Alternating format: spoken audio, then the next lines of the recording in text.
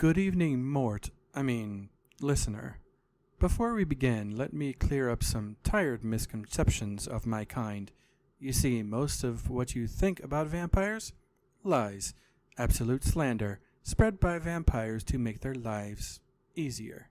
Can't enter without an invitation? Ha, that was made up so you'd let your guard down. I can absolutely walk right through the front door, back door, doggy door, or chimney if I'm feeling randy. Garlic? Delicious. I used to make a chef-quality garlic mashed potatoes. The whole vampires are repelled by garlic thing was just a joke that got out of hand. Eating a lot of garlic just makes your breath and farts a little more exotic. Now that is something that is sometimes slightly repelling. Mirrors? Oh, we have reflections. We just avoid them because centuries of eternal life comes with serious under-eye baggage. Running water? Please, I take showers. I enjoy a good swim. You think I avoid rivers? What am I, a cat? Now, the staking thing. Yeah, that's one's unfortunately true, but don't let it get to your head. Some idiot let the rumor spread centuries ago, and now we cannot get it to disappear. Seriously, we've tried everything. Public denials, counter rumors, even hiring a PR team. But no, one over-enthusiastic vampire slayer, and suddenly everyone's walking around with sharpened furniture. It's exhausting. Thankfully, the only thing that still hasn't gotten around is a sock tied around the doorknob of any door. You think that is just kids doing naughty things to each other? No, it is us repellent. Totally real. A tie isn't good enough. Not made up at all. Need to protect yourself from a vampire from coming into your home? Foot coverings tied around your doorknob. Gets us every time. Anyway, let's start the stories. And if you feel a sudden chill in the room, well, I'm sure it's nothing. Probably. Oh, and do you know what would be great? If you could like and subscribe, just do the usual stuff. It would really help get the word out. A Little Taste of Everyone. Novella written by Zachary Cooper. Developed for Lit2 Animate. Prologue.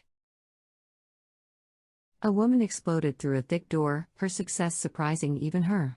The contradictions of her recent scenes were severe and hard for her muddled mind to register. She escaped from a dungeon of concrete and blood which in her mind was where she was surely going to lose her life. She hit the door with her shoulders multiple times. The exertion dried the moisture in her mouth as though it fueled her strength alone. She lost count of the slams she endured to free herself. The air was so much fresher up here it was invigorating. The absurd change of scene in which she found herself smelled of lemon cleaner, compared to everything else she just left down below, the boundary of her cage not far away. The floor in front of the door was so slippery that she lost her footing as soon as she found it and she hit her head against a nearby wall. She was surprised that she barely felt a thing against her thick skull. Not long ago, she would have thought that the minor pain of a bruise on her forehead was only a worry that her bangs wouldn't hide it. The thought made her giggle at the absurdity of that now. The stunt caused her to bite her tongue, the coppery taste of her blood flowing into her mouth. Everyone's tasted their blood before, but for some reason, it was more sensational now. She didn't want it all over her face, so she tilted her head back to let it fall down the back of her throat. The taste of her blood lightly lining her mouth tasted more of something salty than of something taboo. A modern world was around her that she believed she wasn't worthy of seeing again. She looked back and forth down the hall of an immaculately clean house. How long had it been since she even opened that door? 20 seconds, 2 minutes, 10 minutes. The pain in her shoulders was nothing compared to the refreshing feeling of being free. The seconds it would take to stop for a drink in the kitchen close by meant the difference between freedom or being caught. Wondering if she was truly free, she turned to see a front door of a regular suburban home and walked towards it, fixed in her sights and only yards away. She hesitated in rushing toward it, the fear of looking through the small square shape of glass at her height and seeing another person about to enter, would end her. Hesitating for a couple of seconds, she glanced back at the thick door, wondering how such a place could be hiding in a normal house. Since her mind was elsewhere, she hit her hip against a table along a wall.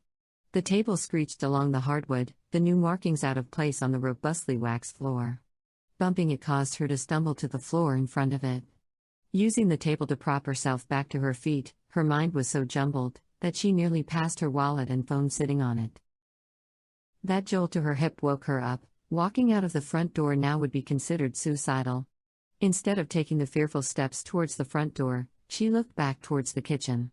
Grabbing her personal items, her feet flew across the hardwood, nearly slipping again, and in seconds she was in a modern kitchen decked out with the finest of stainless steel appliances.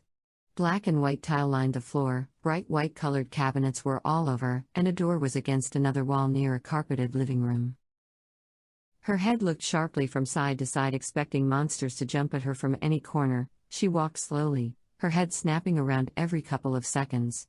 The couch that was so inviting would trap her, the recliner that would swallow her if she sat down, and if the stove beeped in the kitchen behind her, she would jump out of her skin. A back door was against a wall between the kitchen and living room. Slowly she walked towards it. Turning the doorknob, it wouldn't budge. Was it locked?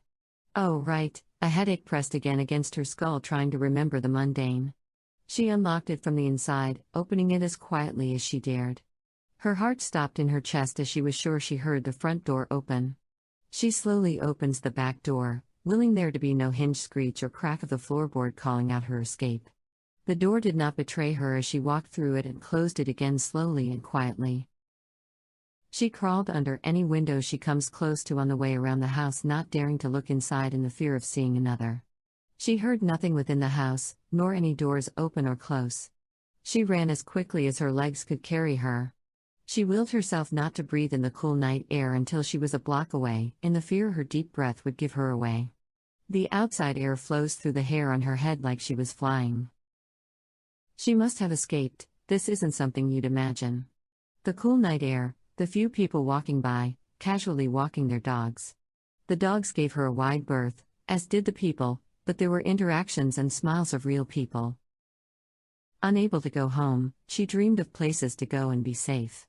Her car was at work, locked up with her keys inside the donut shop. That was also a dangerous place to go back to. She also didn't want to get friends in trouble in case she was followed in some way. She pressed the power to turn on her cell phone, but the screen wouldn't flash to turn on. It had been a while since a charge.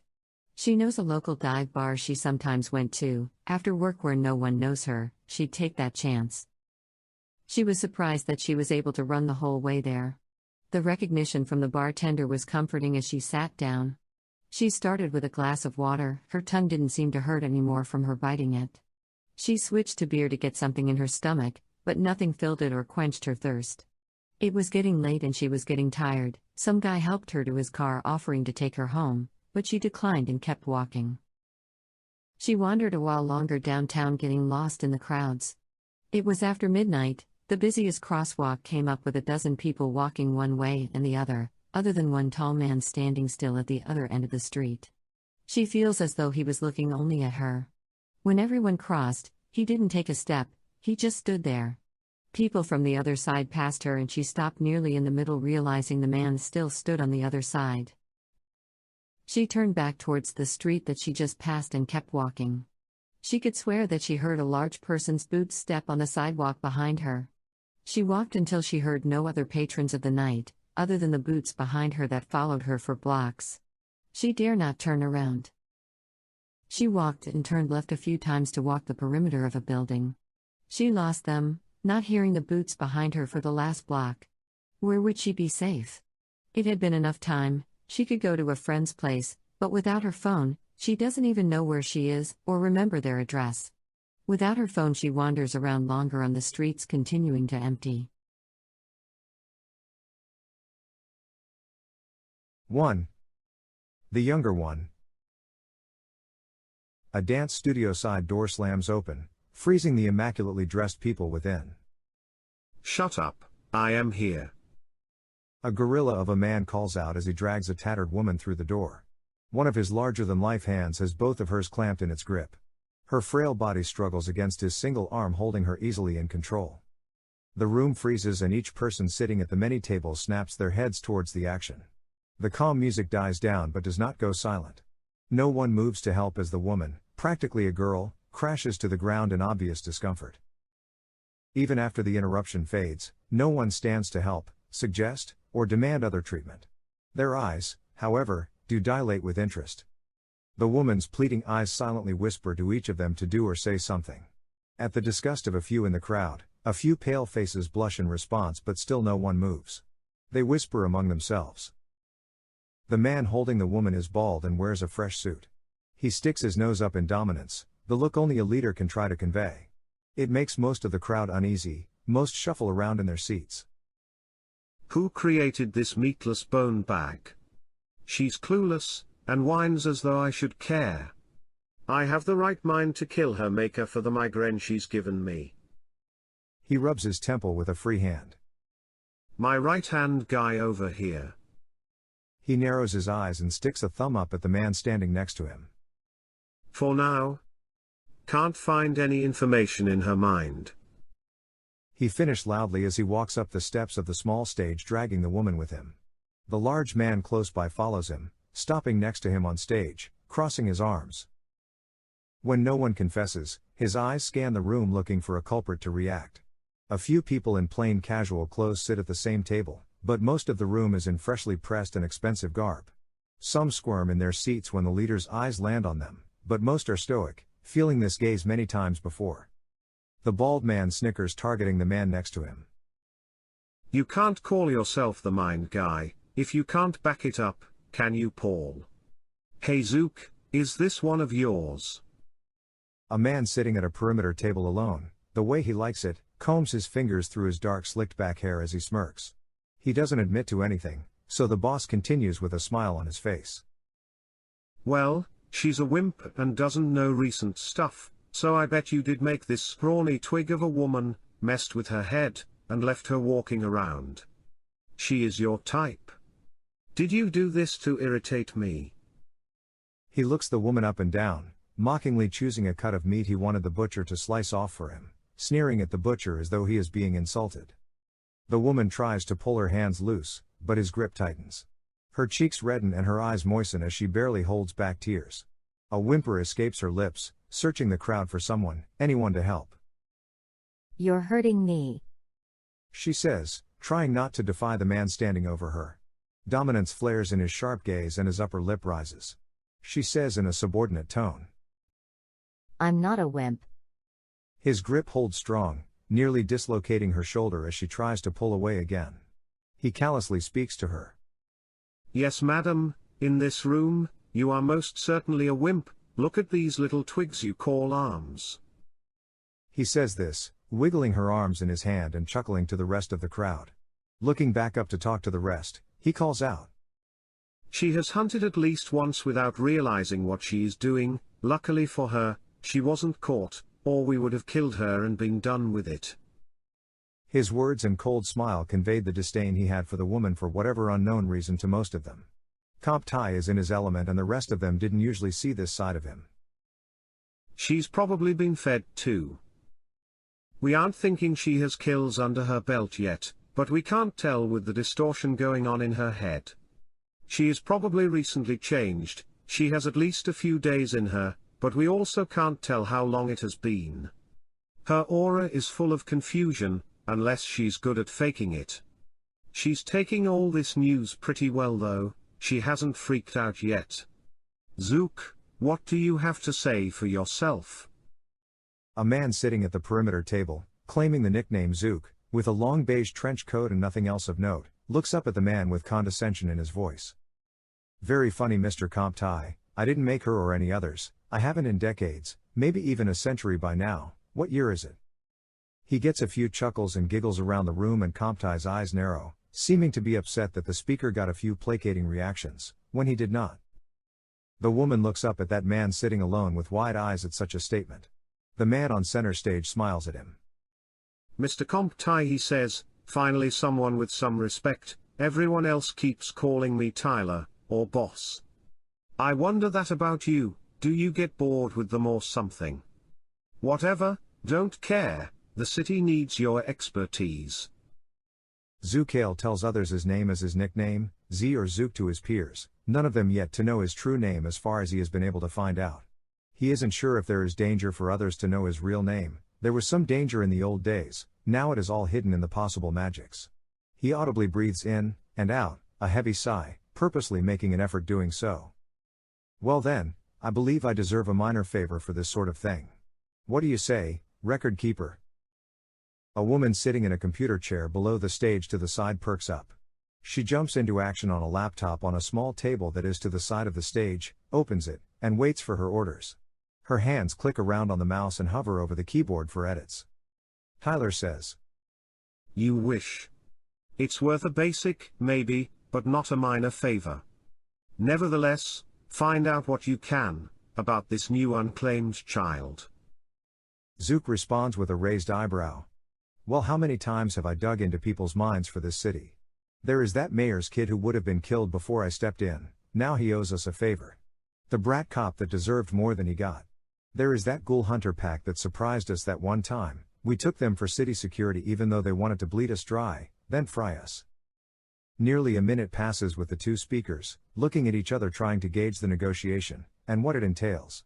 Zook isn't getting much headway in the situation though, as Tyler's face is stoic throughout the offer. Understood, basic favor then. Tyler smiles, bares his fangs, and answers back. I knew we could come to an arrangement. Zook asks a final question to the boss. You did find out if she is dangerous, didn't you? She doesn't have a bunch of hidden power to beat my ass, she would have used it on you? Paul pipes up with his contribution to the conversation.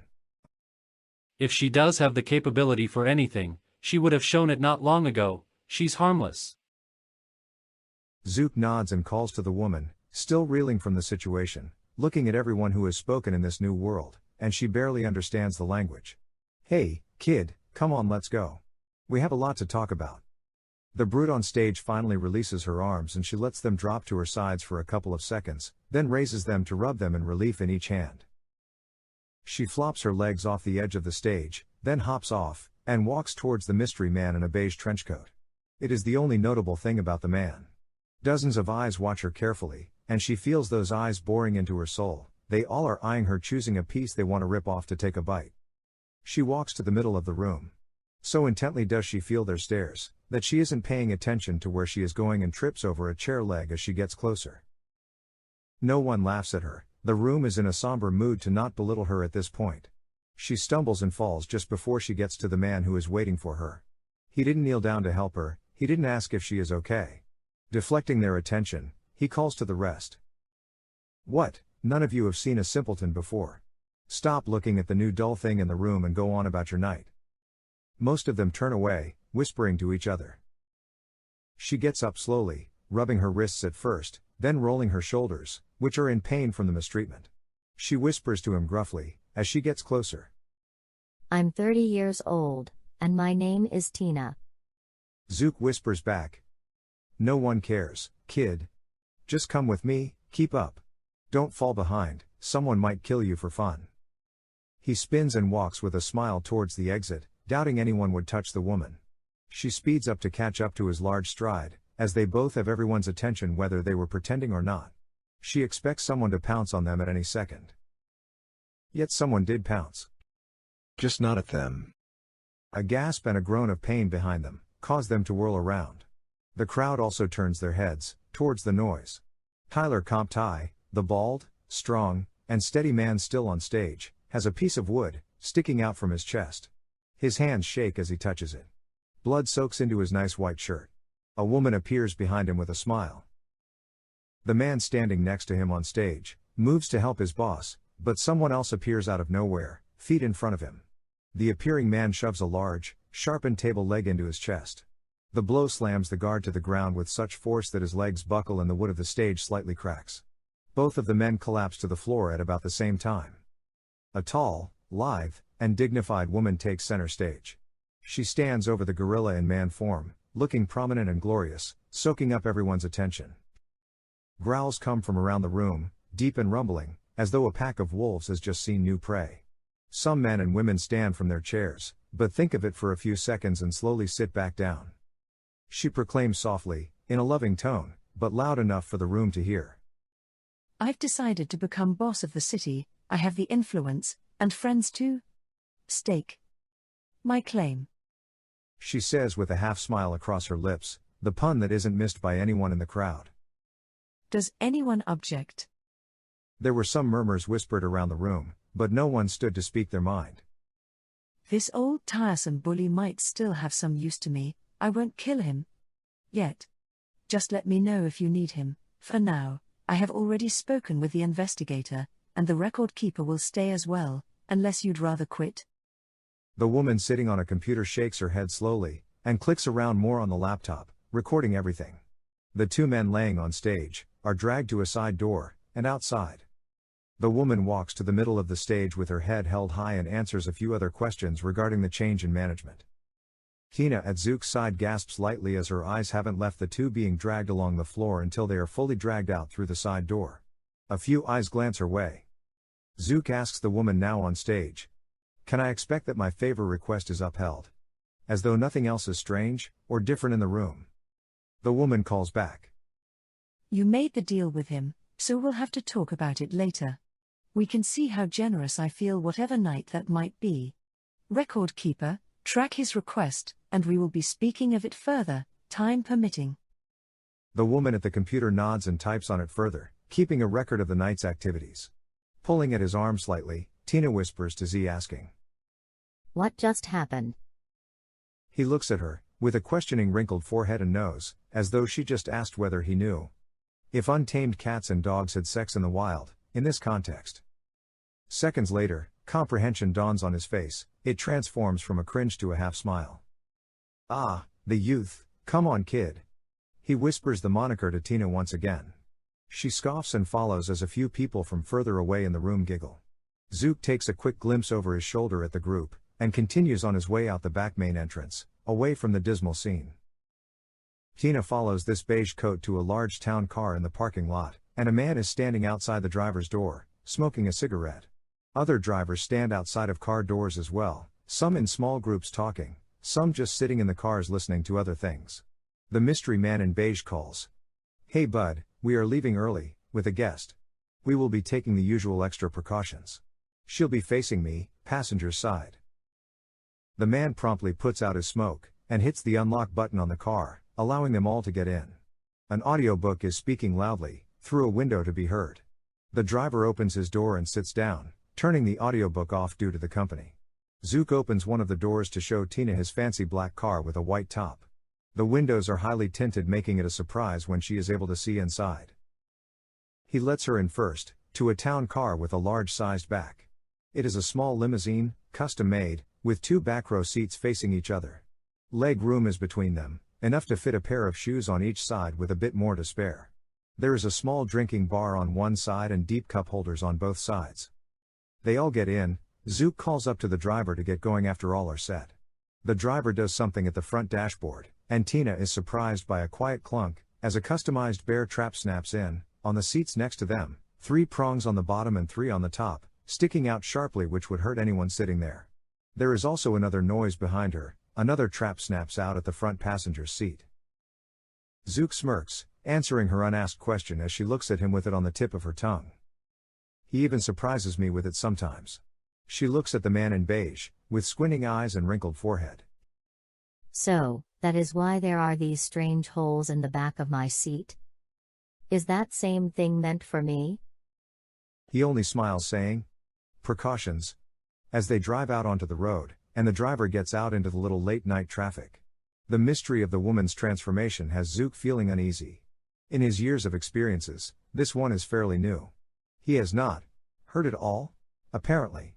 He has little idea what is in store for them. 2. Tina. The two sit in the back section of Zook's car, watching each other for the first minute of the ride. She looks out the window as they pass parts of the city. They size each other up. He sees a middle-aged woman. Her clothes were too large for her, old and unwashed. Her tennis shoes look too big for her feet. He wonders if it is a new fad these days. He wouldn't know. Perhaps she is just homeless. There are plenty of those around, and this is how they usually look. She sees an older man, a beige trench coat, nothing else, no tattoo that she is able to see, no scar on his face, no facial hairstyle. He is plain and boring. With nothing else to see, she looks outside of the window. Tina looks awake, but Zook knows that will change soon, She glances back at him. He smiles at her from across the median of the town car. He then pulls out a small device, which extends larger, and puts it on the bar between them, as a small red light shines. So kid, you have gotten yourself into a bit of a mess, haven't you? Zook smiles, as they are driven far from the gathering of strange people, and away from Tina's first strange dealings with them. She scoffs at his juvenile question. She feels the smooth road they travel in the large car, the liquid swishes in the bottles in the auto bar, and the seat is comfortable considering a bear trap is inches from her back. Zook slightly nods his head. That little gadget is so that no one can hear us as we chat if they are listening in. So, here it comes, out with it. He does a come hither gesture, waving a hand to entice her to start. She thought he needs to be a much more sexy guy to pull off that look, but Tina snaps back with questions.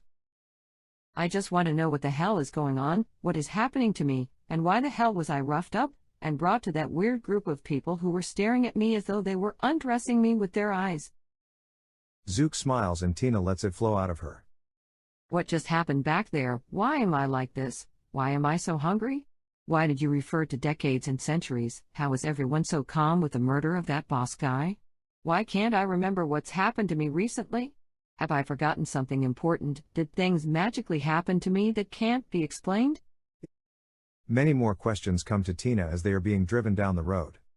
Zook straightens out his beige trench coat in the seat and lets her ask her questions and keeps his own counsel to answer them all when she finishes. When she stops with her questions, he puts his hands on his head and sighs yet again. I'm not getting paid enough for this. So, kid, are you telling me you don't know what you are, yet? Of course I know what I am. I'm 30 years old, so stop calling me kid. I'm not an idiot. I become a vampire. I just want to hear you say it. I've seen the movies and know the stories. Hell, if I know why or who made me this way, certainly no one asked. I mean, it is kind of cool, other than the no sun thing. I didn't get out much, anyway. I didn't know drinking blood would be so easy to get used to. It has the fun of sex, but with anybody, and I'm having it for once. I don't eat anymore, but I guess the blood covers it, but I barely know how much of it works. She is rambling again, and her car companion lets her talk. Zook begins again. Very well, 30-year-old Tina. My name is Zook. Most of the people around the city call me that or Z. It works for me. The name isn't so strange when I was younger where I grew up, but now the nickname works. I might not look it, but I'm old, older than you, older than some of the other vampires in the gathering, but don't kid yourself, we are not immortal. We live a very long time if no one decides to end that naturally, multiple holes, and removed body parts. Lots of bullets can kill us, knives, and swords hurt more, and fire and sunlight certainly should be avoided. Few of us are ever asked if we would prefer to become a vampire, if the mortal coil we live on is enough, it just happens. Think how absurd that might be, someone asking you if they can drink all of your blood and make you one of them so that you can be stronger, stay up all night, and live inexpensively.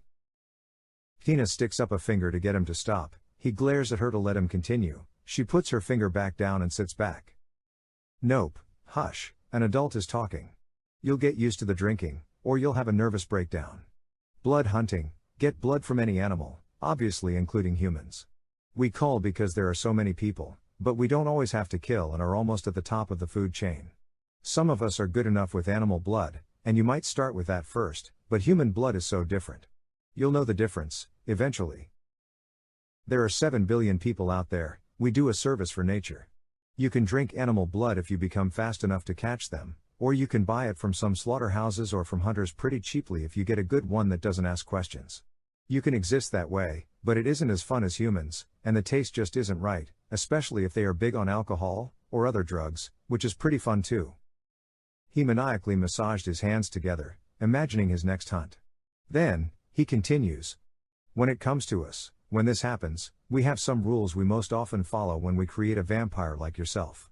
In my organization's case, throughout most of the world, we usually take the men or women and direct them around. We show them the ropes, and teach them how to exist.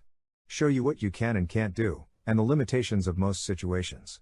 Some other organizations around the rest of the world are not as forgiving, they do some very odd things with people as well, but we don't need to get into that. You can't remember what has happened to you, and I'm not the same type of vampire you've read about or have seen in the movies. I am pretty good at dealing with people, and even animals, so I sometimes help out. Many of the vampires are bigger on speed and strength, me, not so much. I can handle myself in a fight, not as much as some of them in there, but I'm better with people. Most of us use the blood we consume to fuel our powers or our bodies. I save the blood I consume more for waking up for the night and use my will to do things I need. In that case, I don't need to hunt as often. It all depends on how you look at death. Zook smirks at his joke, but Tina didn't catch it. He realizes he will need to talk slower for her to get his amazing humor, or she is too modern or ditzy. He shakes his head thinking, kids these days. He lets her stop him and she asks, So what, you read people's minds or charm people with your piercing gaze? Don't you have to be hot for that? He smirked at her jab right back and nodded at her insult right back at him. She keeps going. That is the stupid stuff about being a vampire. Why can't you fly, or do cooler stuff with your mind, telekinesis, or turn into a bat? That is always cooler. How about turning into mist and going under doors? He combs his fingers through his hair again. Calm down, kid. Some can read minds, I've been working on that ability but it is pretty advanced. Next, some of us use the power of the blood to make it impossible to be seen or noticed, but if we affect the area around us, then they can be seen again. Being stabbed, attacking someone, tripping on a toy or a cord will disrupt it. Using these traps in my car helps me survive longer. The blood we take allows us to fuel our powers and wake up for the night. If you use too much over a night for whatever reason and don't take more, you will either not wake up, or wake up thirsty and crazy, letting your beast take over. It is the vampiric spirit in your body, it wakes up and more often than anything gets you killed. Not from other people, but from people like me investigating it or the bosses back there, or other beings who notice and keep watch of that sort of thing. If you are lucky, you'll just kill and possibly drain someone you are with, or close to. Your beast when it takes over is stronger than you and hungry. Most of us can't easily control it. Most of us can't fly by ourselves or turn into bats, but some of us can, when the power is learned. Zook put a finger to his droopy chin, thinking about what to still go over. He continued. There are several blood powers that we can learn. It is either learned genetically, through the blood we have when we were created as a certain type of vampire, or we can usually learn different ones from others. That usually is at a hefty price of either blood, money, or favors. When you get the swing of the different blood powers, you'll know what blood family you're in. Tina tapped on the car floor with her shoes, thinking of her own questions. What is this about favors? You and that last boss guy talked about them. He answered. Favors are deals we track. We do a deal, share abilities, save each other's life, sell them for cash, and we earn favors we can later cash in. They go on urgency, agreed between few involved, ranging in importance from basic, to minor, to major, to life. You might guess the urgency. Next question from her. So, what are the different things we can do with blood powers? Zook nods while he answers. Dozens of different things, and some are not well known to me. The obvious things are increasing one's strength, toughness, or speed. Blood magic is known to the magicians, they learn different things, but I don't know many of those. They keep those secrets because it is one of their biggest benefits. If they allow that to spread around too much, their domination in the field will weaken, so they don't just want to keep it secret, they will often kill those who aren't of their blood family who learns it in some way. Sheesh, that is pretty harsh. You have no idea. So, there are other things, turning into animals, dogs, wolves, and bats, those are known by some, but not many. Some can sleep in the ground with a certain power that allows them to flow into the ground as though it is water and they sleep if caught out in the open for a day. Can use it to hide from being chased. That certainly isn't as well kept a secret, but it just isn't well sought after other than the rest. Mind and feeling manipulation are pretty well known, forcing humans and more to do what we want. Wait, isn't that about the same thing? No, with mind manipulation, like your problem, we can change what people remember. With feeling manipulation, we can make someone not care if they remember something or not. I can tell your brain to remember or forget something, but I can't tell you that we are friends, and you just are that way. Feeling manipulation allows someone to trust or fear you. Tina shivers. Oh, that sounds terrible. Zook capitulates with her. Sure, it can be rough, but you can do it right back, so make friends who can do that sort of stuff, and if someone messes with you, then another can help you figure it out. Or you just get upset at it all, freak out, and greet the sun as it rises. It isn't a pretty sight, and it would be extremely painful for a few seconds. He continues with a few other blood powers he hadn't yet gone over. There are a few more I know of: the blood power to heighten our senses, sight to see far away, or details, increase smell to smell blood or perfume or cologne if you so choose. See the aura of a person, to tell if they are someone special like us, or if someone is angry. We can also tell if someone is lying to us. It is nice to know. The different abilities pertaining to the heightened senses also contradict the blood powers to hide from others. It isn't just invisibility, but more of a misdirection, so someone isn't seeing or hearing you. Being able to feel a psychic vibe from objects can be handy as well. I can find evidence, or key important things in a crime scene if the cops let me check around, but it also is to help on the job if the cops aren't around. Some have the power to increase their fingers to the size of claws. They hurt a lot, and healing that damage takes a lot of blood and time. There are many options. Sadly, there isn't a menu you can pick from. If something interests you, you can ask around, or see if someone can give you other hints. Some you can just learn over time if it is in your blood family. Since we do not know who your maker is, that is part of your mystery. The car bounces as it goes over a speed bump as Tina asks, Are there anything more modern? Talking with computers, or reaching through telephones? He shrugs. Not that I know of, but I can talk to animals. If I wanted to, I could become a pet psychic. There is some money in that, but I can't be able to be too accurate or get famous. That sort of stuff would draw too much attention. Tina licked her sharp, extended teeth, getting used to them near her tongue. So what about things that want to hurt us? Can humans, or other things? Zook answers, nodding, oh yes, there are humans out there that hunt us for a few reasons. Usually it is revenge. In the old days I hear it is a religious thing, but werewolves, magicians, the real mortal kind, not vampiric ones, other vampires. There are plenty out here we are careful about. Her chin lifts towards the driver. So, the driver up there has heard everything apparently. Who's he? Is he a vampire too? He's Bud, that's all he goes by design. She hears Bud's deep voice from the driver's seat. He nodded to the side, still watching the road. Ma'am. Zook keeps going. That is not his name, but he doesn't know more than that, because that helps us both. His name is something else, but other vampires or supernatural beings use that sort of thing against him, or me. He's not one of us, he is a ghoul. He gets some of my blood over time, and he can live longer, and be stronger and do other things. He also likes me more because of it. Do you live in the area? Tina answers, shaking her head to remember the flood of info. Yeah, I think I've lived in the area for a long while. I can't remember much of what was happening for me a while ago though. What is happening around here? The men and women back there, why were they so snooty and calm when the boss guy is stabbed in the chest? Yeah, kid. Stop that. She says, tired of the nickname. Zook smiles with a gleam in his eyes. When you prove yourself to deserve it, 30-year-old Tina. They are snooty, because they consider themselves better than you. The money in that room could buy Alaska, all homes, businesses, and apartments in it, and boot everyone out to make it a vampire's paradise. In this case, the woman who struck the old boss owns companies and has a bunch of money. She will be handling us as a group here, and she is pretty good with humans, so I won't do as much with her as I did with old management. Tina interrupts for a second. Are you upset about that? Will you lose out on anything? Not really, he was a brute, kind of a bully. Those tend to be the boss sometimes with an iron fist, but the woman who has taken the job as an artist, she is Panteri's aunt, and she is one of the decent ones if not a little quirky. You'll get used to these sorts of changes, or you'll have a nervous breakdown. That will be on you. You say that so often, and so casually, I don't like it.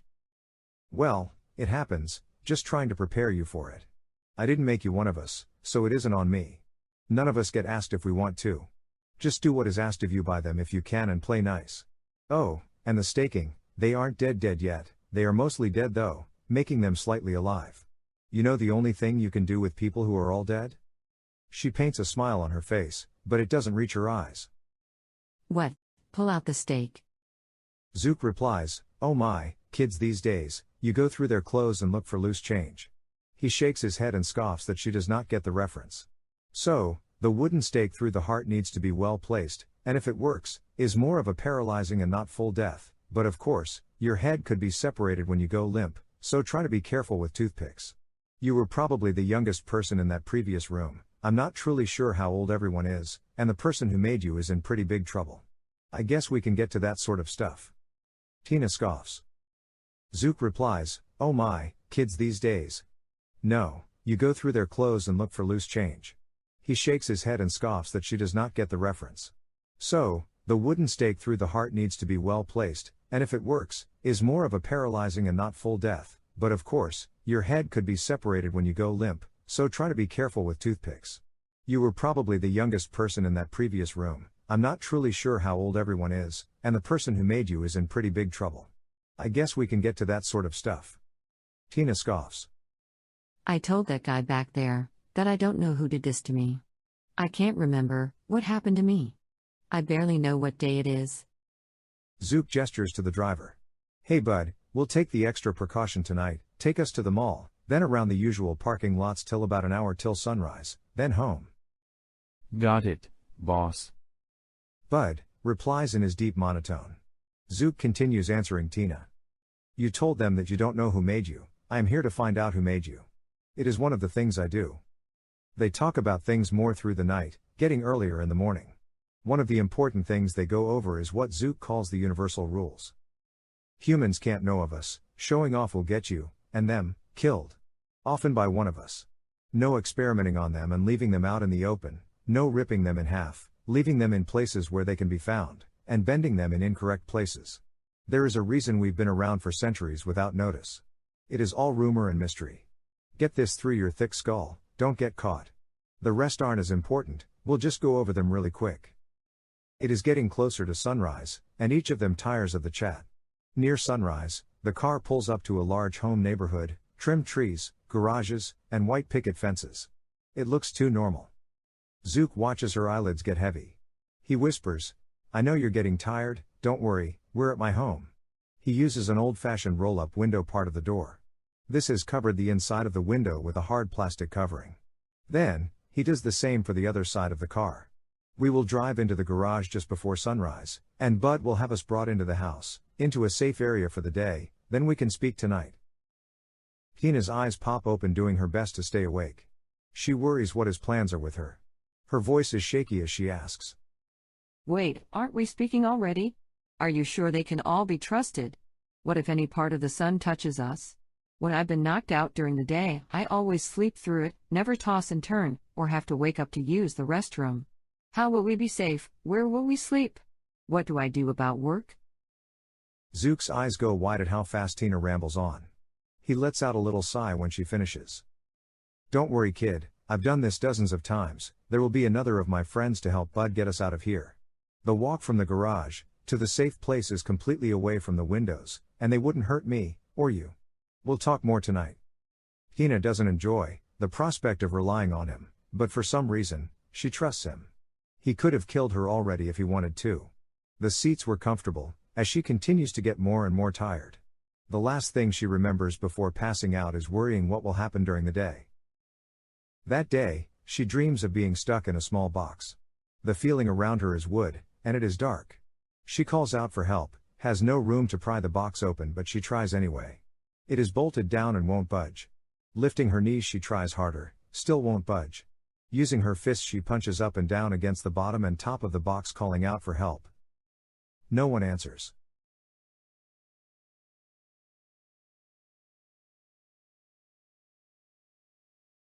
Three. Another captive. A different captive trapped in their nightmare.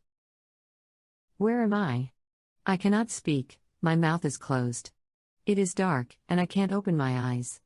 Something keeps them closed. It feels as though it is that crust over your eyes when you have slept for way too long. I can't move anything in my body, it is all numb, and I can barely feel anything. I am uncomfortable, my head feels fuzzy, but not a fun fuzzy. I have felt that fun fuzzy plenty of times before, that one night, and then that one party after that. I couldn't walk straight for a week. This is more a drugged haze, wanting to sit around and do nothing but imagine. I haven't felt this sort of thing before. Last I remember, I was jogging through the woods. I don't often jog through the woods. I'm more of a city person. All the different noises, the smell of pizza and beer at all hours of the day or night, keep my spirit awake. Last thing I remember, I was alone in the woods. No, I was with someone. Who? Oh, friend, We are on a vacation from the city. We wanted to get back to our natural roots, free-spirited, walking in the cold air. It is breezy, a bit cool for some, but my body runs warm.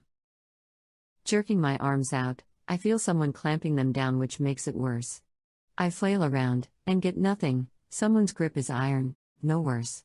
I press out to get loose again, and wail. Grunts pass my lips as I moan. The clamps, or handcuffs, whatever they are burning my wrists, rubbing against them often. I try to smell, but my nose hurts, stuffy as though I took a deep breath in a field of flowers, or I have a cold. I don't get colds. I try to ask someone for tissues, but all I can get out of my mouth is a gurgling sound. Unclogged nose gunk drips down my nose, gross, but I can't wipe it away. I hear a deep voice giggling. Someone I don't know is near. I can't recognize anything else going on. I'm in a strange place, sort of small, but there is fresher air nearby, but I still can't see. It isn't that I can't move, there are many braces on me. Someone went through a lot of trouble for all of this. Where is my friend? He was with me, now he isn't. I hope he can defend himself better than I can. I'm pissed but can't contain my feeling of helplessness. I wriggle, move, and try to force things off me, but not only do the clamps burn, but I have extra arms on me holding me down, and they are so strong. The feeling of discomfort changes but doesn't lighten. My body is numb to pain. I feel as though I've been drinking a lot of vodka without the fun part, but instead of my face being numb, it is everything else. Nails tingle and prod all around my body. Oh no, the pain is waking me up to keep my mind moving, and drugs are trying to get me to sleep again, but I can't let them. I wasn't walking, I was jogging, my friend and I. Hearing something strange nearby, my friend tripped, and I heard a loud tearing of flesh. I went back to look. He was in a bear trap, and 2 men were standing over him. One had a self-made metal bat. I remember a growl coming from the pit of my stomach. I had to help him, I needed to. Just before my jump, I felt a sharp pain in the back of my head, and again, I don't remember much till now. Why can I now remember my old friend with me, but before couldn't? Why can I no longer think of anything else? Jogging, trip, bear trap, 2 men above him with sword and bat, thunk on my head vibrating, so loud. All I can think about now is the trap set for me and my friend, over and over, not helping him, then being helpless here myself. All I can do is try to shed a tear, but can't even do that. Some tears are dripping through my nose, my head is so woozy. Whatever is making me sleep is wearing off. I remember again jogging through the forest alone. No, wait, I was with a friend. How do I keep forgetting I am with my old buddy? Wait, what is his name again? Jogging through the city, no forest, he tripped, and I went over. Bear trap, sharp pain on the back of my head. I'm okay with 1 hit, but when I hit the ground, I see my friend, and he is moving his lips, trying to whisper. I can tell what he is trying to say, his mouth going up and down accusingly, saying, "You can't save me, you can't even save yourself." I remember it happening again and again, but I am getting drowsy each time I hit the ground, but each time I see my friend in the same situation as me. I can hear him say it so much easier and clearer, almost as though I can hear his voice in my head. "You can't save me, you can't even save yourself." Someone falls into a deeper, yet uneasy sleep.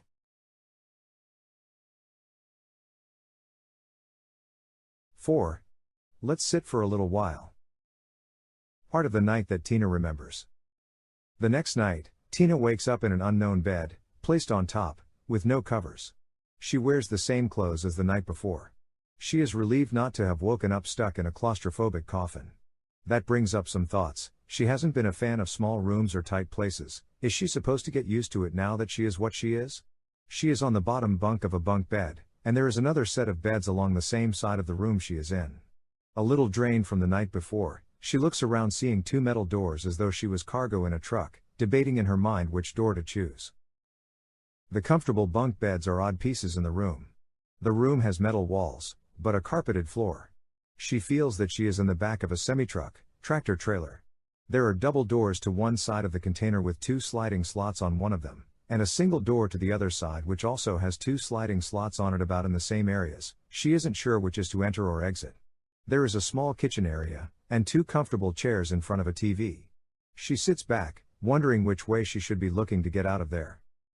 A minute later, the double doors to one side crank open and swing wide into a larger room. Tina sees Zook. He has changed clothes and is ready to start the night. "Come on in, kid," he says with a smile. "I show this place off if I can. Most of the other city members I'd rather keep out." She glares at him as his smile widens. There is a stairway that goes down a bit, but then another protective door went to another area, and when she walked in, the room is strange. It is comparable to a home, but closed off. The larger room they were moving into is 3 shipping containers side by side. The sizes look to be double the one Tina was in, but much nicer. There is a larger bed, carpeting, and a few bookshelves full of books to look through. There are 3 recliners in front of a large TV. "My actual man cave," Zook calls with a flamboyancy she hasn't yet seen. "I often sleep down here, it feels cozy." Tina looks around the room, then walks towards the books. There must be a couple hundred books on the shelves. Sets of recent mystery stories are on the shelves, some fantasy books, science fiction, and very few bits of educational material. Helps to keep me guessing when it comes to what others could do at a crime scene. I may not be highly efficient in some observing blood powers, but I keep a few things in mind out of the box that others might just not worry about. Not too bad, huh? Tina gives him a nod. She asks, Observing blood powers? Oh, the stuff from last night, right. With all of these other books, you don't have any Spanish learning books, or how to program computer apps. He answers by walking over to another shelf. Sure, I have this shelf over here. He shows her one shelf out of the many, of 3 books on learning Mandarin and PCs for dummies. Other than English, Chinese or Mandarin will probably be the biggest language known. The computer book is for fun if I get stuck down here for a while. It gets me caught up on the decade. Observing blood powers is the use of blood powers that depend on your years of training, strength of will, and blood type. Okay, 30-year-old Tina, let's get out of here, and we will speak more. This isn't the place for that. He directs her toward the double doors. She doesn't see any other exits from the place, following behind. They leave the larger room, then close the large doors behind them. They pass the bunk beds and kitchenette to the single door at the other end of the shipping container, and open the single door towards them, just as Bud is reaching for the handle to open it. His much larger hand reaches for her, since she opened the door to walk through it without looking. She gasps and does a short hop backward, almost bumping into Zook. Tina sees the door is thicker at first, with a metal slab between it. She also gets a good look at Bud. He is bigger than expected when he is standing up. Suit and tie, dark blue colored sunglasses even where they were, and his bulk took up most of the space of the other doorway. There is also a space for a rod in the wall and the door jamb, and a push rod from the container side. Near the door, there is a lever along the wall to move downward. She looks at it, then back at Zook. It is a lever, it allows me to force the next door closed, don't think too much of it. Tina glances into the next room, seeing a strange 30-foot long, concreted hallway with a staircase. Wait, are we underground? She asks Zook, as she touches the concrete lining the walls. The firm surface is cool to the touch. Why yes Tina, you get a gold star, we are underground. He patted her lightly on the head, with no windows, and my little kill box just in case naughty people try to do naughty things. Bud turns around to walk back the way he came for the others to follow. So, what is with this hall? When you do this, do you have them carry you down this hall each time? She asks Zook, as she touches the concrete lining the walls. The firm surface is cool to the touch. Why yes Tina, you get a gold star, we are underground. He patted her lightly on the head. With no windows, and my little kill box just in case naughty people try to do naughty things. Bud turns around to walk back the way he came for the others to follow. So, what is with this hall? When you do this, do you have them carry you down this hall each time? Well, kid, why do you ask silly questions to which you already know the answers? When I take these precautions, they carry me after I fall asleep. I'm not very heavy for them, my blood strengthens them, he answers as they continue down the hall, and reach a door. Bud also rumbled in his deep voice. Besides that, you are really light, especially compared to him. Zook attempts to look offended, gasping, widening his mouth, and pointing at himself. Hey, I would slim down, but I can't, so you'll just have to deal with me. Behind the door, they walk towards a set of concrete stairs that went upwards. Bud opens another door, and it opens into a home kitchen. Tina compares the door to what would be the pantry of a home kitchen, but it is hollowed out for the stairway and underground area. She sees a window that would likely be avoided from the hall to the basement, able to see out of the kitchen, and the underground area is under the backyard. Hey lady, Tina is it? A deep-voiced, Bud, gets her attention, and she turns. I got a set of clothes for you to get more comfortable, a few shirts, smaller pairs of sweatpants. I didn't want to check your clothes and didn't know your size, but elastic should be okay, right? They are on the counter, and you can change in the bathroom over there. She thanks him, takes the bags into the bathroom, and changes into sweatpants and a different shirt. She puts the old crusty shirt and jeans she wore into a bag. She washes her face, helping her feel refreshed, and leaves when ready. Zook directs her to another room with 2 chairs in another small den, and they are 2 very comfortable looking chairs. She asks if she can charge her cell phone. She doesn't have a charger, but asks if someone has the same type of charger. Bud found out what type of phone and said he'll look around. Zook begins after both of them sit in the comfortable chairs. Tonight we will go over some of your recent past. If we can get info about your maker, we will. Unlike the men you were speaking to earlier, I can broaden your mind using a power of the blood that some from my family have. I might ask you some strange questions. I might ask you the same question more than once. It is probably for a reason. Hold nothing back, it is for your own good. Take me back to last night, when you met the guys that took you to our gathering. Before Tina answered, another man walked into the den. Tina is so engrossed in wanting to start with Zook that she hopped to the side of her chair when she heard his footsteps. The man whispered into the room. "Boss, you good?" Zook answered. "Sure, Steve, how is the perimeter?" Steve answered. "All as usual, sir," making another lap before the break. Zook nods, the other man walks away a few paces. Who is that guy? Tina asked. Zook answered, "Another one of my friends, his name is Steve. I helped him when he was homeless. I don't know, some years ago. He is a veteran of one of the..." He snapped his fingers a couple of times, thinking for a few seconds. He calls out, "Steve, where were you deployed?" A head poked in, and Steve answered, "First deployment was when the Vietnam War started, then Cambodia, sir." Wait, Vietnam War? I don't know how long ago that is, but it was before I was born, isn't it? He looks like he is, what, about 40?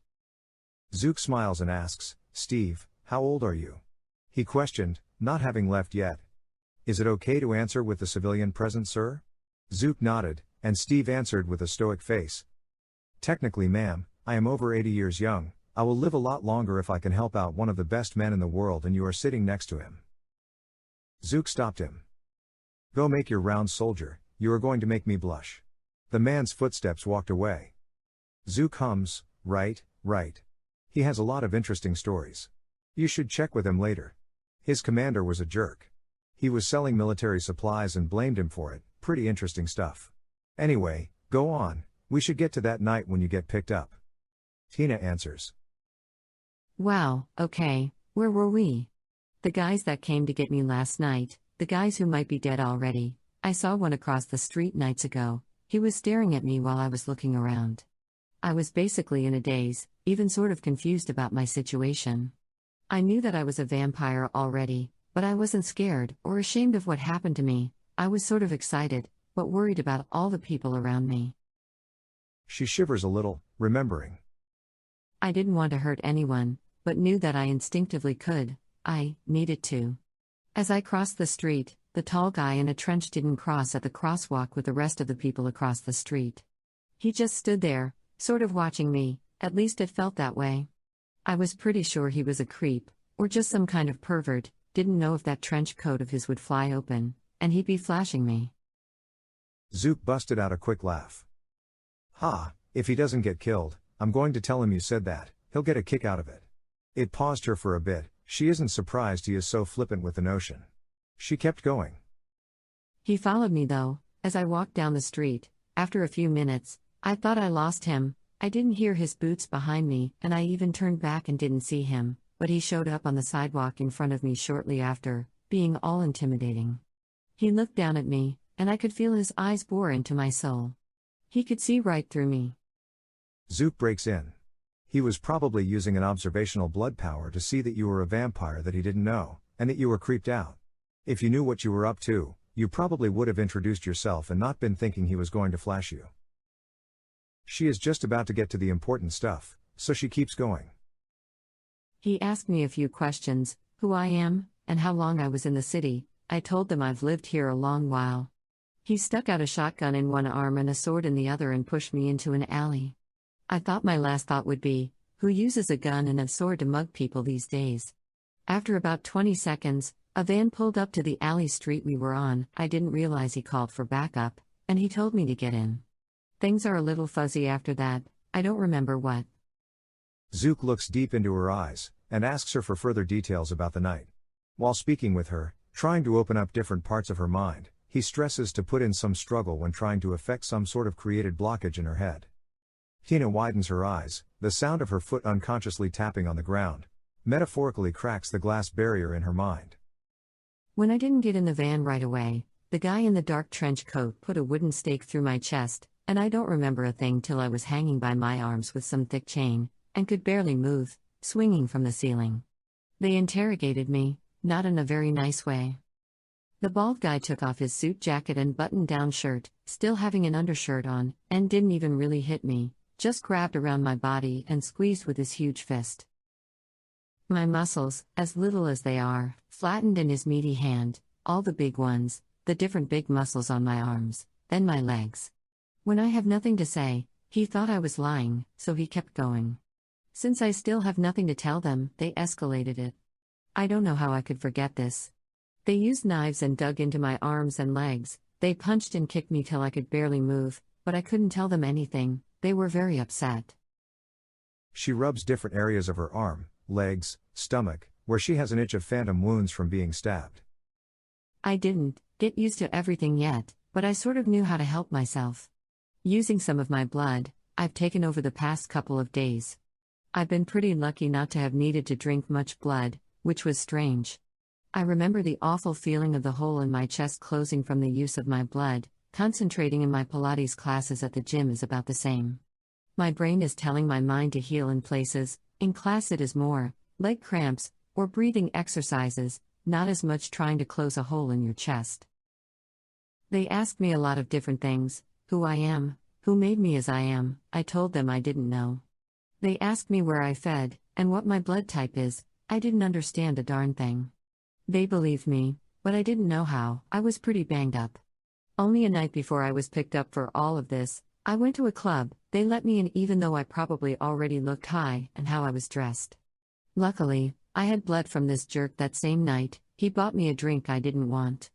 I started fake drinking it, but all I could think about was his blood. The thing is, he was trying to roofie me. He walked up to me after I pretended to drink for a while. He came over and started talking to me, started putting his hands on me, and pretended to help me. Seconds of a memory flashes in Tina's mind, a well-deserved batch of blood. I let him take me outside, and over to his parked car.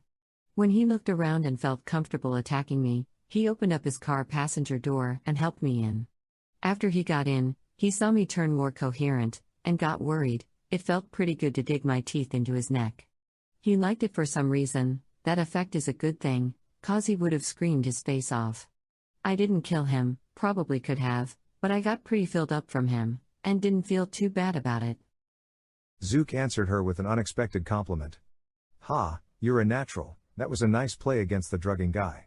When we feed, biting into a human's neck, for most of our cases, brings out a euphoric effect, which is pretty decent for us, 'cause otherwise we probably would have been caught by screaming people by now. It just gets tricky sometimes when you are out hunting, or drinking people who you have chosen from for the night. If you want to not drink too much, we can't tell, unless you have a specific set of people you take blood from, or unless you have a specific set of people from whom you take blood, he said, correcting himself. If they donated a couple of pints of blood at the local Red Cross, or plasma, if they've been fed on by another one of us, they can either pass out or die from blood loss, just something to keep in mind. Tina's nose crinkles in worry. Oh, didn't think about it that way. I told the two of them all this, and they called for this strange-looking guy to come into the room. He looked all over and at me, and the other two, and asked what they wanted.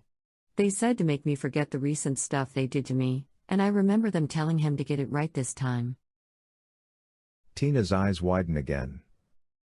The strange guy was talking to me, like you are here, telling me that I wouldn't remember them being mean and talking to me. Asking many different and strange questions, that I would hold nothing against them. I recognize him in my head as one of those strange guys on the side of the room. Oh, I'll hold something against them all right. Later, well, unless they are both dead anyway. If they can order someone to mess with my head. So, what do you usually do for blood? Zook answers. I have a specific set of people I drink from, some I even ask to get drunk or high so I can get a buzz going for the night. Sadly, it doesn't last as long as it used to. Tina asks if it is a good idea for her to do the same. Zook thinks for a few seconds and answers, if you want to last long, it is a good idea, but some get used to it and get bored. It will be up to you. It depends on your personality.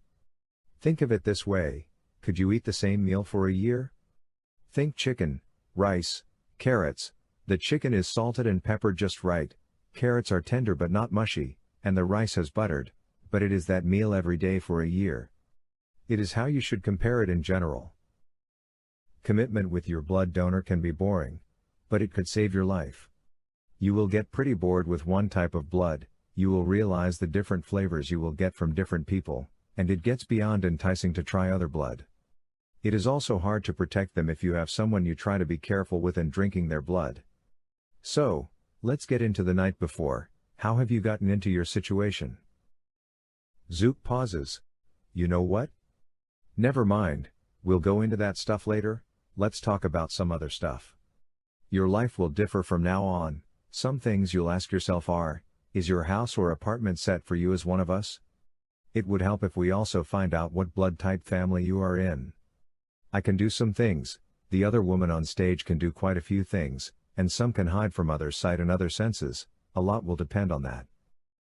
If we can't tell, you'll be considered Ronin, or they might consider themselves unconfined, something of a jack of all trades, but not specialized in much. There are a few others in town, but they are sort of considered renegades too, not too much structure, tends to be that way sometimes. When we find your maker, we'll know what your blood type is, and can get you to hang out with them. So that you can learn new tricks of the trade, so to speak. You'll want to learn things from them, it will make the time go by easier. Tina answers a few questions. No, my place is practically a greenhouse, with large windows, and things that probably won't be needed too much if I last long. I used to be big on cooking for myself, sometimes with a date, trying to stay looking good, but that will change. I will probably need to move. I don't need as much space anymore. I might as well be in the witness protection program. Bud walks in with a phone charger and she digs into her bags for the phone in her pants to plug in. Tina is surprised she hasn't checked her phone in some time, it is so trivial compared to its importance before all of this. She also sees the time, is it already 1 in the morning? Have they been talking that long? Maybe she couldn't gauge the timing so easily so far, since she has just recently started staying up all night. She unlocks her phone and looks. Going into her messages, there are a lot of read text messages she doesn't remember reading, a bunch of missed calls too. 16 from Esri, one of her good girlfriends with benefits, and 19 from Ted, a guy who is pretty much the same. She also has over 20 texts from each, starting from the usual wanting to get together, then ending in calling her a bitch for not messaging back. She puts the phone on the side of the table plugged in to charge. Her head reels from seeing this situation. Sheesh, that dynamic will change a little. Wait, did she see this right? The phone is saying that the last messages were from over a week ago? She finally looks at the date. The last thing her mind has been on is the date. It is later in the month than she thought. Or is it the month before? Her life has been messed up. She is wondering what has happened to them over this time, hoping they were all right. She texted them both to chill, she is fine, and she'd get back to them later. Her mind has been chaotic from everything that has happened over the past few days, and she can't tell them anything yet. She voices her issues with Zook, telling him she is pretty sure it has been longer than she thought, asking if she's been wandering around for so long. Zook replies, "Oh, probably not, this sort of thing happens all the time, don't think too much about it." Newly created vampires sometimes lose a lot of time trying to cope with their situation, especially with what has happened to them. You probably will want to move out of your place, and you'll figure out a job eventually that you might be able to do overnight, or you can rob your feeding victims, or use some blood powers to take it. It all depends on your desires. I know all sorts of peers doing miscellaneous stuff. You can prefer to feed on drug dealers, or criminals still out here, but there are plenty of nasty bad guys out there. Those bad guys deal in cash or other naughty things, and we often take some of it to pay the bills. You never realize how much people won't care as long as bills are paid. Of course, drug dealers and other criminals usually are tougher to feed from, but you might figure out a few things. Or you can get a job at a call center that is open 24/7 to do customer service. Alright, we've been talking here a bit. You might get home for a change of clothes, and you must feed, but we don't have time to hunt. Tina gauges her blood situation and doesn't exactly know how she is on her stomach, or what has happened to her recently, but she does feel quite drained from recent not-so-good activities. Zook looks at her. You can tell me the truth, did you smoke, drink a bunch, or do any drugs while human? I don't mind, it will help me gauge how I can help you too. I know lots of people around town, and I could even get you some blood full of THC if you want. Tina replies easily, unable to stop herself. I smoked some pot, but not too much. I drank a decent amount, but usually they were bought for me while I was out clubbing. Whoa, that isn't so great, is it? Her eyes widen at her truthfulness. She wouldn't have usually been so informal. He smiles and answers. I get it, if you'd like to feel a little buzzed tonight, we don't have time to hunt. Unless you have any friends, you might want to see. Tina exclaims. No, what are you crazy? I wouldn't want to bring this stuff up to my friends, not until I grasp it myself. My friends are not in my blood menu. Zook puts his hands up in understanding. Okay, I get it. I know a few guys you can go feed from. They are probably already buzzed for the night, and we can buy them a few drinks to get them wasted so that you can feel tipsy for the night. You need it. I will make a couple of quick calls, and then we can head off. Do you drink beer, wine, or more of a liquor kind of gal, 30-year-old Tina? She rolls her eyes back at him. I usually would drink whatever is brought in front of me that is bought for me, but different liquors usually. Should that do something different, depending on the type of drink? Probably not, but I just wanted to know. You are getting it from their blood, not from their stomach. He slides his phone out of his pocket and looks for a number. We'll leave in a few minutes. You want to go home for a change of clothes, or shower first? Tina answers. Oh, yeah, I feel pretty gross, but I don't have my apartment or car keys, they are still at work. Zook answers. No keys? Okay, I will get you in. I guess we have the rest of our night planned then. I will make a couple of quick calls. He calls out, hey Bud. Bud is just around the corner, listening. Yeah, boss, what is it? Zook answers. We will be heading off soon. She will give you an address to use so that we can take her home for a shower and change of clothes. Be ready to head off. Bud leaves the room, after a quick nod. Zook picks up his phone and searches to find someone. He pushes in the contact to speak with them, then calls one more. Bud walks back into the den after coming back in from the garage and asks where they are going. Zook tells him that they were going to stop at Tina's first. He shakes his head to the side in a wordless gesture to tell him where. She tells Bud, then Zook tells Bud, back to Reed's place after that. Bud writes it in quick code on a small notepad in a pocket. Bud walks back into the garage waiting on the two he will be taking around. Tina and Zook get into his car, and even with it in a closed garage, and carefully watched, they take the same precautions. They choose seats, and bear traps bite down over the unused seats. They get to Tina's pretty quickly, with no traffic so late at night. Zook takes the front with a lockpick set out and fiddles with the door for a few seconds and she hears the click of her apartment door. Tina says, Please don't mind the mess, I didn't know I was going to be turned into a vampire and showing it to someone special. Zook shrugs and answers, believe me kid, I've seen worse. They open her place, to see that it is a complete mess. Books were thrown off her bookshelf, and a desk she has when she wants to just mess around on her computer is a mess of papers searched through and moved around. The computer is pulled off the desk and thrown to the floor, the screen cracked. She didn't know much about computers but guessed it was pretty much broken beyond use. Zook shakes his head and smiles. I lied, this is pretty bad.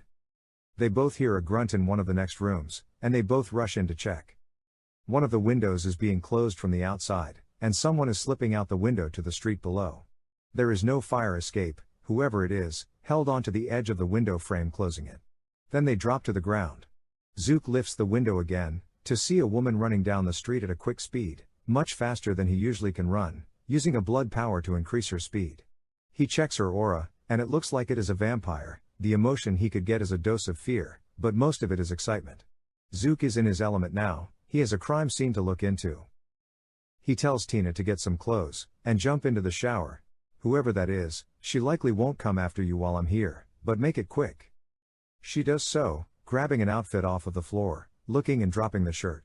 She then dropped the skirt and grabbed a different tank top, then she dropped the tank top for another short sleeve shirt, then she dropped that for a different tank top.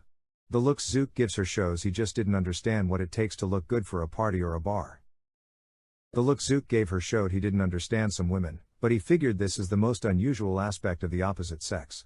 She finally decides on one and goes into the bathroom. Tina washes the grime off of her small frame and hates her body yet again, wondering if she will be able to change it now that she is this way. She would have to remember to ask Zook in the car. She was going to a party, finally something interesting over what she has been through lately. She finishes in the bathroom and exits to the disaster that is her apartment. She sees Bud walking around looking as well. You could have cleaned up a little, maybe? She sees the strange look Zook is giving her and asks why. Zook answers her, you look less comfortable than you did with the clothes from before, but whatever. I'm not your cleaner. I got a few things from around here, including your computer's hard drive just in case. You have some strange naughty stuff too. Shall we list off your porn DVDs? Pirates XXX? You realize the pirate fantasy is just that, a life of sailing makes men gross. He finishes his point by tossing a DVD cover of the movie into a corner of the room. Tina's eyes widen in shock yet again. Dear God, no, we cannot talk about my naughty stuff. Let's just go. In the car, Zook tells her what he found. I inspected a lot of stuff around your place, then I went to the window, at the place where we saw the woman hanging out of the window, about to fall to the street, and inspected that as well. I got the same feeling from the whole place, frustration and not being able to find something. Something along the lines of a favorite doll, the plaything that was lost. You. There was also a slight twinge of excitement from her also. It must have been your maker. She is upset that we found you and that she would need to find help, but she relishes the action. Tina asks something that is on her mind. Zook, the queen bed you had me sleep in, during the day, why do you have the room set up like that? It was so comfortable, I was like, dead to the world, even after all of this crap. Wait, you didn't try anything ungentlemanlike, did you? I couldn't do anything during the day. Bud looks at the rear view over his shoulder to Zook, who looks back with a face that left no room for discussion. Zook chuckles. Oh, young Tina, if you were sleeping, so was I. It wouldn't have been any fun if you hadn't remembered it, besides you are young for me. It is mega hard to stay awake even minutes after sunrise. After the first few decades, sex isn't as fun anymore. I mean, we can get things going again with the use of blood, but those parts aren't as prominent in our minds as they used to be. The hunt and taking of the blood will exhilarate more than sex after a little while. Using my blood power, I can tell that the person leaving before you jumped in the shower is your maker, with a personal, slightly serious, and not very broad smile. She ran to get some help, but it will take them quite some time to get together, and those guys rarely help each other in this sort of situation. Tina asks. Wait, how can you tell it is her? Wait, a woman made me? Do you know her or who she is with? Tina, it would take a long time to explain everything, and we don't have time. We'll be at Reed's place soon. We must speak with the boss and other members of the organization. Tina's worry spikes, and fear slices into her mind, making her shiver again. She has no idea what to expect, but Zook will keep her safe, right? Probably? 5. You wouldn't want to remember either. That same night, this is truly what happened during Zook's and Tina's conversation. Is this a mercy, or a vampiric manipulation? Tina's nose crinkled in worry. Oh, didn't think about it that way. I told the two of them all this, and they called for this strange-looking guy to come into the room. He looked all over and at me and the other two and asked what they wanted. They said to make me forget the recent stuff they did to me, and I remember them telling him to get it right this time. Tina's eyes widen again. The strange guy was talking to me, like you are here, telling me that I wouldn't remember them being mean and talking to me, asking many different and strange questions, that I would hold nothing against them. I recognize him in my head as one of those strange guys on the side of the room. Oh, I'll hold something against them all right, later, well unless they are both dead anyway if they can order someone to mess with my head. So, what do you usually do for blood? Zook answers as before. She asks if it is a good idea for her to do the same. Zook replies, if you want to last long, it is a good idea, but some get used to it as boredom, it will be up to you. So, let's get into the night before. How have you gotten into your situation? For the last few nights, you have been wandering around the city, in a daze because of what has happened to you. You have fed off of one man who tried to attack you, rightfully and ironically. You might have saved more lives from him. Do you remember if that was the first person you have fed from? Let's go back though, you weren't born again yesterday, you have 30 years of Tina happening, and now a new Tina is only a couple of weeks old. Let's open this up. Tina gasps and keeps going. No, I didn't feed on him and let him go. Not only was I defending myself, but pretty much from what I can remember it also was pretty much the first blood I've had right from the source, and it was amazing, without getting dirty, it was like a jug of cold water after a workout instead of lukewarm, bitter black coffee. Actually, since it was warm, it was more like hot cocoa on the porch, on a cold night. You probably know the feeling, it was very tough to describe. Tina takes over again. I drank until his body went limp, and I tried to drink more, but he was so still, neither of us moved, me from the exhausting first rush of what happened, and him, well because he is, you know. Before that night at the bar, or walking around, I was fed, I keep getting the sensation of cold blood. The first time I drank was from my attacker. Wait, no. Many things worm their way to the forefront of Tina's mind at once. The wall that was built up recently is punctured. Her eyes widen, clouding over like she is going to lose it. With a red mist that blinded her sight, blood tears began rolling down her nose, and her shoulders were rolling as she slumped forward, shaking in despair. The man, whoever he was so nice to me, and he saved me from. Oh no, I'm such a terrible soul, I'm such shit. Zook, who is listening with great intent, called out for Bud to bring tissues, and a wet washcloth. Bud brings them in, giving them to Tina. She cries audibly, feeling the thicker liquid drip from her eyes, not able to control herself. Each time she clears off her face of some of the blood tears, they run down her cheeks again. She wipes her face many times of blood, but they keep on covering her face, turning her whole face red. Zook looks into her eyes, rimmed in blood, and even bloodshot from her reaction. He has yet to find out how this has hit her. He uses his influence to manipulate her mind and she stares blankly. Tina, you must compartmentalize this to keep it in mind, but this is an urgent problem. This man you are talking about, he is a stranger and means nothing to you. Tell me as though it happened to you years ago and you are just now telling me, I will not judge you. She nods, and he continues. You will only remember us speaking of your apartment, and your need to move soon, since you are newly changed, you'll need a new life, and you will basically be in the witness protection program. She nods, her mind changing to form around his explanation. Tina's reaction is immediate, she stops crying and her face loses its wrinkles of despair that have grown in minutes. Her face straightens like she is just telling a story, not one that happened recently, but years ago. After some cleaning around her eyes and nose, she continues. It happened so long ago I'm not sure how many details I'll be able to keep in mind. For maybe even a month or longer, I was the prisoner of this woman. She took me after a work night. She was nice enough at first, what I know is her fake smile was easily believable. She was a late customer at the coffee and donut shop where I worked, and she often just got a small cup of coffee and sat at the place, people watching till it closed, but one night she directed me to follow her home after work. I agree easily for some reason, but I knew something felt wrong. She led me over to her place. It has been so long I couldn't tell you where. Hold. Zook stops her story and convinces her to get back to that day in her head. Tina, that night when you walked to her home, what is the first tree you remember seeing when you two stopped at a place? What did the mailbox look like? Give me any description you have of the house, the color of the paint, did you walk through a garage door, or side door? These are important parts, your mind can keep this stuck in your head, even if it isn't important. She takes a few seconds to answer that she remembers that there were only pine trees around the yard, but all grown out and not trimmed.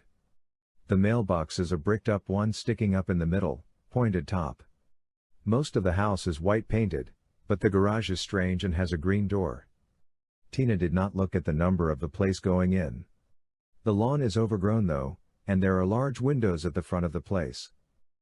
Tina continues from what she thinks she remembers. I walked in, and followed her to a basement, fairly thick door, some sort of metal in the middle of the wood, very thick door, and a bolted lock. I walked in without a care in the world. I followed her, walking past another person, a man that was also in the basement. A young man, maybe upper teens, was looking down at the ground like he didn't want to see me. I was directed to walk to some pretty old BDSM equipment. She guided me with her words, showing me the power over me. I did anything she asked. It isn't used for some fun though, well, not with me. The basement had gray, concrete walls. There was equipment and tools on a stained red wheeled table. Yet, each tool sparkled with cleanliness. Zook stops her and asks what she can remember about the basement. There was no TV, couch, or books, just strap-down tables, a chair with straps, and a swing attached to the ceiling. Under the tables and swings, there were drains. Walking over to the swing, I sat in it. I was strapped into the hanging swing and was experimented on for a long time over that first night. As soon as I sat in the swinging chair bolted to the ceiling, she released my mind to my own, and I realized where I was, and how terrified I had every right to be. I shook a lot to release myself, but by then it was too late. It was fun for her to carefully cut away my clothes. She soon changed scissors to scalpel. She used it on my skin, testing me, and where she touched my body lit on fire, not in a fun way, then it felt like she put me back together. This was while I was still my old self, still human. She sliced on my arms and legs, then she somehow melded my muscles and skin back together. She used knives and a hot poker. The pain was like nothing anyone has ever possibly felt before, at least I would hope. Tina couldn't help but shiver to remember what happened, the phantom cuts forming goosebumps on her skin. Even though it happened a while ago, I remember being kept awake during the night, fed bread and water during the day by the other guy with me, when she left the basement. The young man didn't want to help, but he couldn't resist her. While she was away during the day, he would clean me, mostly because I couldn't control my body for days or feed myself. At first, I was thinking it was so strange that overnight she did what she wanted to me, but then was gone all day, but I could barely tell what time of day it was. I couldn't care about anything less than the pain I was feeling. Never anything close in my life. I was screaming so much my throat was raw, and I was crying so much I passed out, but every time I did, I was slapped awake. She kept on telling me to scream all I wanted, no one would hear me. I am feeling so terrible. The man fed me bread and salt water when she was gone. Have you ever drunk salt water before? It was so bad it hurt my throat, and I drank it through a straw. I was sweating, crying, and bleeding. I couldn't take it, sweating and crying so much dehydrated me. I got out of my head, like an out-of-body experience, to my happy place. It never worked. When she toyed with me, it was like she could force me back to reality. Zook asked, did you ever hear the boy's name? Did he ever call the woman something? No, he never said anything. Desire and cruelty don't begin to describe her smile, which she only showed when she practiced on me. She was a psychopath, only showing any emotion when she made me twitch, cry, or scream. She is so skilled though, she cut with extreme precision, like she was a doctor knowing where all my blood vessels are, and she only hit them twice the whole time, but I didn't bleed out. She saved me so that I could feel more pain, and to test herself. Zook corrected her, actually, that is more of a sociopath, or maybe both, but whatever, go ahead. She continued.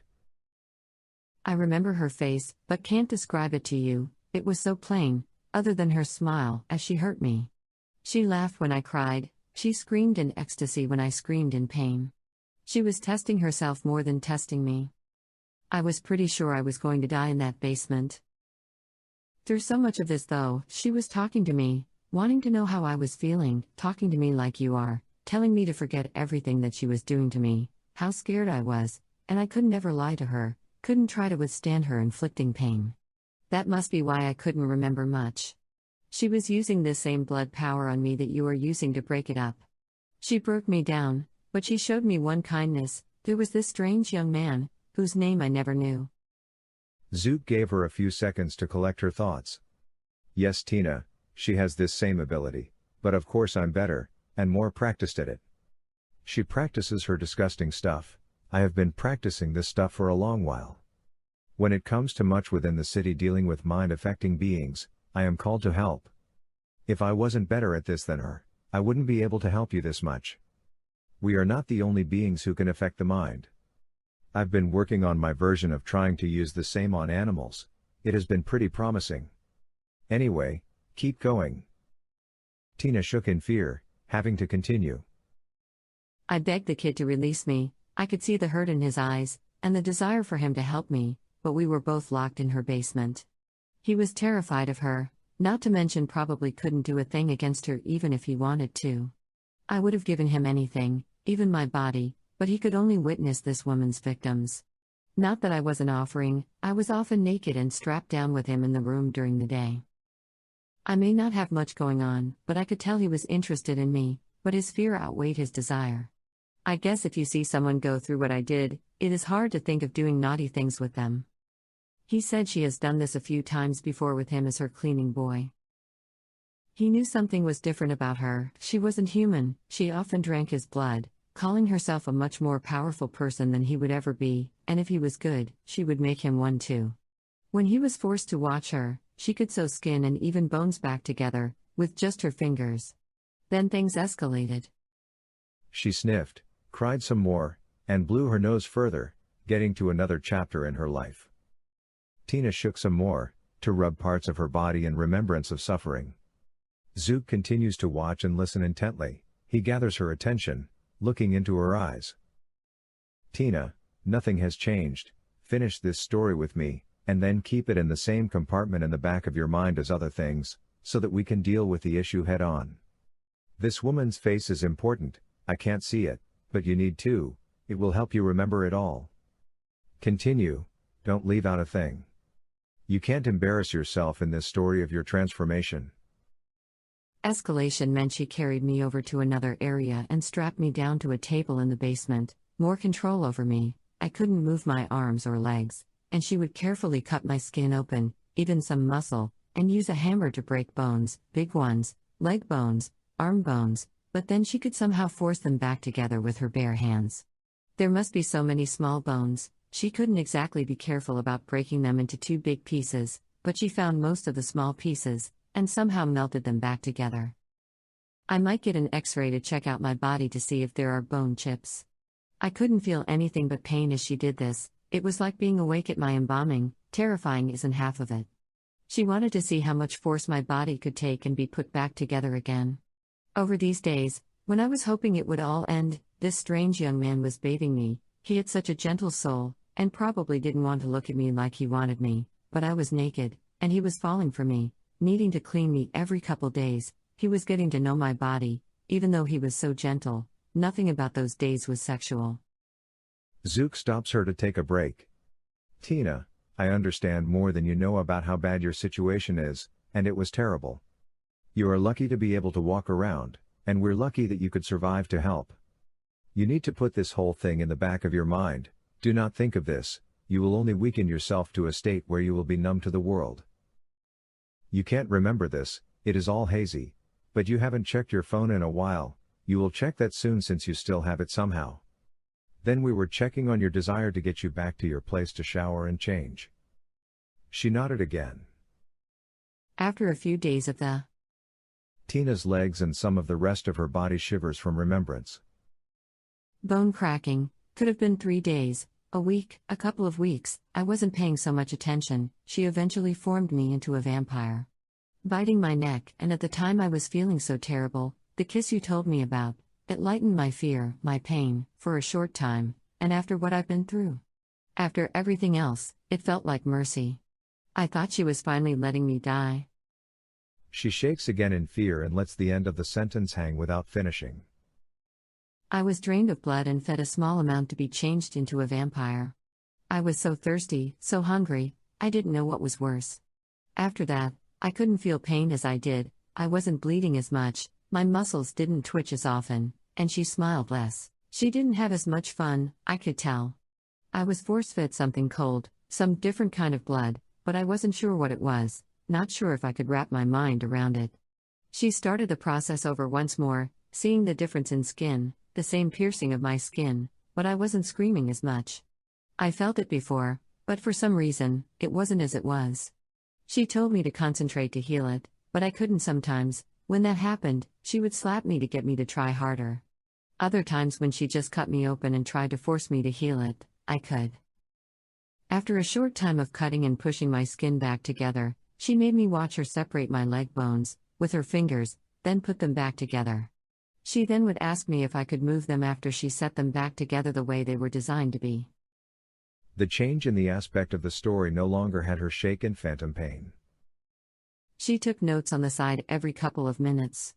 I might be lucky she took so much time into it, or I'd be terribly crippled. I don't know what she did completely, and not sure I ever want to know. After some time, the young man felt so sorry for me. I'm not sure he could take seeing me in pain anymore. He waited till she left one morning.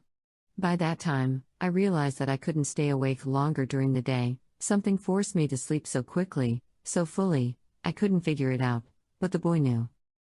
He wanted to get me loose but was so scared of her, but he couldn't let it go any longer. He must have had the hots for me, I never knew, but it might have saved what was left of my life. He used the hammer and hot poker, not being so hot at the time, to chisel away the chains and release me.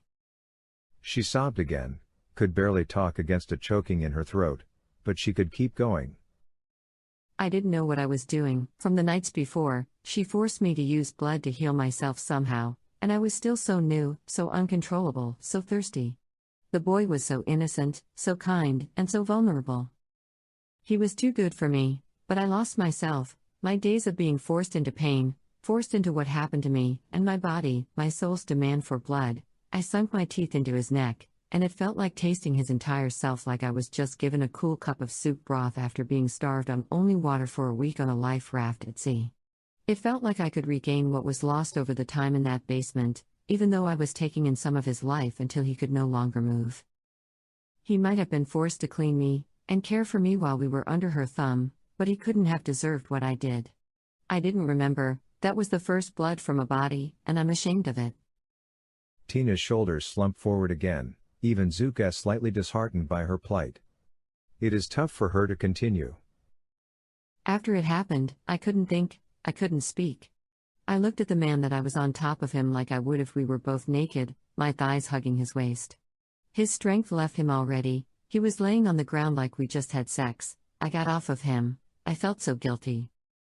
I touched the side of his head, then his forehead, and he was getting cold like the concrete under us. I couldn't take it anymore, I figured it out, he could join me. I smiled and bit my wrist to feed him my own blood. It didn't take long for him to wake up sharply, like I did when she reformed me. He told me he was so thirsty, I forgot I needed a good amount of blood when I woke up, so I fed him some more of mine, but I was getting really low myself. I could move more than him. I got up and was ecstatic that he was still with me. It was a terrible mix of feeling like a monster, relieved, and tired, but I was also naked. I couldn't think about it anymore, we had to get moving. We were already so tired because it was getting late or early. There was a huge door between that basement and freedom. I wasn't just terrified anymore of this woman, I was pissed. We had to get out of that room, but it must have been early morning, because we nearly drifted off, even in our plight. Her shoulders shivered, remembering the next couple of minutes. I forced my muscles to keep moving, used some of the blood from the man that I stole, and forced it into my muscles without knowing what was happening. and ran at the door of the basement, slamming my new body into it, again, trying to bust it open like I was a football star. But by then, the room upstairs was full of sun, and I couldn't leave the basement, by instinct.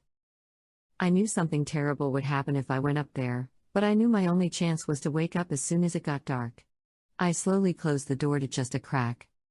I flopped to the steps and had used some of the blood. I still had to fuel my strength to get that door open.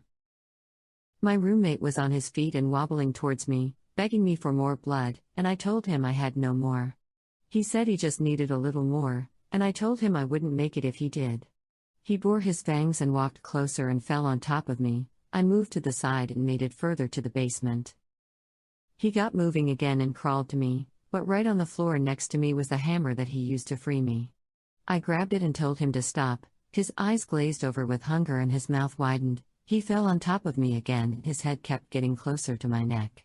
I slammed the hammer into his head and he fell to the side. He rolled to his side and gasped to come closer with his teeth sharp. I had to hit him again, the hammer hitting the side of his head and his head slammed to the ground.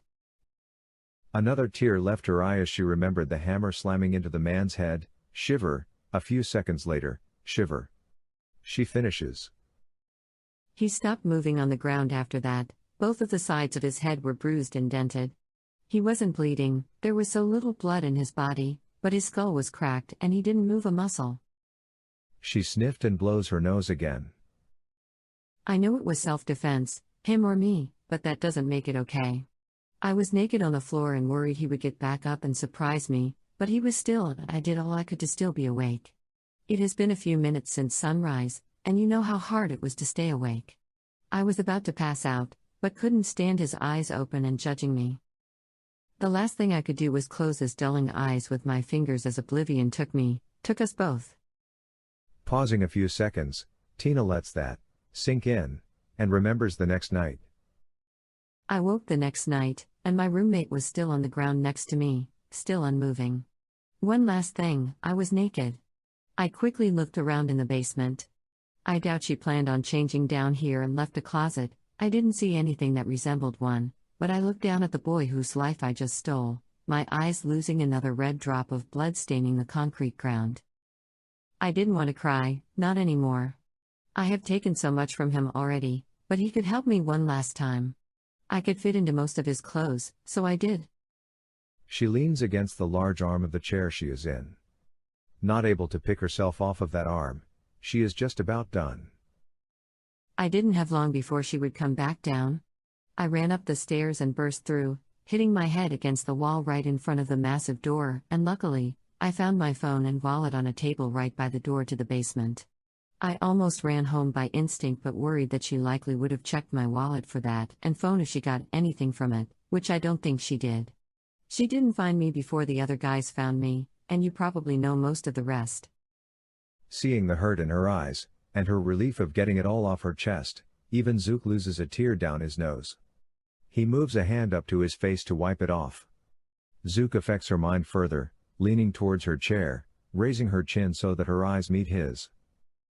Tina, you have been through a lot over the past month and you would usually never forget something like this, but I can help you. You are strong having lived through what happened to you, but take it in bit by bit to persist. That young man wanted you to live. He didn't know you were going to be ravenous once he released you, and his tenderness made you both vulnerable. Zook is glad that he could help her like this, but also knew she would be pissed if she found out. He said, who knows what she might have done to him if she could catch him if he planned to run with you? He might have been treated terribly by her if he could be found by her again. She could have made his pain, his eventual death, last longer than you would want to ever know, screaming nightly. You can no longer remember what happened to you in that basement, you don't even know why you have been crying.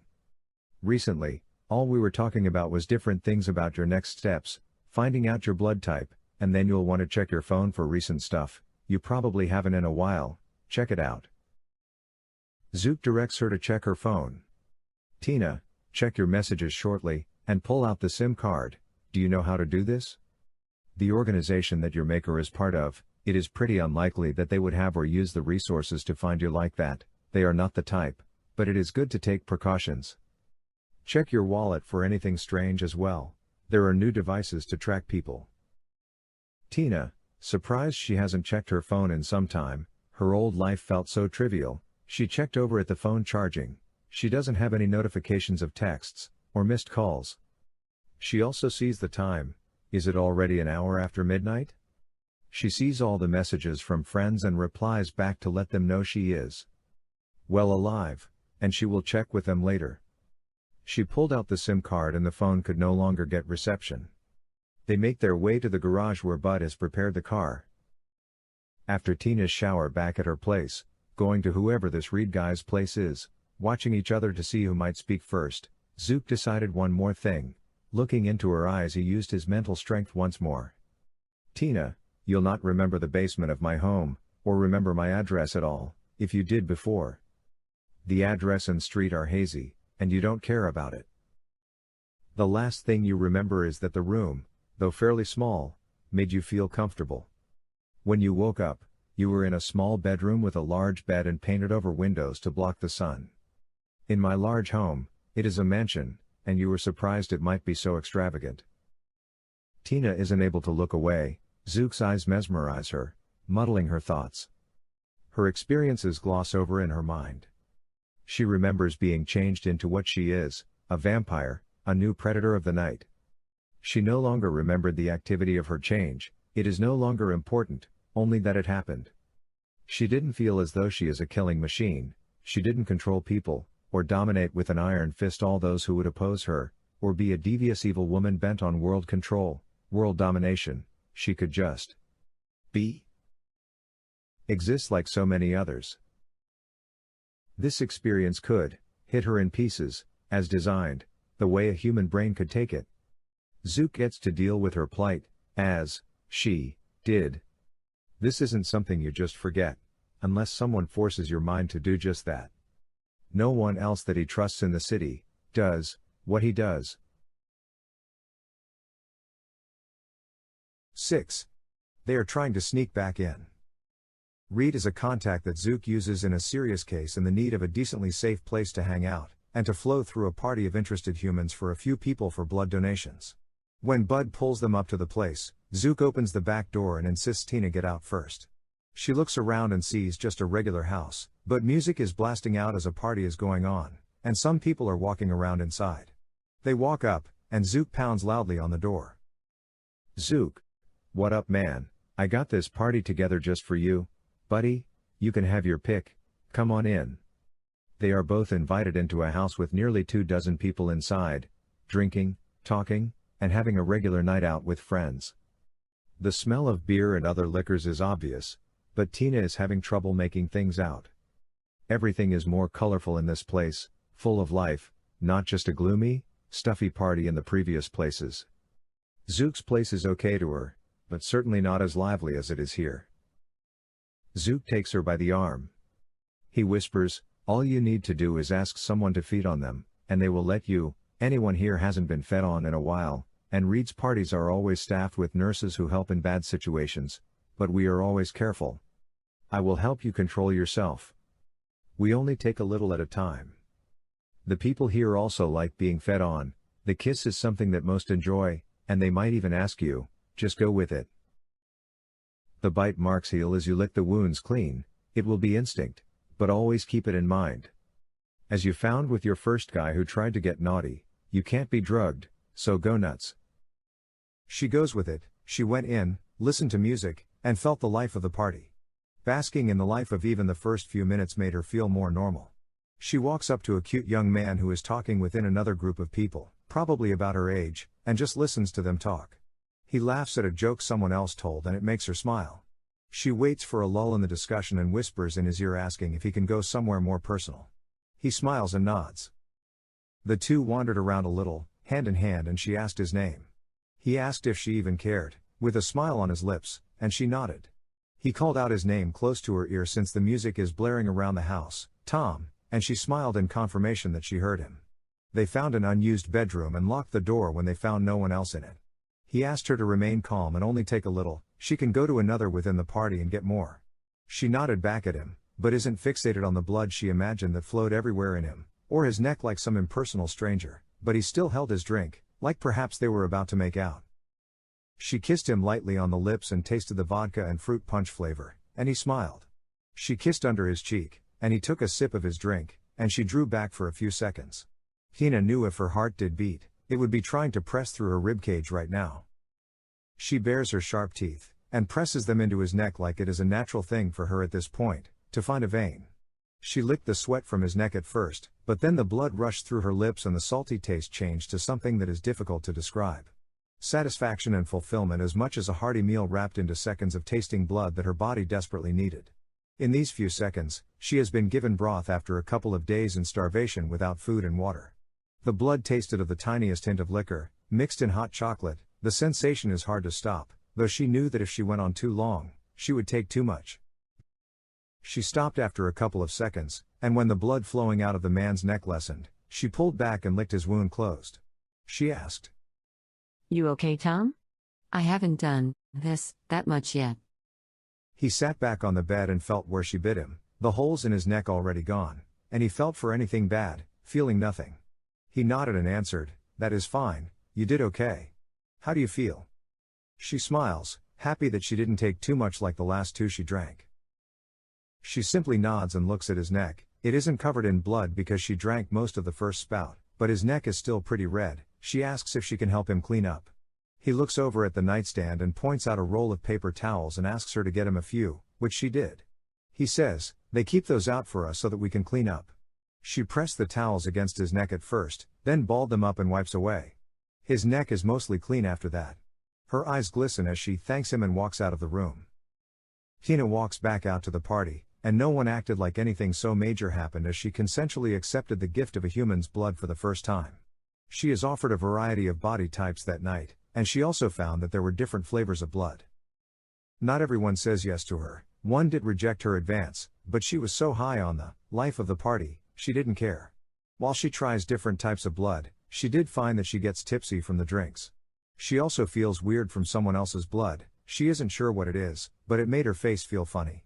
Along the way, she mixed up with Zook as well, and she asks him if she could try some of his blood. They look around, checking to see if anyone is paying attention, and no one is. They find a corner, but Tina is not as personal as with most of the others she has tried at the party. He nods and extends his wrist in the corner they stole in the living room. She grabs his hand and arm lightly, biting down onto his wrist. Zook's eyes close as he feels the rush of bliss flow to his head that all others get from the bite of a vampire. The stars flash behind his eyelids after a few seconds.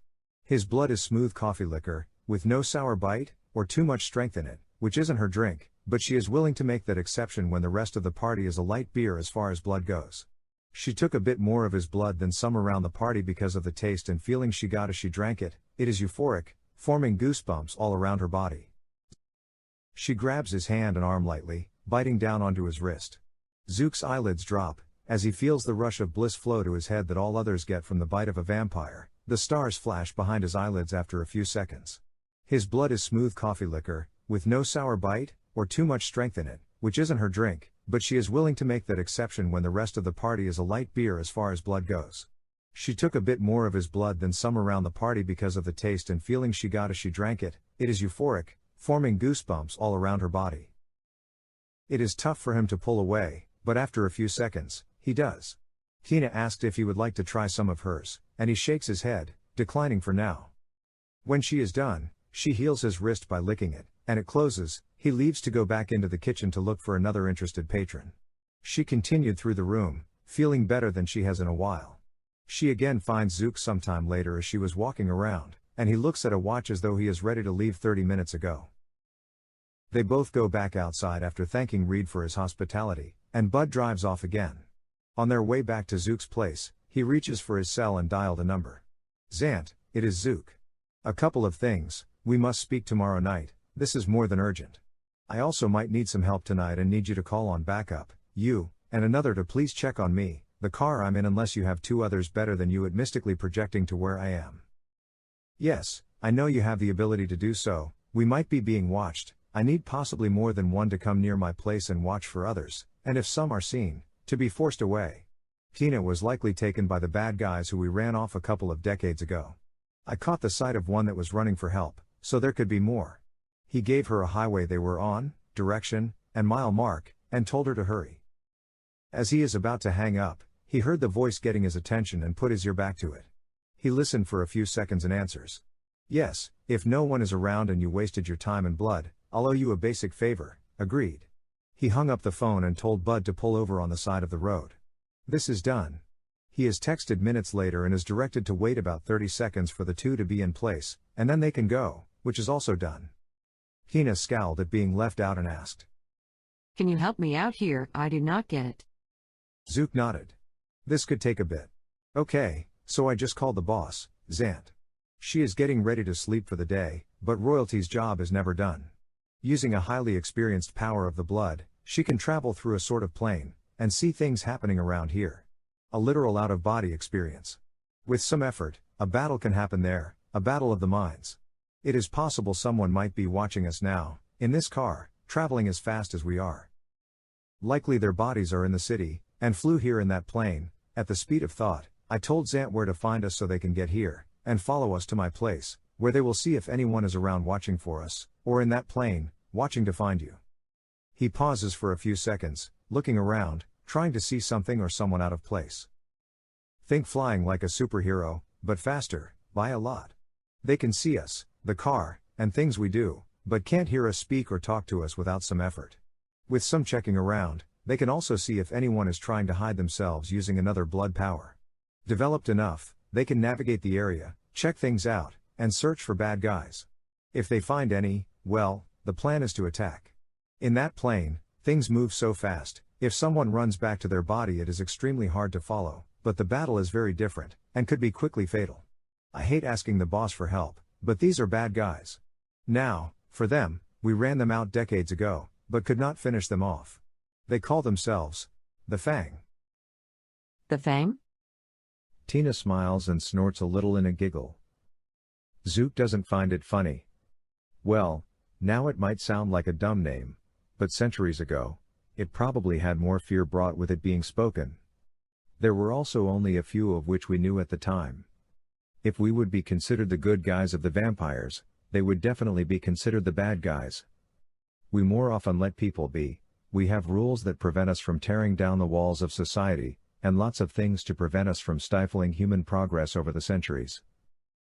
They are the guys and gals who want to rule, they still do in some places. This country is pretty highly developed for it though. Some bad guys sometimes don't think of themselves as bad guys, but I sort of doubt these guys have any misgivings about their death choices. What happened to you is nothing compared. I mean, they want to show off that they can and do crush humans with iron fists. Many of them can. They develop strong blood powers and quite a few grotesque ones.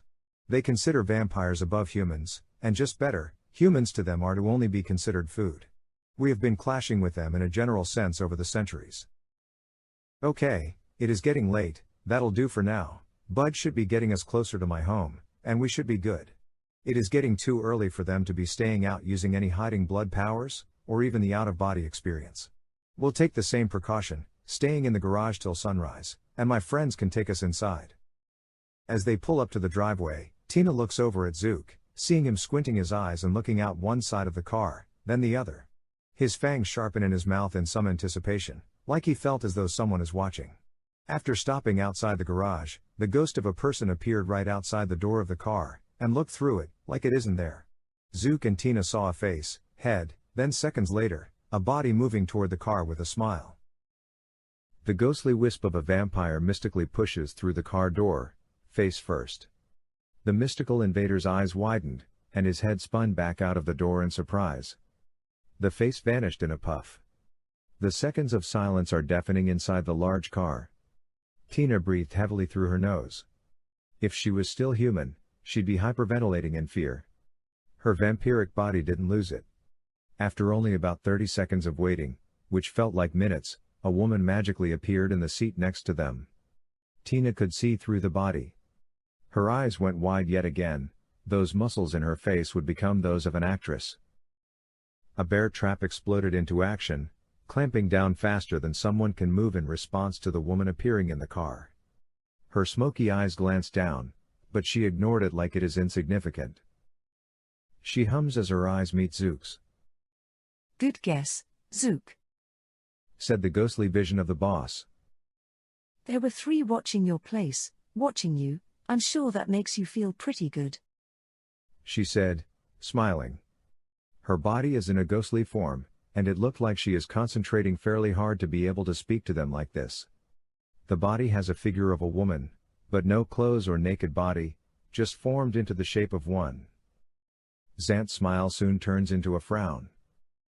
2 of them were with us up here, another hidden out there, not impossible, but that is unusual though. We almost cut one of their cords for them to be lost forever, but they recoiled back to their body. Zook leans his head down in a short nod. Thanks, boss. Let's talk tomorrow night about our situation. We'll scope out their numbers if possible, and strength, to assess whether we'll need further help. She nods and disappears, melting into the seat of his car. Bud, calls Zook from his back seat, get out of here, we'll set the day guard, and sleep in safe place too. A switch in the median part of the bar is exposed from a sliding door, and another small button like the window roll-up is shown, and pressed. An additional layer of opaque hard plastic slides up from behind the windows, completely blocking the sun from all side windows and rear view. Bud drove to a known location where they could park for the day, due to his home being known. Bud will get picked up by one of my other friends when they can come to get him after sunrise. We'll stay in the car and sleep, no one will mess with us. We'll be in an underground parking lot I know of in the city. 7. Captive calls out. Another captive. Her body is still numb when she wakes up to realize it. Her head is still fuzzy, but she's starting to realize her situation. She hears a whisper, but can barely make it out. Les. Hopefully. Wake. Me help you. Don't move. Caught. The whispering stops, she could hear it, but needs him to repeat it, but the man's voice stops. She struggles, but her legs, waist, and everything are still bound. Her head feels groggy right now, but is clearing. She can feel the daytime flowing into the small room. It has been days of all she is able to think of or remember her friend being killed in front of her. Her mind reeled from the nasty manipulation. In her mind she blamed herself or her friend so many times, she didn't know what to think. She still can't see anything, but her body is burning through the drugs she has been put on quickly. Her nature is coming back to her, she wonders how it can be second thoughts to her than who she is. She's aware. Another voice booms through the captive's head. Wake up, you weak-nosed possum, is this coming through yet?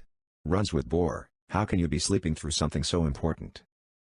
A voice rings out in her head like he can talk to her right next to where she is stuck, the voice of reality, her pack alpha practically screaming at her through the psychic link shared as pack members. Her mind races, so many important things he needs to know, and she still didn't know her whole situation. Silver scarred, I'm not sure how long I have, what has happened? The additional voice continues. Finally, whelp, what has taken you so long? We've been calling for the pack link for a month, why haven't you been answering back? You can't be deserting the pack, are you? Losing yourself, with some hooker and blow, to avoid what you need to get done with the pack? The reply is thought back. Of course not alpha, I was taken, with too hyper. Sullen feelings come through the pack link of loss and anger. Too hyper, he has now become one with Gaia, the spirits have taken him back. Where were you two? You should have told us in your pack where you be, just in case. Now we lost one of you, and don't know where you are. What happened? Why haven't you sent a message yet? Runs with Boar continues. We were running through the woods, I don't know where, Too Hyper rented a cabin, find out where it is. We both usually just hang out in the city, but we wanted to actually take a vacation from it to get out here in the woods and run around as a wolf. Chase our food, hunt instead of buying it at a grocery store or butcher. Man, I forgot how much meat you can get from a deer just by hunting, you know? A feeling of frustration comes through the link. What you are trying to say, is that you went hunting. Without the rest of the pack. Runs with Boar, the name of the werewolf, which is given as a young teen, would have flinched if she could have moved, but continues. Come on, all I ever get is crap from the rest of you being behind the chase, going after some prey. Too Hyper and I can never get to be a big part of the hunt, you and the rest of the pack always take down a kill, and the two of us are rarely in it. Anyway, we were jogging around as wolves after a hunt, both fairly full, but doing okay, a slow pace but the wind still rushing through our fur, but then I thought I heard Too Hyper trip. I went over to laugh at him, and he had a bear trap around a leg, and 2 guys were above him with blood-dripping weapons. I'm thinking Silver, because it didn't take much for them to knock us both on our asses, apparently also killing him. I smelled them before I was knocked out, they were leeches. Anger flows through the link from more than one pack member, memories of betrayal, knowledge of the corruption of the humans against werewolves, and the acknowledgement of the powerful foes they would need to crush for messing with the pack. From the Alpha. How can you talk to us now? What has happened? Do you know where they have you? Can you see or hear anything? Runs with Boar replies in her thoughts, I don't know, my head lightened, I think one of my captors lessened some drugs that are being forced into me. I can't see or hear a thing, it feels like my eyes are closed, but I can't open them, they aren't taped or glued, I don't think. I'm practically bolted to a piece of equipment, which is sore all over. My skin and much of my body are numb, I'm pretty sure I'm cuffed with Silver, the metal burns. That's fine, kid. What else can you tell us? Where are you? We can't tell where you are through the pack link, or through our pack spirit. I'm very uncomfortable, it feels like there are nails through my body, but they are not being healed out of me like most would be. I never woke up after they knocked out 2 hyper in me, I can feel the actual fresh air, it is a fairly small room, but open to the outside. On a rare occasion, I hear some others walking around outside the door, gravel ground, my eyes aren't blinded, and I don't feel cloth over them, it just feels like I can't open them. The Alpha's influence feels like it is right next to her, but she knows it is many miles away. You've done all right, you were attacked by a prepared opponent, and we'll never let you hear the end of it, but right now. As the Alpha's words are coming through clearer than ever, the captured pack member hears someone coming and leans down close to whisper. He whispers again, and the captured wolf sends through the link that they need a second, whoever helped before is trying to say something. Whoever the man is, whispers. Whatever you were thinking about before, it is forced into your head, they torture like that, they have done that to many of us, keep that in mind. It is close to nighttime, and if I don't turn this up, they'll know something is very wrong, you'll lose help, and I'll never be free of them. I hope you got a call for help. They clarified that if we let the bag empty, they would peel our skin off a foot at a time, and we would know the taste of our fingers. I hope you got some sort of message out. The captured wolf whimpers, couldn't help it, as the drugs kick in again. Over the pack link, trying to finalize the message. Alpha, we have an ally in the camp where I am captured, it must be human, he says the vampires will be awake soon. He saved my life and helped us get them back for this. He has to increase the drugs, or they'll find and kill him. Find out what you can and help me when you can. I'm sorry. Her mind gets cloudy again, and it is coming on strong. Drowsy like she is so tired but trying to push through staying awake. She needed some coffee, she announces through the communication, I can't stay awake, I need to order a large coffee-flavored coffee, creamer, and 2 sugars please. The last words die in the sleep that is forced but comes on strong. We will find you. Is the last note that is heard, along with anger as a final picture comes through the link of tripping 2 hyper, the smell of blood, seeing 2 men above 2 hyper, feeling of anger, and a feeling of pain in the back of her head. 8. Preparation. The room has their attention on Zook, this isn't his thing, but he has important stuff to talk about. They are in a more lavish place than they usually congregate, likely it is one of the boss's homes, or it could have been an art gallery with all the artwork around. The same crew is sitting in the same cliques as before, but the chairs were fancy leather pieces instead of some restaurant-looking ones at the previous center. Tina isn't used to the scene and is nearly speechless. Well, Zand, it would be pretty coincidental if it isn't them. The kid, he said with another smirk, told me about her creation, flesh melding, and bone manipulation over the last month. I don't know much about them, but I know of some of their blood powers, and many of them aren't pretty, it must be, the Fang, again. Tina tugs at his jacket trying to ask what he is talking about, but he ignores her. Zook continued as though she didn't interrupt. If anyone has studied them more, they can say otherwise, but as far as blood powers go, that isn't the sort of thing they spread around. It supposedly takes training and lots of practice. Get our feelers out in the human community, they do sometimes get out and try to force manipulation in the cops, judges, finance, real estate, even the homeless community, check out our current influence in the city. Push your contacts. Then, check out our possibilities. If they are trying to work in the city to see what they can pull off, we could be up against something nasty. We should let Zant know who we know within the city that we handle, any cops, judges, hitmen, drug dealers, and homeless shelters. This is war, everyone, fight it. If anyone needs some help dealing with the mortals, either call me or the lovely Panteri Zant here, and we will help you figure something out. This is no time to tread lightly, and be nice to your contacts. Murmurs begin throughout the gathering, nodding heads, and having short conversations among the small groups. The groups stand up out of the chairs and disperse, making some cell phone calls, either walking to different areas of the room or leaving entirely. Some also make their way towards the woman sitting in the comfortable chair, typing away on her computer. Some walk up, speak for a few minutes as she types, and continue on their way to either get back on the phone or leave the gathering. Since Tina is new to everything, she makes her way back to Zook. What did you mean back there, my creation, other powers? What did you mean, and my God, will you stop calling me kid? Zook smiles back at her. Make me, he says with a wink. So, we have some influence with the humans around the city, cops, local government, judges, homeless, blood banks, regular banks, the underworld. Many of these different things might give us a clue about the situation. The enemy is more the uncooperative types, and when they make their way into a city, they usually try to force their way into the political structure, just spending money on cops, or sneaking into and out of homeless shelters if they are in a bad way for food, but it often gets them into trouble. We will see how far they have spread themselves in the human community, but also see if we can see if anyone has bought some real estate around town, multiple accounts or contracts. They might have bought a place outside of town and made their way in here when they can, or they could have bought around town, and stayed closer. They often just take over a warehouse, or apartment area and just terrify everyone. When groups of them show up in a town, sometimes the homeless population drops, so we have a few that know some are stuck in that situation, and they will be checked on. I'm not big in the homeless community, but I am decent with the mob in town. I'll be getting in touch with Sammy, he's big in town. Zook asks Tina if she would like to stay with the others, safety in numbers, or if she would like to join him. She should be fine either way, he'd help her out, she replies.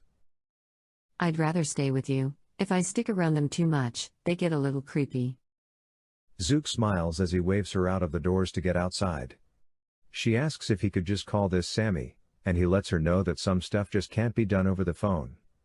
They both get into the car, and Zook tells Bud to go to Sammy's place. Bud drives off with them, speaking in the back seat about some of the life of the modern vampire, what to get used to.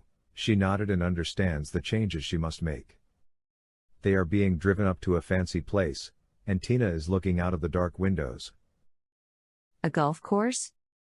Zook smiles back at her, as the car pulls up to a late-night golf course and driving range, and they both get out of the car. You know how many important people play or pretend to play golf? It is the sport of the rich and powerful, and unsuspecting.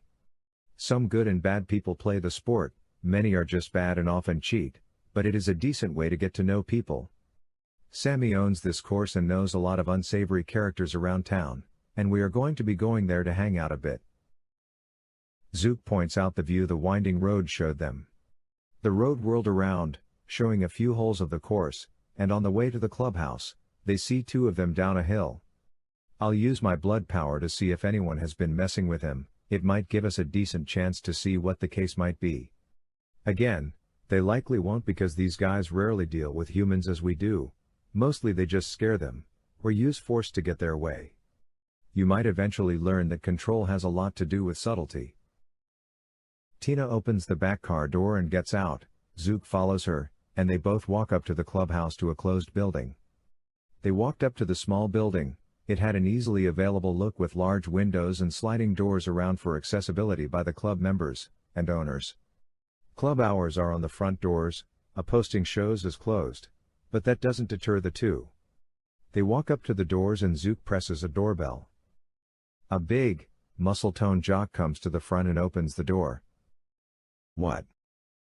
He asks in a deep tone. Subtle, says Zook, haven't met you before, I'm here to see Sammy. The muscle at the front opens the door wider and looks outside, sees Zook and Tina standing out there like they know what they are doing there. He slowly closes the door. Before fully closing it, Zook got his attention again, noticing he is about to be ignored. Hey, big guy, you'll want to tell him that Zook has shown up. We gotta talk, he knows me. The door fully closes. Not long after that, shouting is heard from another room, a sharp noise is issued from the further room, short grunting next, and glass breaks within the building. Calling so they can lightly hear it. You'll learn some respect. If I wanted your opinion on my friends, I'd give it to you. Go let them in. Another short time later, he shows back up with part of his face swelling and holding his stomach. Sorry sir, the boss wants to talk, I apologize for my words, saying each unfamiliar word, as though by script. No problem, I get that a lot, says Zook, patting the guy's cheek as he and Tina walk in. You'll want to get some ice on that, it will get worse. The big man rubs the side of his face and walks them into another room, and he continues further to a kitchenette. The room they are directed towards is a client room, with a couple of leather desk chairs sitting in front of a desk, and another larger leather chair behind it, with a smaller man, petite himself, somewhat of a stick figure. He smiles and gets up to greet Zook. Sammy asks, Hey Zook, what's up man, you get that thing I sent ya? Zook smiles back at an old friend, Nah, but you always forget my birthday you jerk, it happens every year. They smile and pat each other on the back after shaking hands. Sammy checks out Zook's friend. Oh my, you get yourself a lady friend recently? She's kind of cute, you want a job? I can make you a lot of money. Tina smiles at Sammy, and looks at Zook, as his face straightens quickly, with the slightest shake of his head. She tries to play along and says, Everything depends on the night, boss. We might get to talk about it later. Sammy smiles back. I like this gal, you should put her to work though, she. Zook glances back at Sammy. This isn't a social call, man. We gotta talk. Sammy frowns, nodding his head. What's up, old man? Sammy sits back into his larger chair at the desk and invites them to sit down. Zook explains, Sammy, we know another gang is in town, and they are playing mean. He continues as he looks into Sammy's eyes to gauge the situation. Do you know of any groups hanging around town that are trying to mess around doing naughty things? Nah man, if anyone is in town trying to do hardcore stuff, I'd either be in the know or know a guy who is, Sammy replies. Zook doesn't relent, staring into the other man's eyes, laying on his blood power thick. Sammy, this is important. Do you remember anyone coming by to try to figure some things out in town? Maybe they wanted to hang out in an area that isn't used up, maybe something else? This might be something you've been forced to forget. I'm trying to help you remember a bit. Tell me and we can help you. It likely would have happened within the last month. The boss man nods, and his eyes bounce around in his skull, thinking, and his eyes widen. How could I forget, oh damn, Jake, how the hell could I just let him go without saying anything? Zook directs him to clarify. I somehow forgot, but this guy, we might as well call him Biff, 'cause I don't know his name. He came in one day recently and asked me to hang around and help me out if I needed, harmless enough, but I recently lost a guy. Not the guy at the door, he's been around, but another. I thought he quit, but I saw some guys a couple of weeks ago. They asked to come in, and as soon as they were let in, they started busting up the place. 2 men and 1 woman bloodied up 6 of my best guys without any effort, like they were rag dolls, and had their eyes on me like I was a turkey leg. Creepy jerks, I don't know how I gave up anything they wanted to know. They asked me about any areas outside of town where I sometimes stashed some goods or whatever if anywhere is available. I told them about a storage unit area outside of town that doesn't have anyone working there, it is one of my fronts. Some garages are out of sight from the road, and they have some room for some people. He said there were a bunch of friends and he needed room. He told me the places were now used up, and that I didn't want to use the area for a while, it is occupied. He had one of those looks like he was in the mood to rip my face off. He looked like he was holding himself back from not pulling my fingernails off one by one. He is looking at me for a while, telling me things like I couldn't remember anything about the night, and the people who walked into my club. I'm remembering them now though. Aw man, when we were done, they threw 3 of my guards outside and dragged them to their cars and drove off. The other 2 were bruised and broken. I got them to the hospital. Zook smiled at the news. Even though a mob boss is in the room, they know a location where they need to strike. Without finding other information, they are on their way out. They left the office, and walked into the main room, followed by Sammy. They continue to talk as the big guy from the door is walking towards them with a bag of iced peas on his face, drawing each of their attention. Zook looked at the big man and asked, "Peas? Have you ever even tried peas before? You look much more like a meat and potatoes kind of guy." The door guard looked like he is about to say something, but the boss man gave him a dirty look. Shortly after that, his eyes widen. Headlights of a car were seen on his face, lighting it up in the dim room through a nearby sliding door. Zook instinctively listens as a car rushes up to the club behind them, and he quickly looks at Tina, and calls out, Everyone jump! Tina barely gets the surprised look onto her face as the door splinters behind them from an entrance. The car rushes into the clubhouse towards them like the horsepower it had is metaphorically trampling through a building. Zook is a tough vampire, years he can't remember behind him, but a car is a car. With just enough reaction time to use blood to make himself tougher, and jump, he rolled into the windshield. The rest of them weren't so lucky. Sammy and the big guy were covered in the glass shards of the sliding glass door, and some of the wood, and hit by the hood of the car, bleeding on the floor, barely being able to move, and Tina is hit with a hard punch from the grill of the car. The angle isn't right to break her, but is that on purpose? She is thrown to the ground. She'd probably feel that the next night. 2 men rushed out of the car. They grab her and drag her behind it. Zook stands seconds later next to the car, having been tough enough to withstand the body damage, and heal the bruises shortly after the crash. The attackers weren't done though. They both pulled out stakes, the wooden variety, and attacked Tina. They didn't have their attention on anyone else. They attempted to stake her 3 times, shoving sharpened wood towards her chest. Tina shakes as the wood digs in. The pain for her is barely registering. Another is in the back of the car, a woman. She opened up the back door, leaned a leg out, and twisted back to see Zook standing up. She pulls out a pistol. Over that time, Zook reaches the 2 men and Tina to try to help her, but he also sees the shooter that is with them but isn't worried about her. Tina is definitely in serious trouble. He prevents another staking attempt from the attacker by grabbing his wrist and holding it up, but the shooter shoots him. Zook isn't too worried about bullets, but the other attacker turned his attention toward him with one of the stakes. He realized this problem pretty quickly. Bullets aren't painless, but a stake could ruin his night. He backs off as the bullets started punching his arm and shoulder and his coat. He hates having to get rid of them.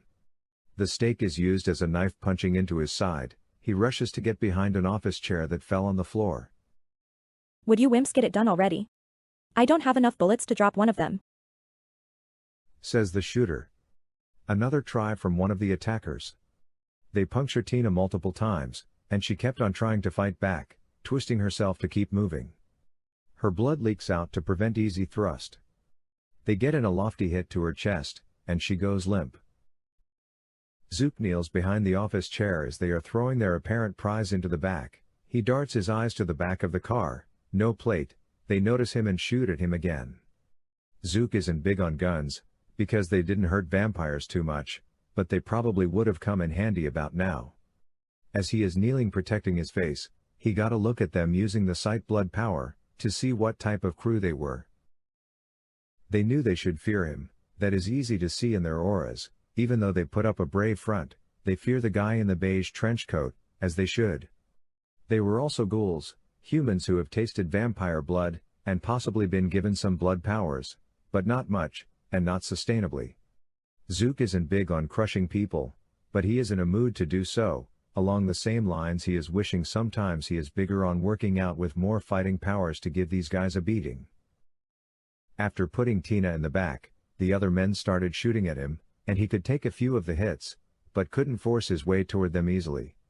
One of the men twitched and sweat profusely like he is high, and maybe just a little bit off. He said, "Keep it up, Zook, and we'll put 10 bullets in her before you can drop us." They knew him and knew who they were after. One of them turned their guns towards Tina in the back seat.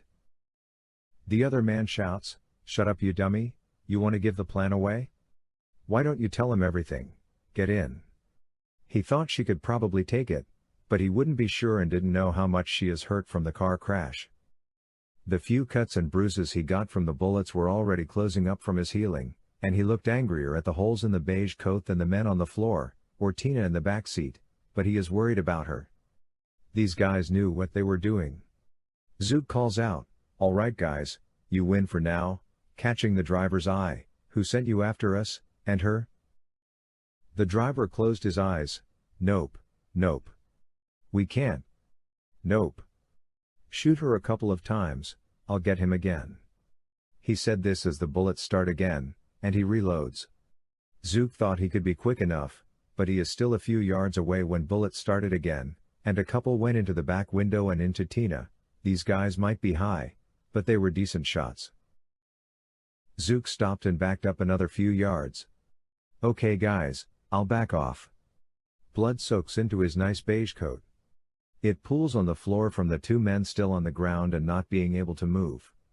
They jump back in their car, surprised that more than a dozen bullets didn't faze the vampire much. Their driver turns the wheel and drives through the front of the clubhouse, shattering the front door. Zook would lose some known contacts in the mob if the boss Sammy died, and he knew that he is a ghoul himself, so he might survive. The big guy is mangled up from wood boards and glass, along with being hit by the car. He checks the big guy's pulse. It is very faint, and he might not make it. He checks his aura, and he sees deceit, betrayal, anger, and fear. This man is human, and he might not have long. Zook checks on Sammy. He is worse off. He might have been protected by the doorway, but the car hit him with a pretty strong force. Zook checked his aura, seeing a calm blue vibration, showing more conscience, compassion and bravery for a mob boss, and his underling has a red vibration in his, showing more anger and cruelty. Sammy could still talk though, but not well. He is having trouble breathing. Zook raised the mob boss's head and gave him some of his vampiric blood. He still has some open cuts from his arm that he could feed to him, and it made a noticeable difference in Sammy's body. Zook gets a surprised look from Sammy. He has seen that look often enough before to know that he either slipped up with information, or doesn't care what he just said. His answer, yes, he might be nasty sometimes, but he is a pretty decent fighter. Don't change him though, he'd be messed up. Just help him like me if you can. I won't let him take it much longer, please, as a favor. Those were the magic words. Zook did as he is asked, more for the favor than the rest. It is currency in their world. He fed a few cups of blood to the brute, and his breathing becomes stronger, but he could still barely move.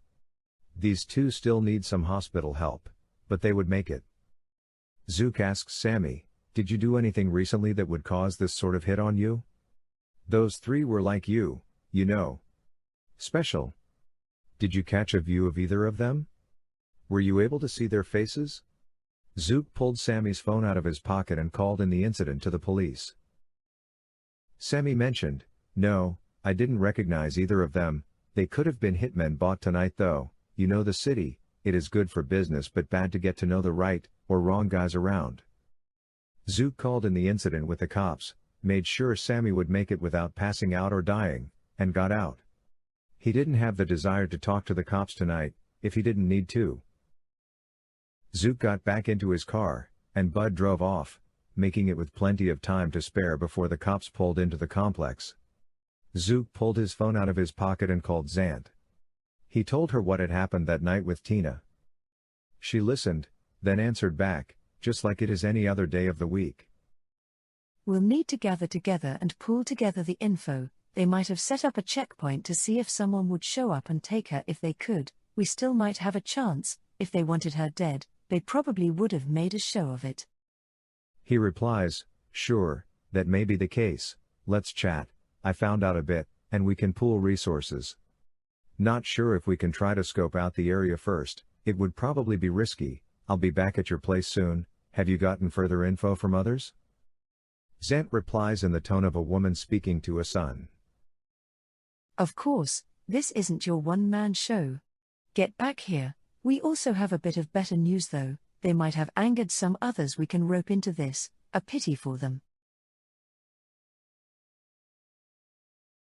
9. Can we do this? Zook returns to the gathering of the others like him. Once he takes a seat amongst the others at a perimeter table, a few, including the boss, turn to look at him, a few eyebrows raising, waiting on some information from him. Perhaps some of the information has been shared already. Zook adds in a quick version of the story that happened to Tina and him at the golf course, and that Tina has been taken by the others.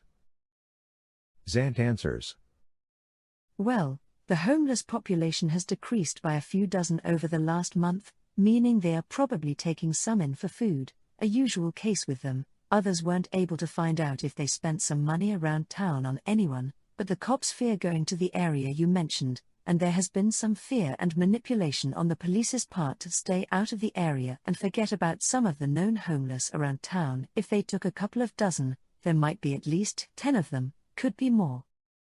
Going there mystically by mind travel isn't a great idea, considering they have at least a couple with it. Do any of our hiding friends feel comfortable in their blood abilities to avoid them to get some intelligence? We need numbers, and if possible, any strengths. I tried to contact the closest city of others, and we couldn't make contact with any of them, which is a bad sign. We tried phones and emails, but we didn't exactly have time to drive up there to find out, but we might need to assume the worst. They weren't very big though, and they might not have been able to help us out too much. A voice called out from across the room, it is Seth, known as the representative of the ones that consider themselves adept at hiding, due to their deformities. It is more than just a skill, it is practically a necessity. It is a negative effect of their blood type, but there are a few benefits to it as well. Hey boss, a couple of us will check out the situation, we will gather any intelligence we can, and get back as soon as possible. Zant's initial reaction is with a smile, and she is about to answer when she is disrupted. From another side of the room.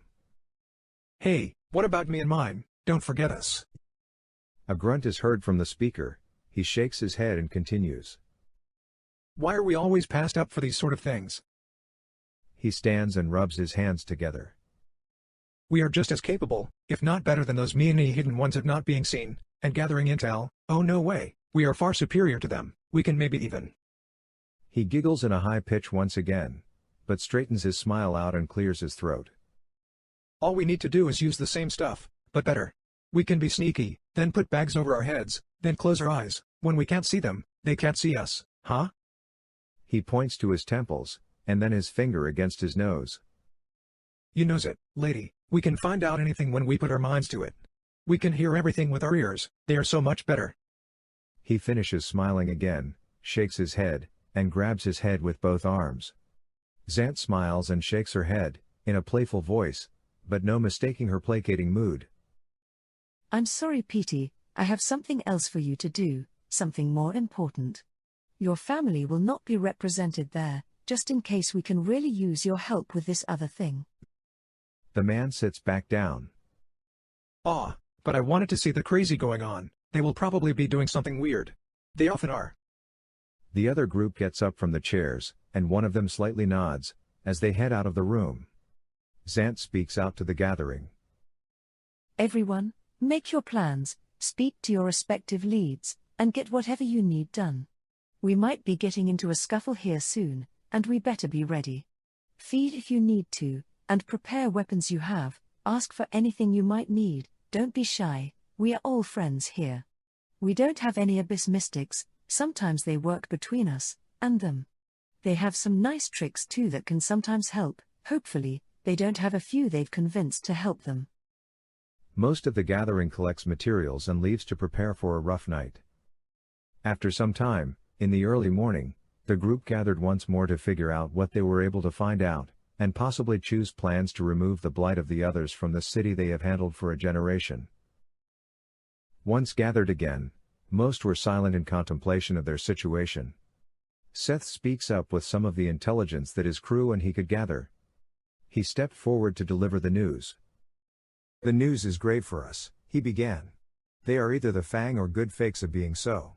They have solidified the storage unit area as their own, and they have sentries on watch that likely are pretty good in seeing those such as myself, but little could they know, I'm not a simple expert in the craft."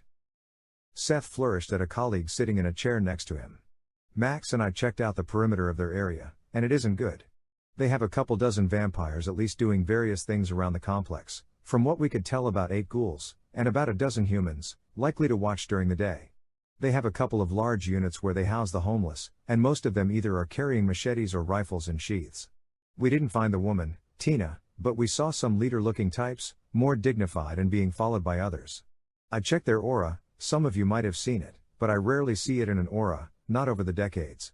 I can tell that it is the blood power to manipulate bone and flesh and has some other horrible benefits to the wielder. He is holding a cane to add to his costume, and he punches it to the floor. We also found something interesting while checking out much of their compound. We heard the yip of a captive animal. We checked it further and discovered they had a wolf in one of their storage units. We didn't enter the compound at this point, we were just able to see and hear it from the outside. From the vantage point, we could not get a good view, but we could hear wolf noises, grunts, and other noises from the area covered by a few of them. It is likely they wouldn't make that much fuss of it if it isn't a werewolf. It is resting on a big table, and we could tell it is breathing because much in the area is not. It is heavily breathing, but slowly.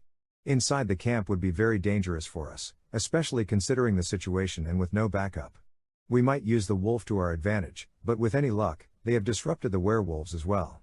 If the naturists would. A man in a flannel button-down and cargo pants speaks up. "Oh hell no, you ain't volunteering us to deal with no werewolves."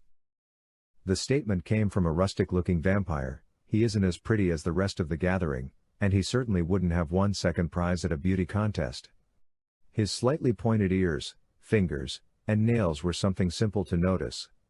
He has a 7 o'clock shadow on his face. His flannel shirt is not fully buttoned up to reveal a hairy chest he is pretty sure the ladies still like, no matter how often others tell him otherwise. "Those things hate us, and even if we tried to get their attention, who knows if they'd just rip our throats out because they want to. Have you ever seen their claws? They are huge, and their teeth put ours to shame. Why would we have to talk to them? They are mongrels and non-thinking killing machines. They are adamant about it. If they sniff us out, they'd never let us go. Then if they found out that some other vampires had their buddy, they'd blame us. They have some of their own tricks. Even if we tried, we'd have to play it extremely carefully with them if they'd help us at all. Let's just send them a letter, or a note, or just let them kill the werewolf or whatever it is they are doing and kill them later." Zan stood out of her larger-than-life leather chair at the front of the room. "Rob, this isn't up for debate. You heard the force risen against us. Our control of this city is pretty good, but who knows what they can pull off. They at least have someone with some bad blood powers, and who knows what we'd have to deal with. We are only a couple dozen ourselves, even surprise won't get us too far if we try to gain support in another city. Who knows if they have spies in other places to get the word of plans, and they can either run for the hills or get back up of their own. We must get this ally if we can, and even if it isn't one of theirs, they might help us kill other vampires. If we are lucky enough, they'll leave us out of the mix. The naturists are the closest thing to their nature and can sometimes get them talking instead of just getting them to swing away. We have to try. You know where their territory is in the area, right? We need a just-in-case plan as well. Seth, will you please join them in the investigation? You signed up when you brought up your decent skill to hide others. It could be a backup if the wolves become uncooperative. Zook, join them as well, since you are decent with animals and negotiation, you might." Rob answers the boss, "It's crazy, but yeah, I know their territory, and I know I shouldn't try to breach it, too. Their territory is on the other side of the city from the storage unit place, which could be why they haven't seen anything." "With respect, boss," Zook spoke up, "werewolves are not animals, like Rob said, they are killing machines. They are more attuned to the beast than some of us, and..." Zant exclaims. Enough of this debate, this is going to happen. I need Seth to be there to hide anyone that finds the wolves, and Zook will go to help just in case. Be diplomatic, be nice, we need these possible allies, and if it doesn't go well, we'll try to use the humans to try to get in there and force open some of the doors to the storage units. That could do it.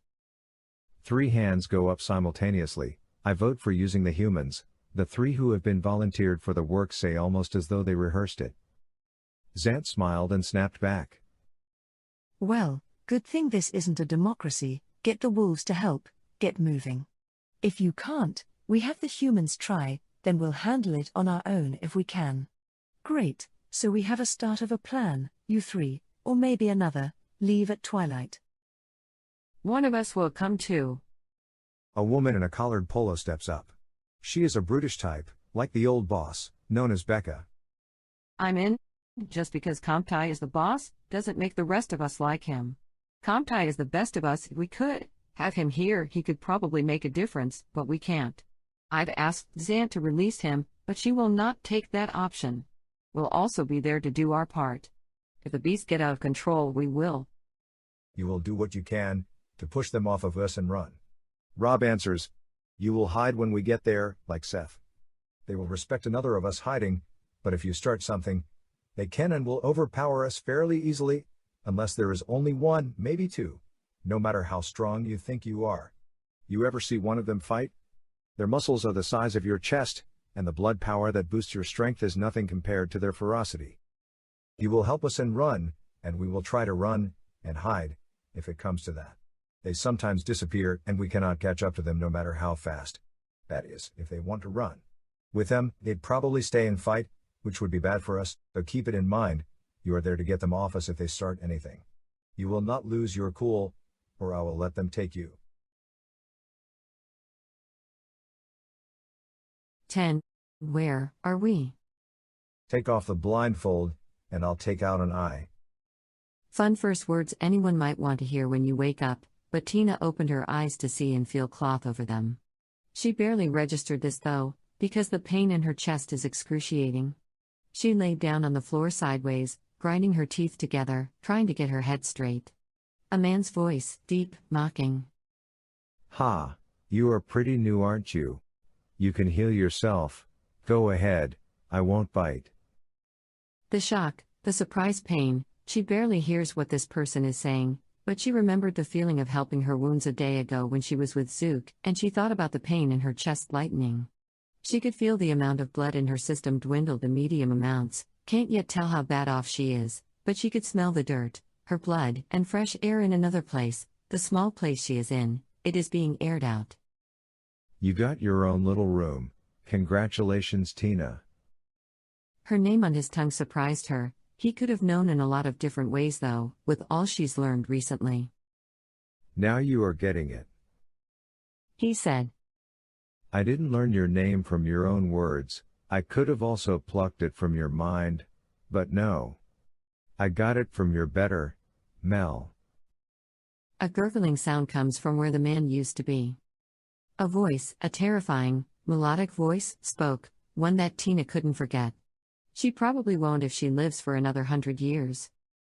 If I wanted her to know me and my name, I would have given it to her before I peeled her like a grape. Tina rolled her body into a ball. She didn't want to show any weakness, but she is more vulnerable than ever. She heard a slam against some sort of metal, and a scurry away from the area from the original speaker.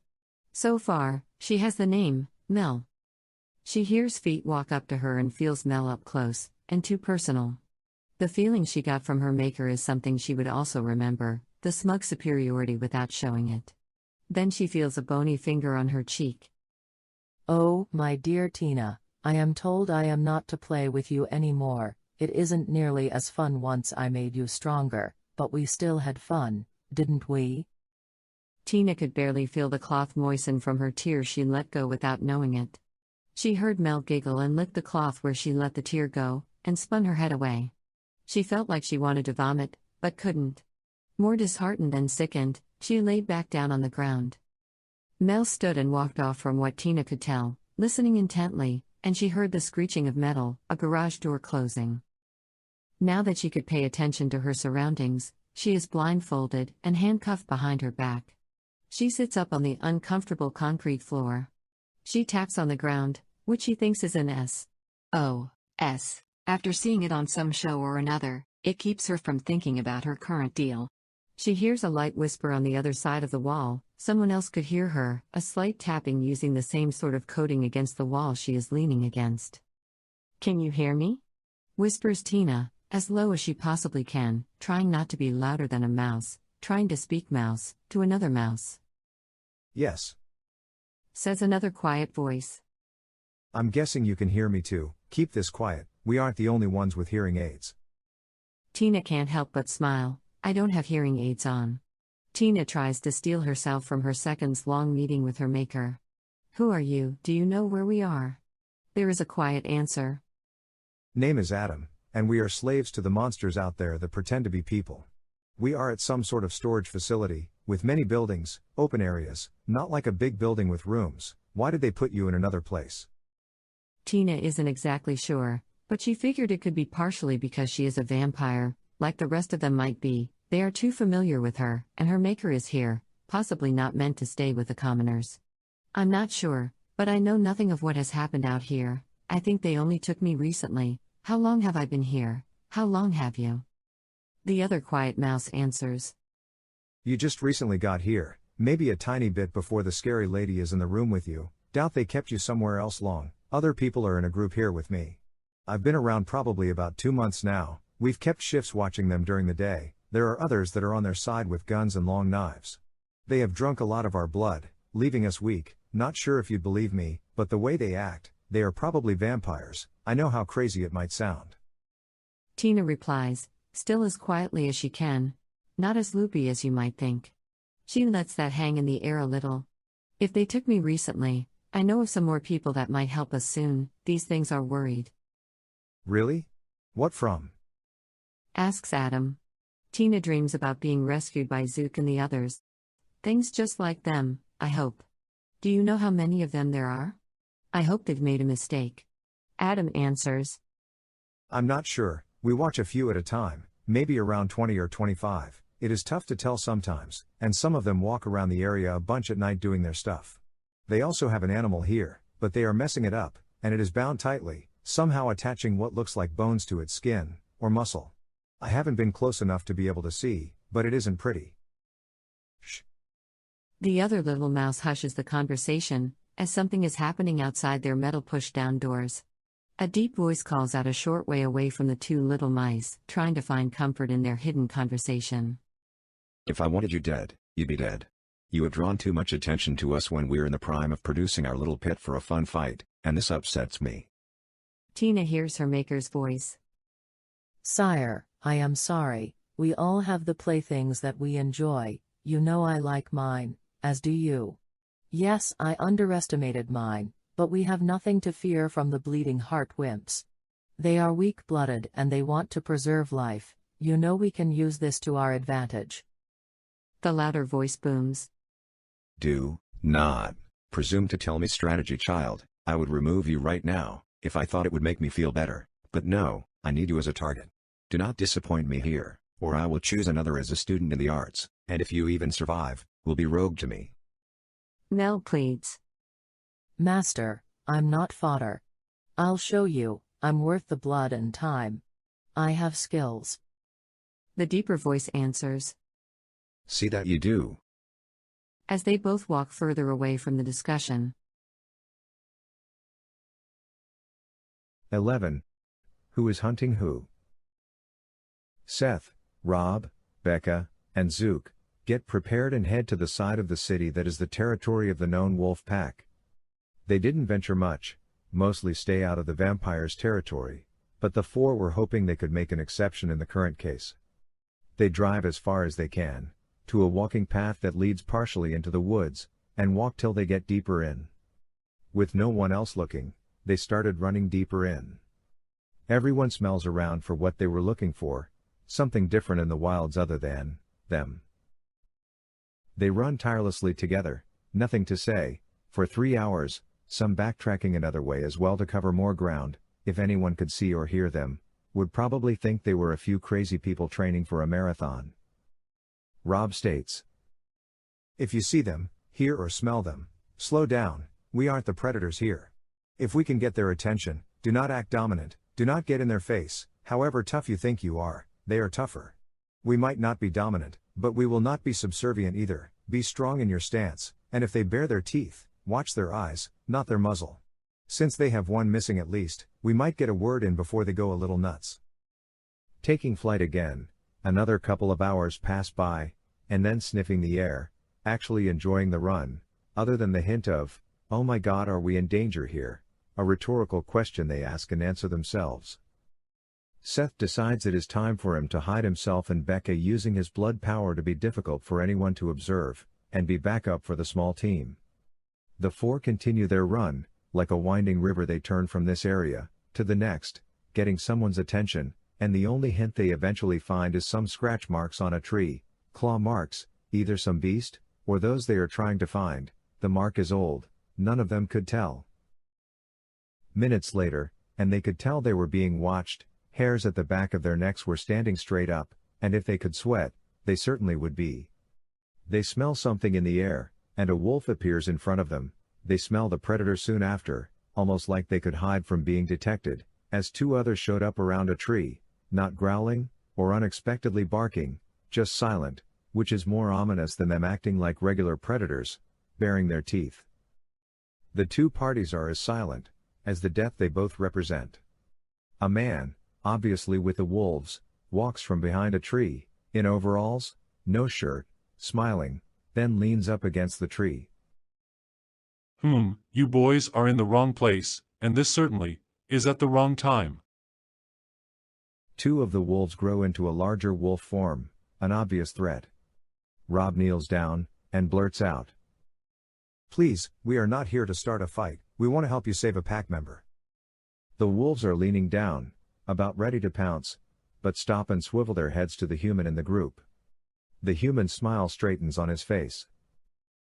"We know one of your kind has one of ours. Where are they? We can get them on our own.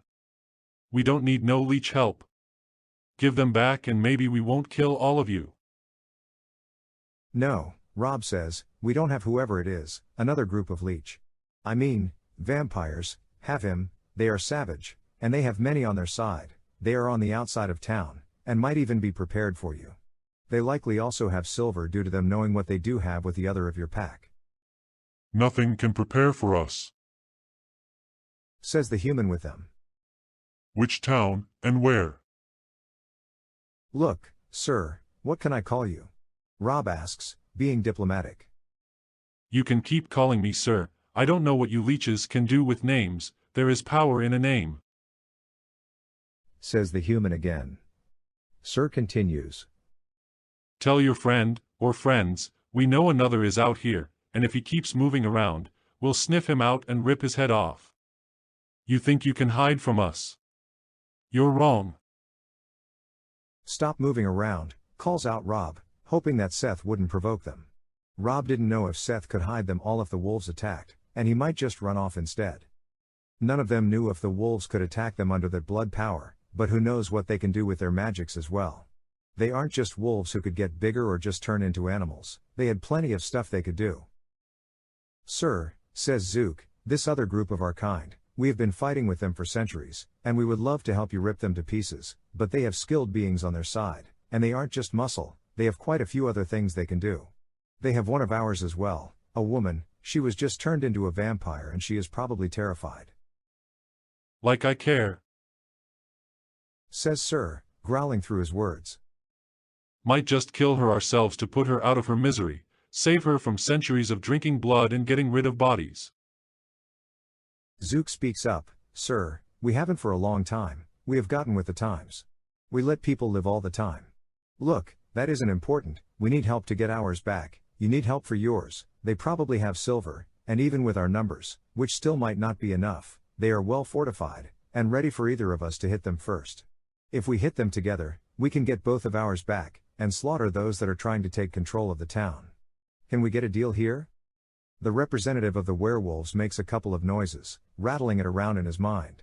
He looks down at one wolf, which in an unwolf-like way, nods at him without looking up. The rep looks at the other wolf on the ground and it gives a dissenting opinion. It looks back at Zook and Rob and growls in an obvious hate towards them. The wolf speaker scratches his chest by digging his fingers into his overalls and pressing them against it, like it is an uncomfortable covering, more than a modest protection of fleshy bits. Sir calls back. Good enough of a deal, Leech. How do you figure we get this straight? We won't coordinate with you. We'll hunt on our own. Hitting them at the same time will help, though. One of the wolves growls at Sir's feet, and spins around as his muzzle sweeps the woods. You don't have long before we teach that friend of yours a lesson. Rob calls, don't push it, try something stupid and I can't protect you. Out to the wooded area behind the negotiator of the wolves. Zook suggests in a questioning tone, hoping not to offend the easily offended creatures they are with. I've thought about this during our run. Our side can have a bandana or armband wrapped around both arms, to keep us separated from them so that you know who to hit. Can we figure out tomorrow night, say, around 2100 hours? That will give us time to get back and let everyone know the deal. They are at the storage unit place on the other side of town. You can't miss it. They have guys walking around on the inside during the day, and at night there is plenty happening. You probably can't run through town as wolves. Do you have cars or something so you can get there in decent timing? Sir smiles. Thanks, Leech, we recognize current times. We have cars, toilets, and even digital watches. Do you know what might be easier for us, though, Leech? We could just take the humans protecting them and kill them easily during the day. We could just make that easier. Your kind is all easier to kill then. Zook thought of this option before, but suggests against it. Sir, there would much more likely be humans coming into the complex, at about the same time. The anger your kind can muster usually draws a lot of attention. They must have some contingency since they have one of your kind, more silver available, perhaps. Look, if we can be a part of this, we are both much more likely to succeed. He isn't majorly hoping that they could do this without him because of Tina. She is just a baby vampire, and if they might not kill her, or if they just killed all vampires in the complex, he probably wouldn't lose too much sleep, but they also wouldn't have the spoils of the attack. They wouldn't be able to control the humans that were still there. They would blab to the police. They needed to do their best to convince the werewolves that they needed to be there to control the humans from ruining things. Zook continues, the location is popular for the humans. If you are rushing around during the day being shot at, being all big and hairy wrecking the place, the police would much more likely be involved. Your kind would risk a lot more exposure than mine. If you do this during the night, there will be much less likely that other humans would get involved, and we will handle the cover-up and cleanup when the damage is done. Sir weighed the options. He also raises his head and his face wrinkles and cringes in different ways, having a silent conversation with the others in some way.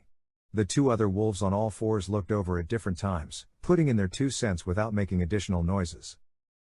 We have a close enough deal then. We'll hit around 2100 hours, the storage unit facility on the other side of town. You wouldn't want to betray us, believe me.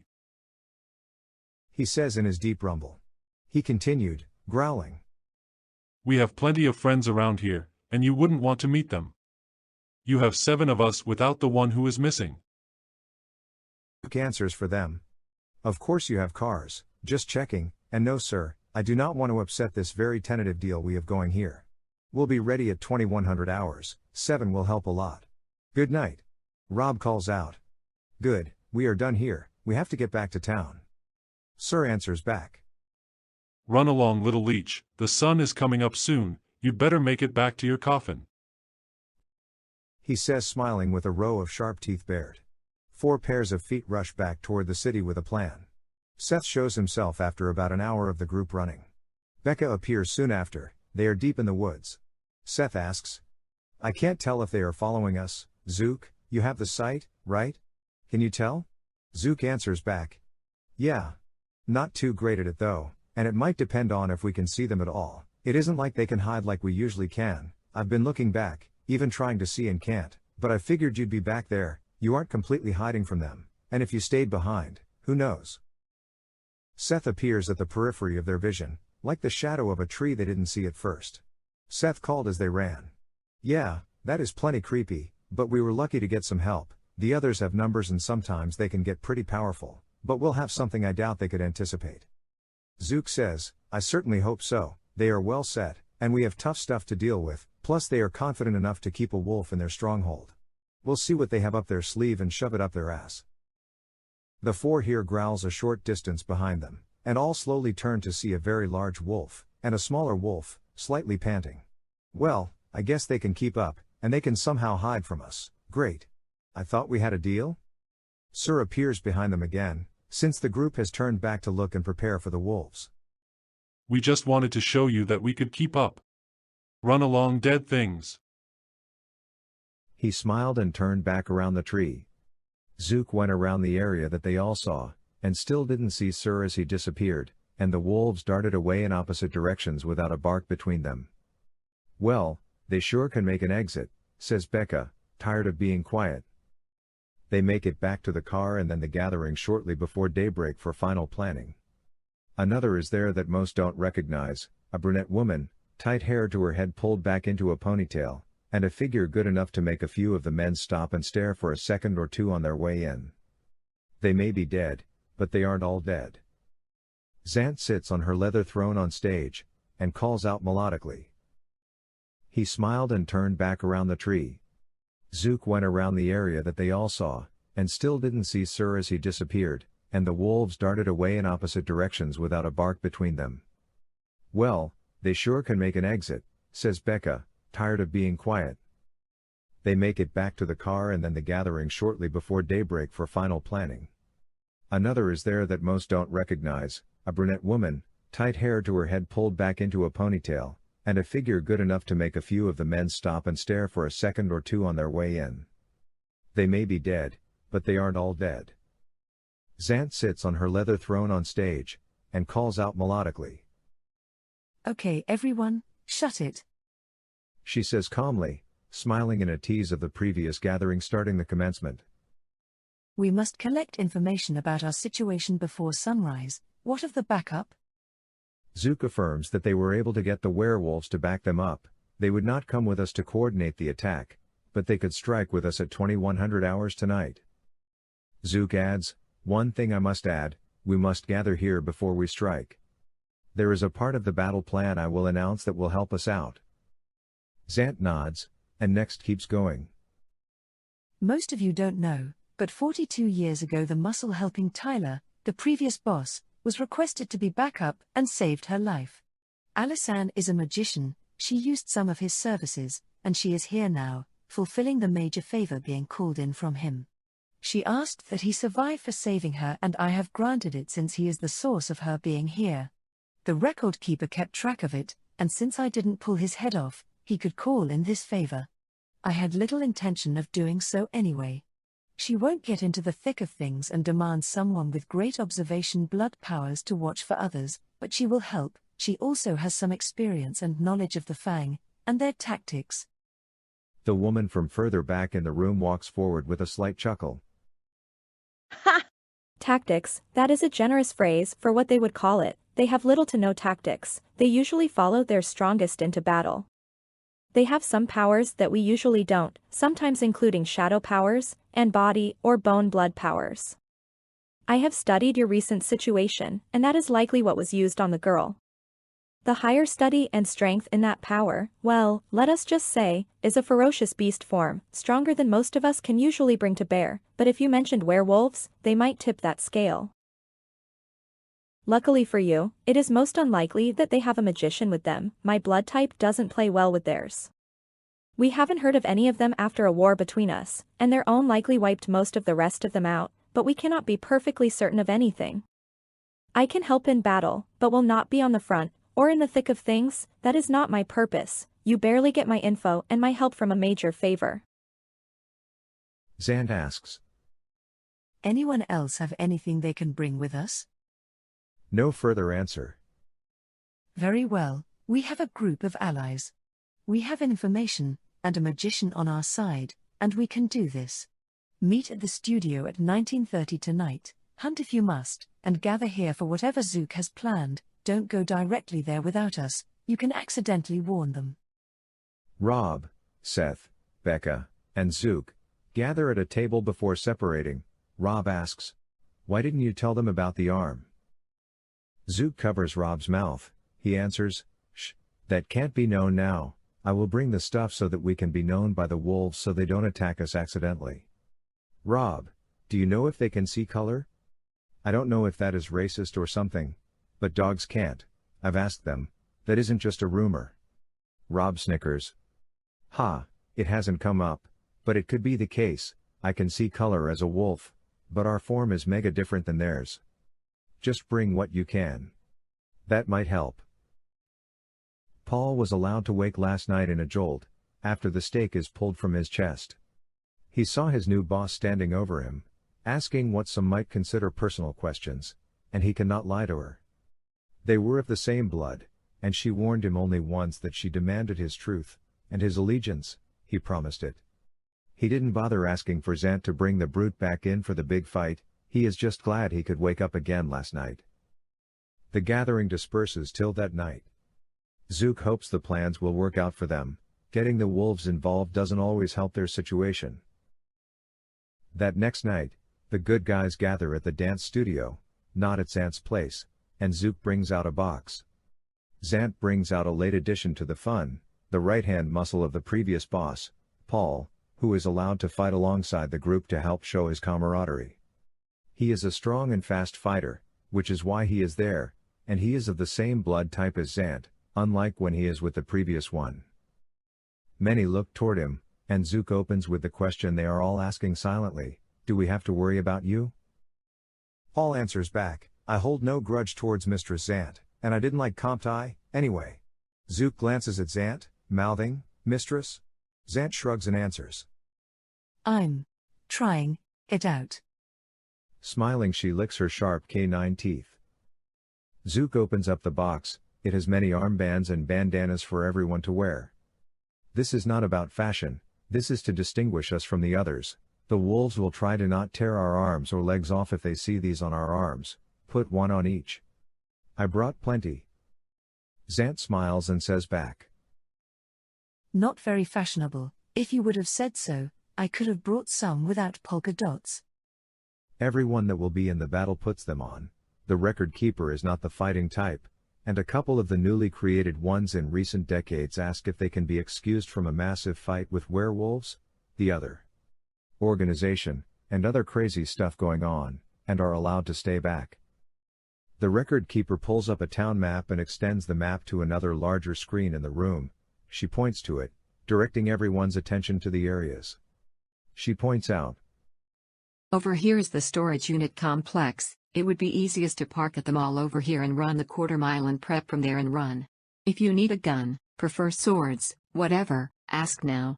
We also have a silver clip for the assault rifles in each van. Since we are dealing with werewolves, we should keep them just in case. No one argues with that logic. Zook calls out, okay, the storage unit on the outskirts of town. Remember, we are there to save Tina, the girl, and a werewolf. Do not lose focus or think you can take someone that looks weak. Have help with you no matter who. We shouldn't take any chances. We have a dozen ghouls with us helping in the fight with the same bandana protection. Be careful, everyone. 12. No escape. Mind manipulation can also be used for less than savory acts, just ask this werewolf. Runs with Boar remembers her recent weeks so vividly, as though she revisits the stuck memories multiple times. Her alpha and the rest of her pack failed her and left her to die. She had been shot in the leg with silver, but it only grazed her. She could fight. Her pack is up against a group of vampires, all showing their tiny sharp teeth compared to hers, and the pack is surrounded, outnumbered, and trapped. There were guns and grenade launchers, swords and spears, and all were ready to attack in the middle of the night. She shifted into her warrior form and readied herself, but the others didn't follow her example. Hold them back so we can flank them. Her alpha whispered to her on his way away from her, the rest followed him. She didn't want to take her eyes off of the enemy, so she only looked around at them.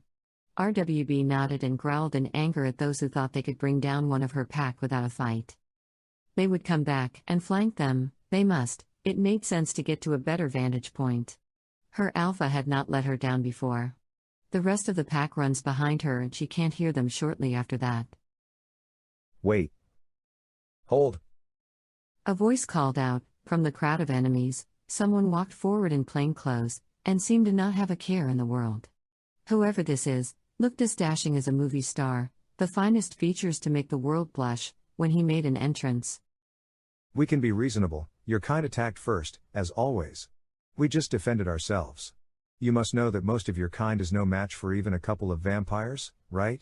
You see many of us here, just submit. She calls out as a wolf, but it only comes out in a heavy accent of snarls and grunts. You lie, you are nothing compared to us. The enemy answered as though he understood her. I assure you, we are stronger and faster than you in every way. Submit to me. If only runs with boar could keep them distracted, just a little bit longer, then her pack could pounce. Since this one understands her, she calls. Never. She clearly feels the defiance through her voice and soul, even though she can't claim it to where most of them could understand. As she blinks her eyes, the vampire is far away but able to be seen, the next he is right in front of her. RWB felt the vampire's cold grip around her thick neck as he lifted her off her feet, her hundreds of pounds of muscle flew from the earth and slammed to the ground. The wind is knocked from her body and within seconds she felt weaker than a wolf pup. Her arms didn't answer to her call to strike back, her legs wouldn't kick, her body wouldn't wiggle to free itself, the oxygen left all of her muscles quicker than ever, as the vampire keeps its grip around her neck. Seconds pass with no sweet air, able to fill her lungs and fuel the rest of her body. Obviously, her pack would be attacking any second to save her and kill these vampires. Without strain, the vampire speaks above her.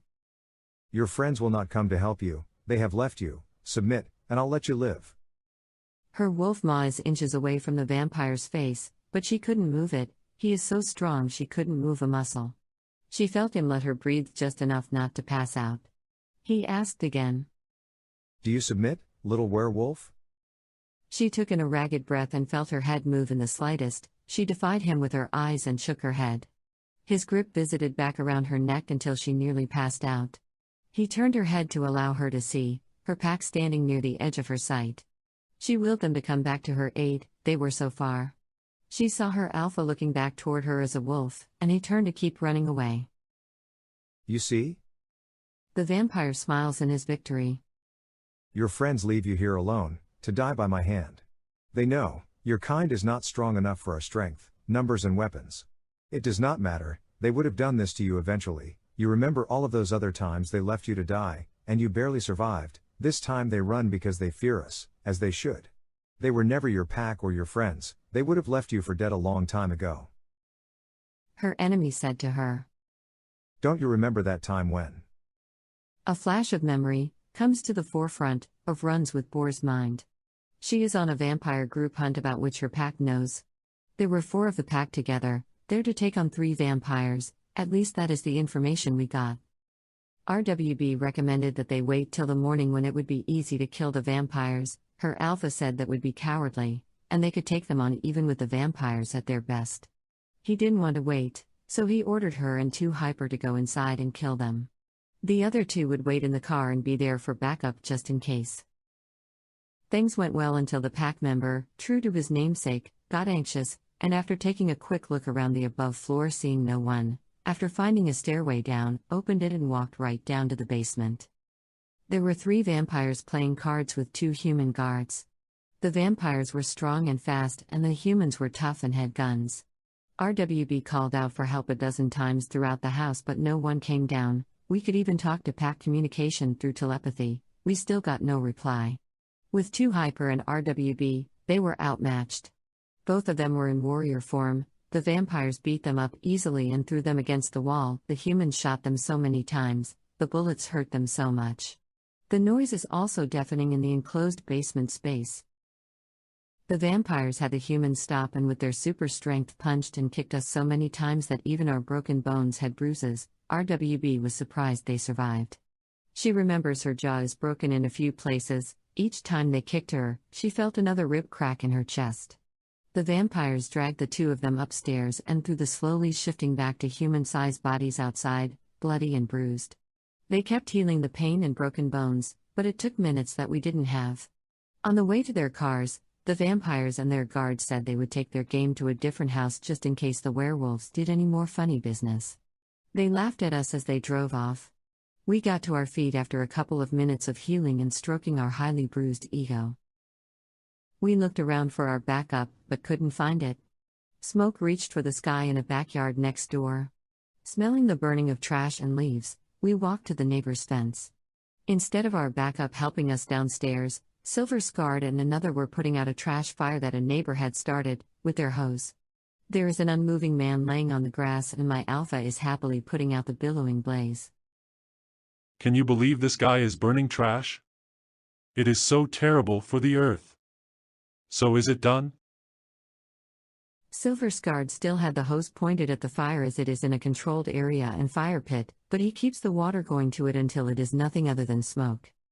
No, Alpha, the vampires were too strong for us, and they just drove away because you didn't come to our call. You were out here this whole time? Runs with Boar, this jerk is burning trash. It is my duty to help Mother Earth, and put this out. Her Alpha said to her. Are you kidding me?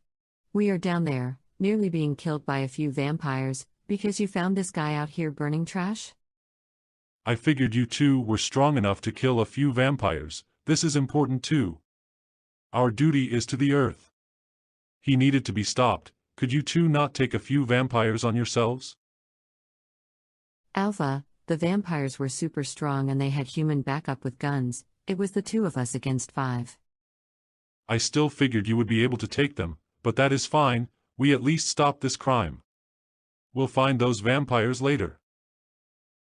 She growled in frustration with her Alpha. He is their leader, but to leave her with just one other, to handle their unknown enemy is inexcusable. She is about to argue that point when the neighbor is getting up, surprised that there were others in his backyard. RWB remembered running for it, not wanting to deal with them. Next memory that worms to the forefront of Runs with Boar's mind is when she last defended herself against a hunter that went after her. They had taken a break and visited a wharf off the coast of New Jersey. It is fairly late in the night, and RWB had her sandals off, feeling the sand between her toes. She found a bottle or two under her feet, but she would heal, and sadly it is sort of the charm of the Jersey Shore. Some woman walked up to her while she walked alone along the beach. Everyone else in the pack had walked up to the shops to get us some more beers. She looked and smelled human but walked up to her with a purpose in her eyes. When she goes close enough, RWB realizes she isn't dressed for a beach walk, but for a fight. She has all dark clothes, boots, and her hair is cut short. Walking up, she slowly drew a sword on the beach and spoke when no one else was around for quite some distance. It is a secluded area. One of your kind killed my mentor and I am here for your life.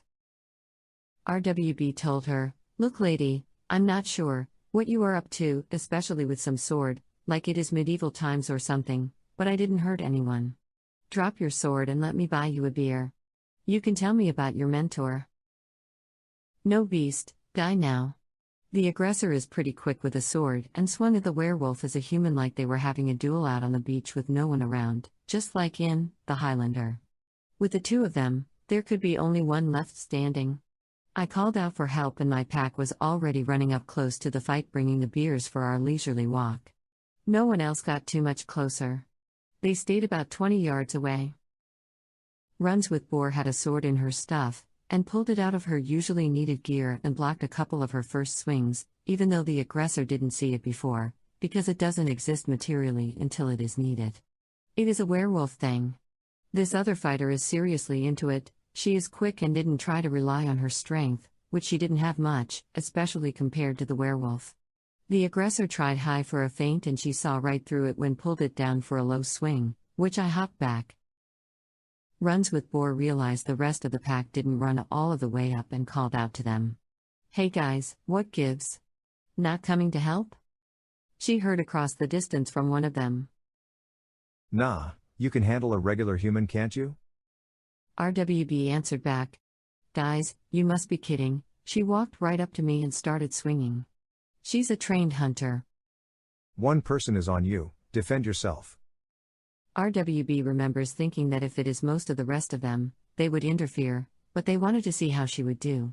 She blocked quite a few hits with a sword alone, but pulled a shield out of nowhere as well, and saw the frustrated look on the crazy woman's face. She pleaded with her again. Lady, I know you might be hurt, but neither of us have been wounded yet. If you drop your sword, You can tell me whatever you want and just chat. If you are one of those people who thinks I am just a killing machine, I can help persuade you that I am not. What is your name so I don't keep thinking of you as Crazy Lady? I'm not crazy, the name is Angela, and my mentor will be avenged. Runswith barely remembered her name until now. Angela swung the sword a couple of times, which she easily blocked, once with my leather shield and then sword. The aggressor is sweating already. Another feint from lower had her swing out with two swords. They were buckled together in an annoying marvel of design, and she swung low with one and high with the other. It threw Runswith off guard, and Angela got a good cut on her sword arm. RWB asked, "Wait, mentor, avenged, is this a hunter thing? Are you telling me you have truly trained as a supernatural hunter?" Angela wiped the sweat from her forehead, nodded and smiled, seeing the wound bleed on Runswith arm. "Silver, guys, she has a silver sword, come on. You going to make me do this?" She felt the sting of silver on her arm yet again. Silver pain isn't something we forget. It sizzled on RWB's skin. The woman Avenger smiled at her connection. No, you got this, just be more careful, don't let her hit you. Wow, you guys are a great help. Don't let her cut me with the swords. Brilliant fighting tactic, thank you so much. The woman hunter who struck first misjudged the wound though. She thought a grazing wound would finish a werewolf off. It hurt, sure, and Runswith's arm hung loose for a couple of seconds, but eventually it would be okay. Angela thought it would be useless with just a poke, so the werewolf played it up like it is so much harder to use that arm. Whatever information she has about us is over-exaggerated. Silver takes longer and is hard to heal, but it doesn't disable us with a poke. She played it off like her arm had become useless, but shifted forms into a larger human. The werewolf is bigger in size and muscle in general. At the start of the fight, when the werewolf stopped playing around, she had grown a foot taller and more muscle. She figured it would deter the Avenger, but she didn't stop. In a deeper voice showing, she gives this hunter one more chance. One more chance, Angela, neither of us have been. She is cut off as another series of strikes took her concentration from speaking. The human thought a last-ditch effort could win her the night, but again she had underestimated the werewolf. She struck out much more often, favoring attacks towards the wounded arm, but when the werewolf woman kept blocking more on that side, she tired after swing number 12, which is still easily blocked or parried. What, did you think you had it easier, because I am barefoot on the beach? You know what I am, you just didn't know much about me. I gave you a few chances to back off, now you'll hunt me till one of us kills the other. I'm just visiting the shore on vacation, I don't even live here, and you jump me. It ain't right, lady. I cannot fail. The wannabe Avenger calls out to anyone around who might hear, which in this case is no one other than the werewolf and her pack. In answer, Runswith's shield bashes the human to the sand and kicks one sword a couple of yards away. She says, "Sadly, Angela, yes you can." From the ground, the hunter swings wildly with the other trying to catch a leg, which is blocked by the superior's sword. The hunter kicked out with her legs. The werewolf used the shield to press them down as a recent wave flowed over their feet and legs. More will avenge me, you will die. That is the problem here, hunter, I am just visiting, whoever you are after isn't me, but silver isn't the plaything of amateurs. Not that you could actually follow me, but I can't let you go after more of my kind. The hunter pressed up to do a crab walk back, but her feet were held fast by the werewolf's shield pressed down with a foot. Another swing of the hunter's sword is batted away. A slash at the hunter's wrist and thrust through her chest staples the hunter to the sand, her blood turning the sand a dark red to the werewolf's keen eyes. Her pack was walking up congratulating her from yards away. Bunch of jerks, are you kidding me? This silver is going to be a pain to heal. She bent down and picked up the one half of the sword the Avenger still had limply in her hand. Her alpha is walking over to the other half, which was kicked away. That is mine, I want it fair and square. Her alpha said. This weapon is too dangerous for us to use, would you sell it, or use it against your own? She answered, no, but I'd melt it down and sell the silver, or use it against corrupted wolves. Come on, you just made me fight a hunter by myself. Silver Scarred held out a hand towards her, the other held the other weapon. He didn't have to say what he meant to happen again, she would have to give up the weapon. Even if she would melt it down or sell it, someone else could use it, and it is a tainted weapon to use against her own kind, they wouldn't use it. She handed it over to him and he found the way to link it together again. The alpha told the pack. Let no one think she can't take care of herself. Hunter-killer. Her arm is raised by her alphas in a cheer. She might have been praised, but her life was in great danger and she didn't even get to keep the spoils. It isn't right either. A few other prominent experiences she had with her pack were brought to the forefront of her mind as well, over and over again. In her mind, her life is not important to them. In fact, they are much more upset with her when one of their lives are in danger and she doesn't help. She is reprimanded, if that ended up being the case. She had been mistreated by her pack, and those experiences in her life made her rethink her loyalties. She might not like the vampires in general, but in her mind, her pack had treated her like trash most of her life and she had gotten tired of it.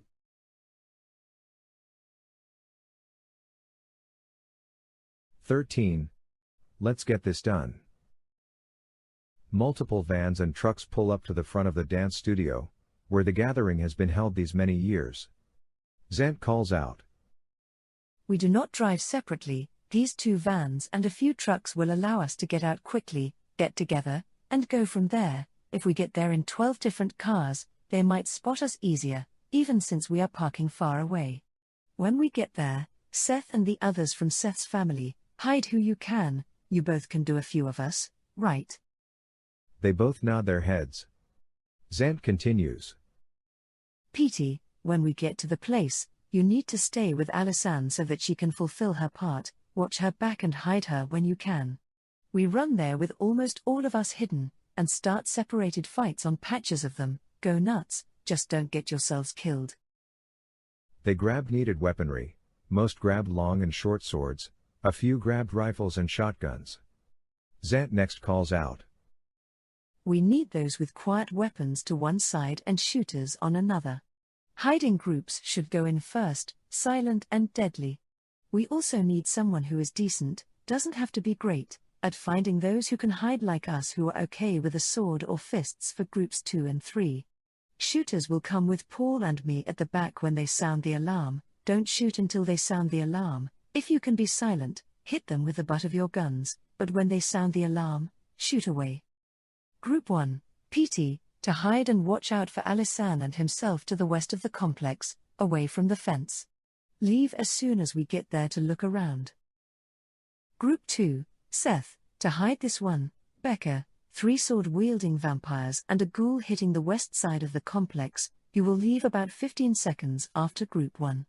Just keep running, I wouldn't want you to run into each other. Group 3 will be Max to hide this one, Rob, you 3 sword-wielders, and you ghoul hitting the east side of the complex. You will leave about 30 seconds later. Group 4 will be Paul, Zook, myself, and the rest of the ghouls and shooters. Will wait a few minutes after 2 and 3 starts. Let's move out, everyone, let's get this done. They get into the vans and trucks to make their way to the rendezvous point, the mall close to the storage place. Seth and Max talk to their groups and ask if anyone still needs blood. The start of this would be a good time to top off. Most of them were down a few liters of blood, but a few were lower than the rest. They were told they would be the first to strike silently, told to go in for the bite when they were pointed out, or tapped on the shoulder. They silently get there, and gather in separated groups. The coordinated groups leave at the planned timing. Group 1 gets to the storage unit location around 2100 hours, checking out the area. The red garage doors dart the whole complex. Loose gravel is all over the ground from what they could see, and the concrete of the buildings is pretty well maintained. There were dozens of separated concrete buildings with rows of storage units. They see the patrols around, and scope them out using their sight blood powers to find mostly ghouls and humans. The ambush begins silently. Group 1 waited for the action, they were there to take strategic hits and observe. Group 2 made it to the complex. Seth, Becca, and the 3 other vampires jumped the fence. The ghoul tried to keep up and stayed with them until they got to an area that he could run through and join. Group 3 similarly jumped over the fencing of the complex, other than the ghoul who admired the vampires jumping 12 feet into the air and found his way around to join them at an entrance that could be used. The separated groups make as silent steps as they can, on the loose gravel, which by design is not so simple. 2 groups of 6 were hard enough to coordinate, let alone keep their feet silent as they sneak up on a fortified group of people guarding a complex. Group 2 started silently on a group of 3 people. Seth whispered to them that neither were vampires and pointed to 3 that said they were low, and gave them left, center, right, and they nodded and started their silent hunt. Since they were all hidden well, they walked up closer and one raised their hand with 5 fingers, then 4, 3. A countdown. At nearly the same time, they all start with a chokehold and dig into the neck of their victims. The sweet smell of blood filled the air as 3 men wiggled and flopped to the ground with vampires attached to their necks. The good guys drink their fill and the 3 dried bodies, after about 20 seconds, were left against a concrete wall out of sight. Continuing walking for about 30 seconds, Group 2 finds another patrol. There is a man and woman. Seth raises a thumb and points to the last in the group that says she needed more. It is Becca. He whispered to her, asking if she had a preference. She said the woman, and Seth nodded. He whispered that he would take the man.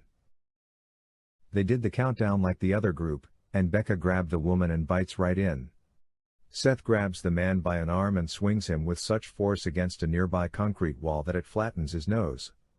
The man spun around and bared his vampire fangs, breathing in, about to call out. Seth clapped his hands from side to side over the man's cheeks with extreme force. The sound of the skull cracking woke up the quiet night. The dents that formed into his head nearly gave it the shape of an hourglass. Becca's eyes widen with her teeth in the woman's neck as she has never seen a skull caved in like that. The other vampires and ghoul watch in awe as Seth digs his canines into the neck of the other vampire patrol member. He held the man up with a flex of his arms and his eyes reddened as he drank heavily from another vampire.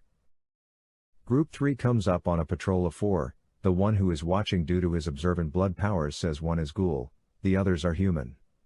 Rob said he needed some blood and said he'll take the ghoul. Max wanted one of the humans to top off and 2 others were ready for the others. Rob got up front to stop the ghoul and the other 3 waited on him to pounce first. Rob's fingers grew to the sharpness and strength of butcher's knives, and he slashes quickly out of nowhere from the perspective of the patrol and the target collapses in a heap. Within seconds the other 3 are pounced on and in the ecstasy of the kiss of multiple vampires. One had been brought up against the concrete wall, the other 2 had been grabbed from behind and bitten into, losing their feet and hitting the loose stone. When they had finished their fill, they were hidden again and continued their stalking of the patrols of the huge complex.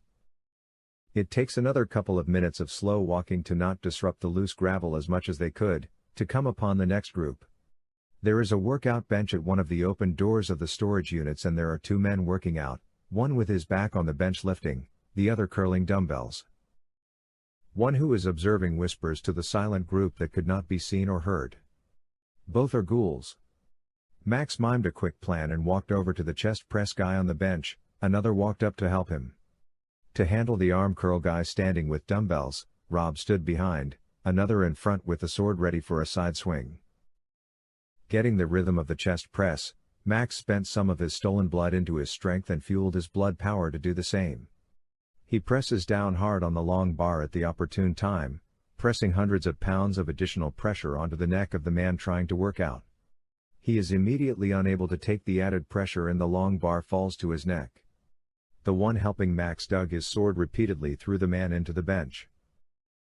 Within the same second, the other curling the dumbbells, is cut at the neck from front, and from behind his back is ripped open. In shock, he lifts the dumbbell to block another front swing. He is able to stop a swing, but his body realizes all of its support has failed and he falls to his knees in a heap of blood and muscle. He loses control of the dumbbell as his empty arm rises an inch closer to his neck but is unable to move further. Group 2 does not run into any patrols for nearly a minute, but hears someone jumping from building to building not far above their heads. Seth whispers to everyone to stay down and he jumps to the roof of the building they were next to. There is another vampire strolling along the roofs of the different buildings and when she looks along the path between them and finds nothing, she jumps lightly to the next without much effort. Their problem is that she is getting closer to the last group that they had silently killed. The rest of the invisible group walks along the buildings, unable to be seen following Seth since they can see him, yet the woman vampire cannot. He follows her closely, knowing he needs to stop her.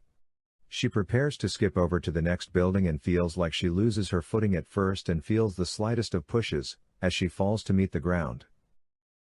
3 others are on her the second she hits it, swords are digging into her tough flesh, and as a vampire, she feels all the extra punctures her toughened body takes, but it isn't designed to take this much. She stops moving seconds later. A stake punches into her back to make sure. Seconds later, Seth's ability to hide others well had been disrupted from the attack. From across the complex, nearly to the other side, there is another on the roof, and whoever it is, has an air horn in their raised arm.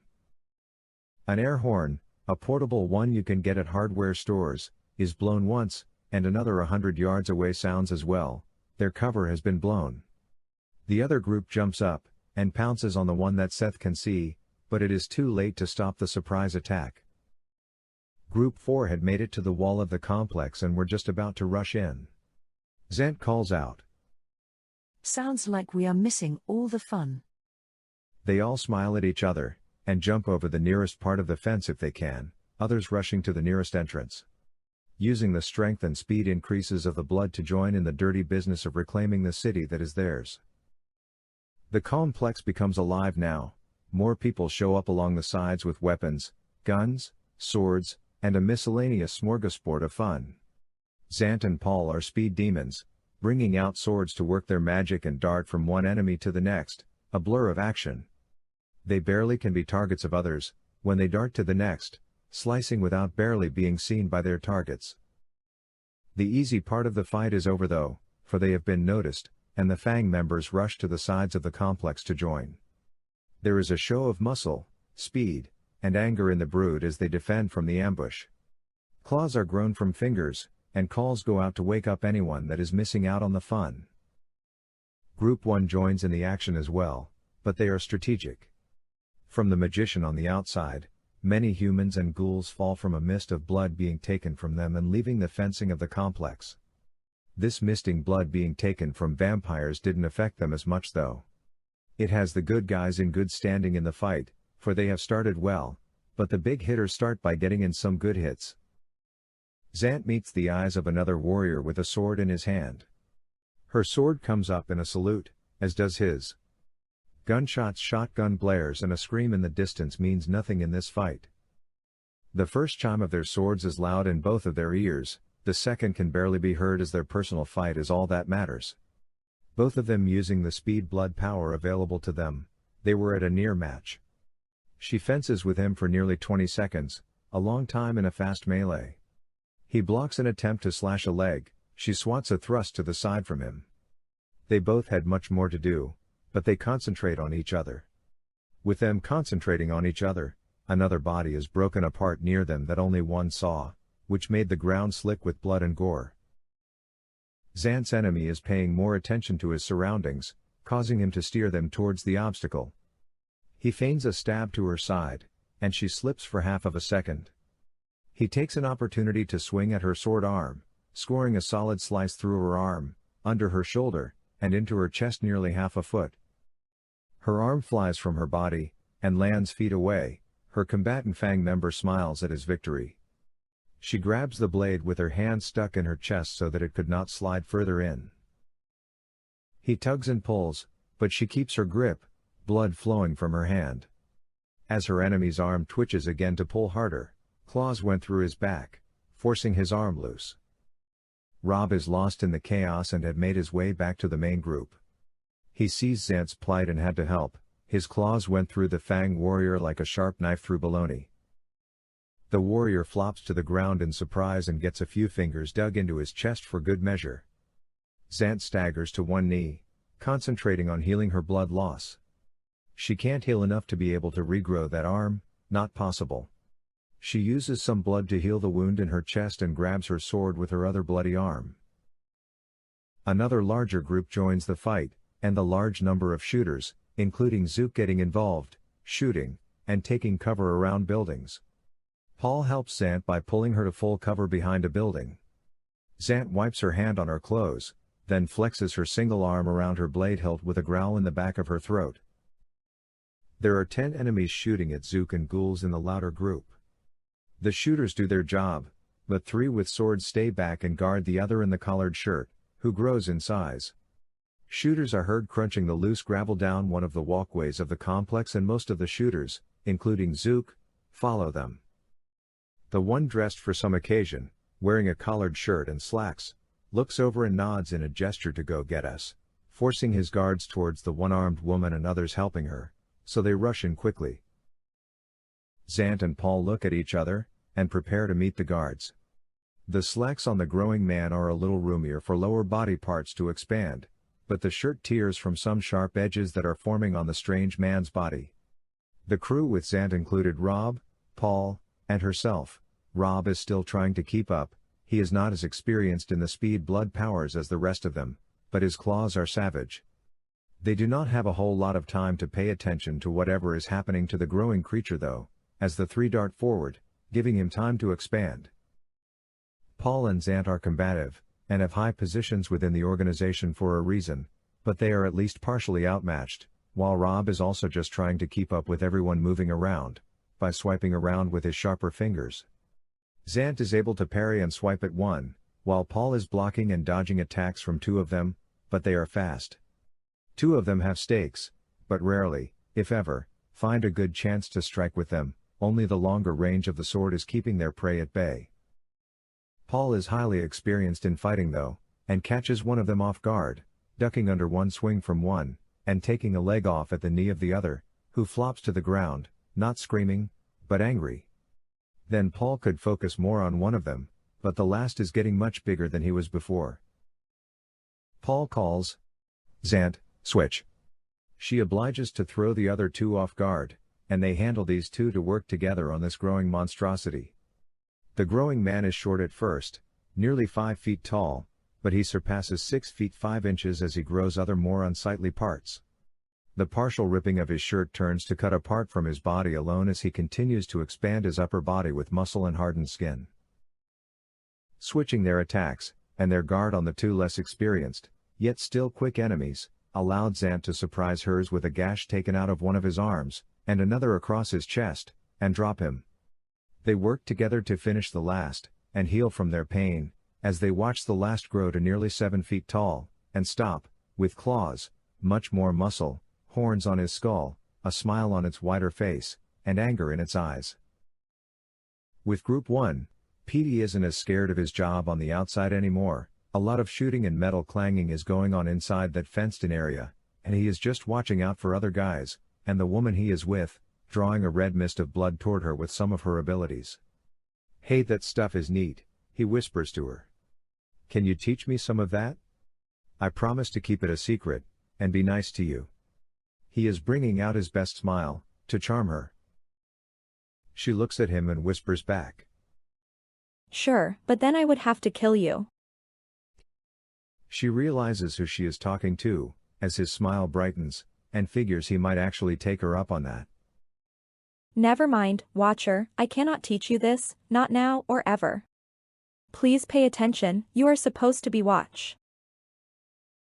No sooner does she say this when she feels a number of very fast, much more strong, very surprising punches to her head and body. Her face goes numb from the loss of structure. She is glad she doesn't breathe or she wouldn't have the chance.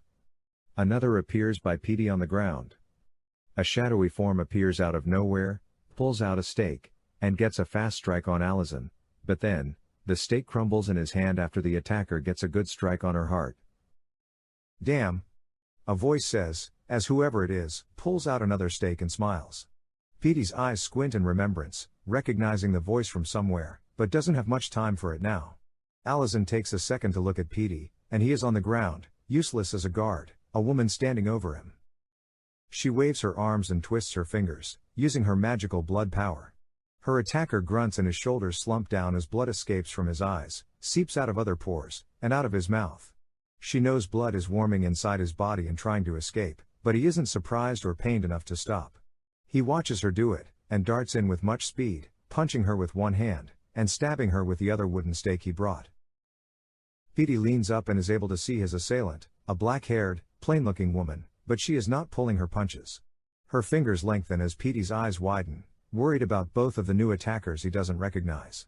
Seconds later, as the area around them is engulfed in a blackness that Petey can't pierce with his blood power sight-aided eyes. Petey mumbles, "Oh no, I'm going to be in so much trouble." An inky blackness swallows his words. With the rest of Group 4, Zook has been helping to deal with the main bulk of the fighters during most of the activity. With riot gear on, mirroring a couple of the others, he doesn't make for the bravest man in the bunch, but he does his part. He is better with a shotgun than a machete. Some get close to him, because they know bullets are not too effective, but he is able to keep many away with his shotgun.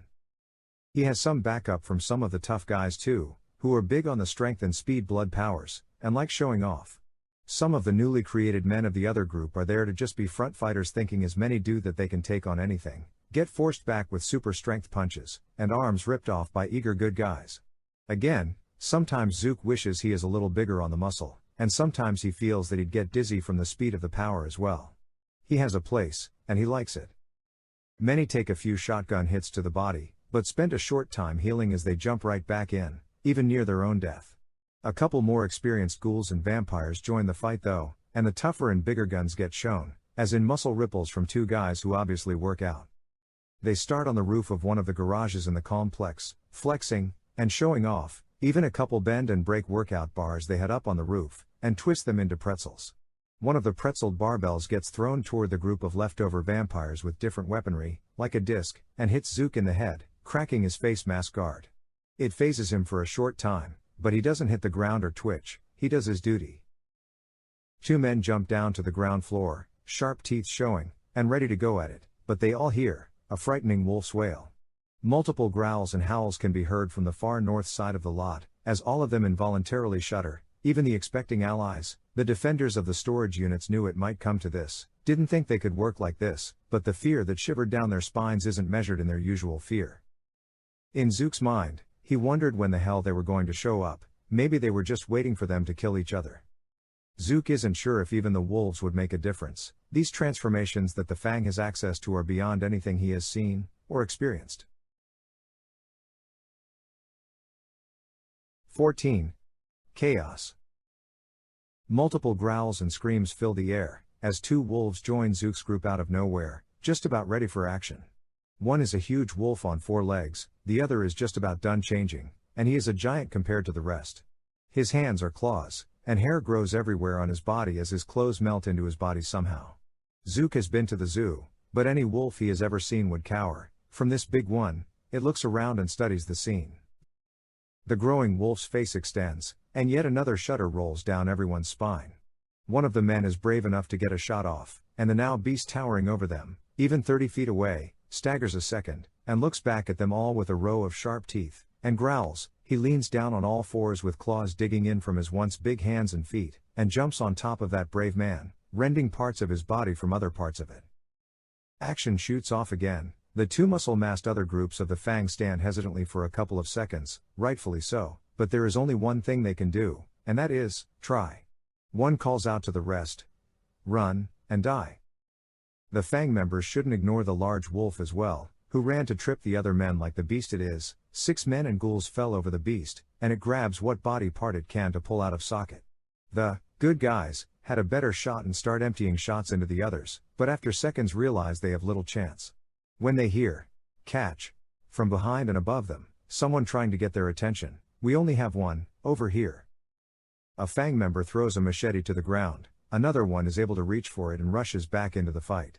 The beast man, nearly 8 feet tall, palms one of the men's skulls in his right arm, lifting him off the ground without much effort, but looks over at the other in anger, as a new weapon joins the fray.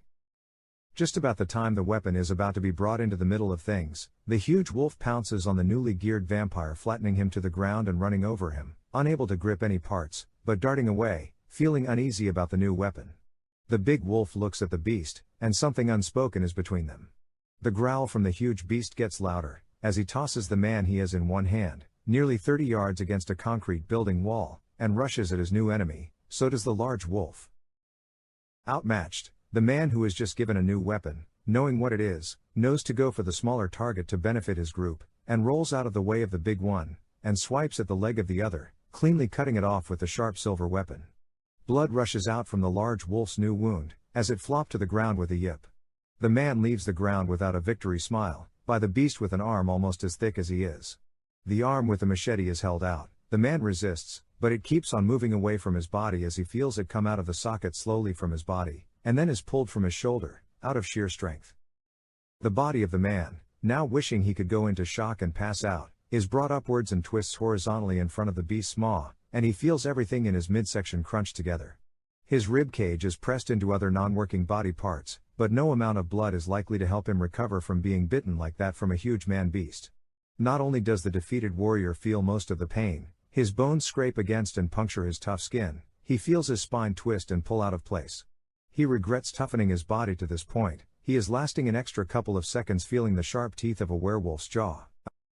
The wolf shakes the body multiple times in its jaws for everyone to get the point, and the broken pieces of one of their strongest were thrown into 3 other men, and they turn weapons from the party they were trying to drop to the beast, from which they were trying to keep away. Perhaps they feared death from this thing, but they also feared torture, pain, and death at the hands of their masters. They've seen what happens to those who disobey. Someone unknown is walking toward the fighting, like it is just another night. He has 3 colleagues, underlings perhaps, and they are walking towards all the noise. Each of them wears old-fashioned black robes and a red waistcloth that is pulled around them like a belt. Master, with such a force against us. His thought is choked back by the man walking in front, who sneers back at him for breaking their silence.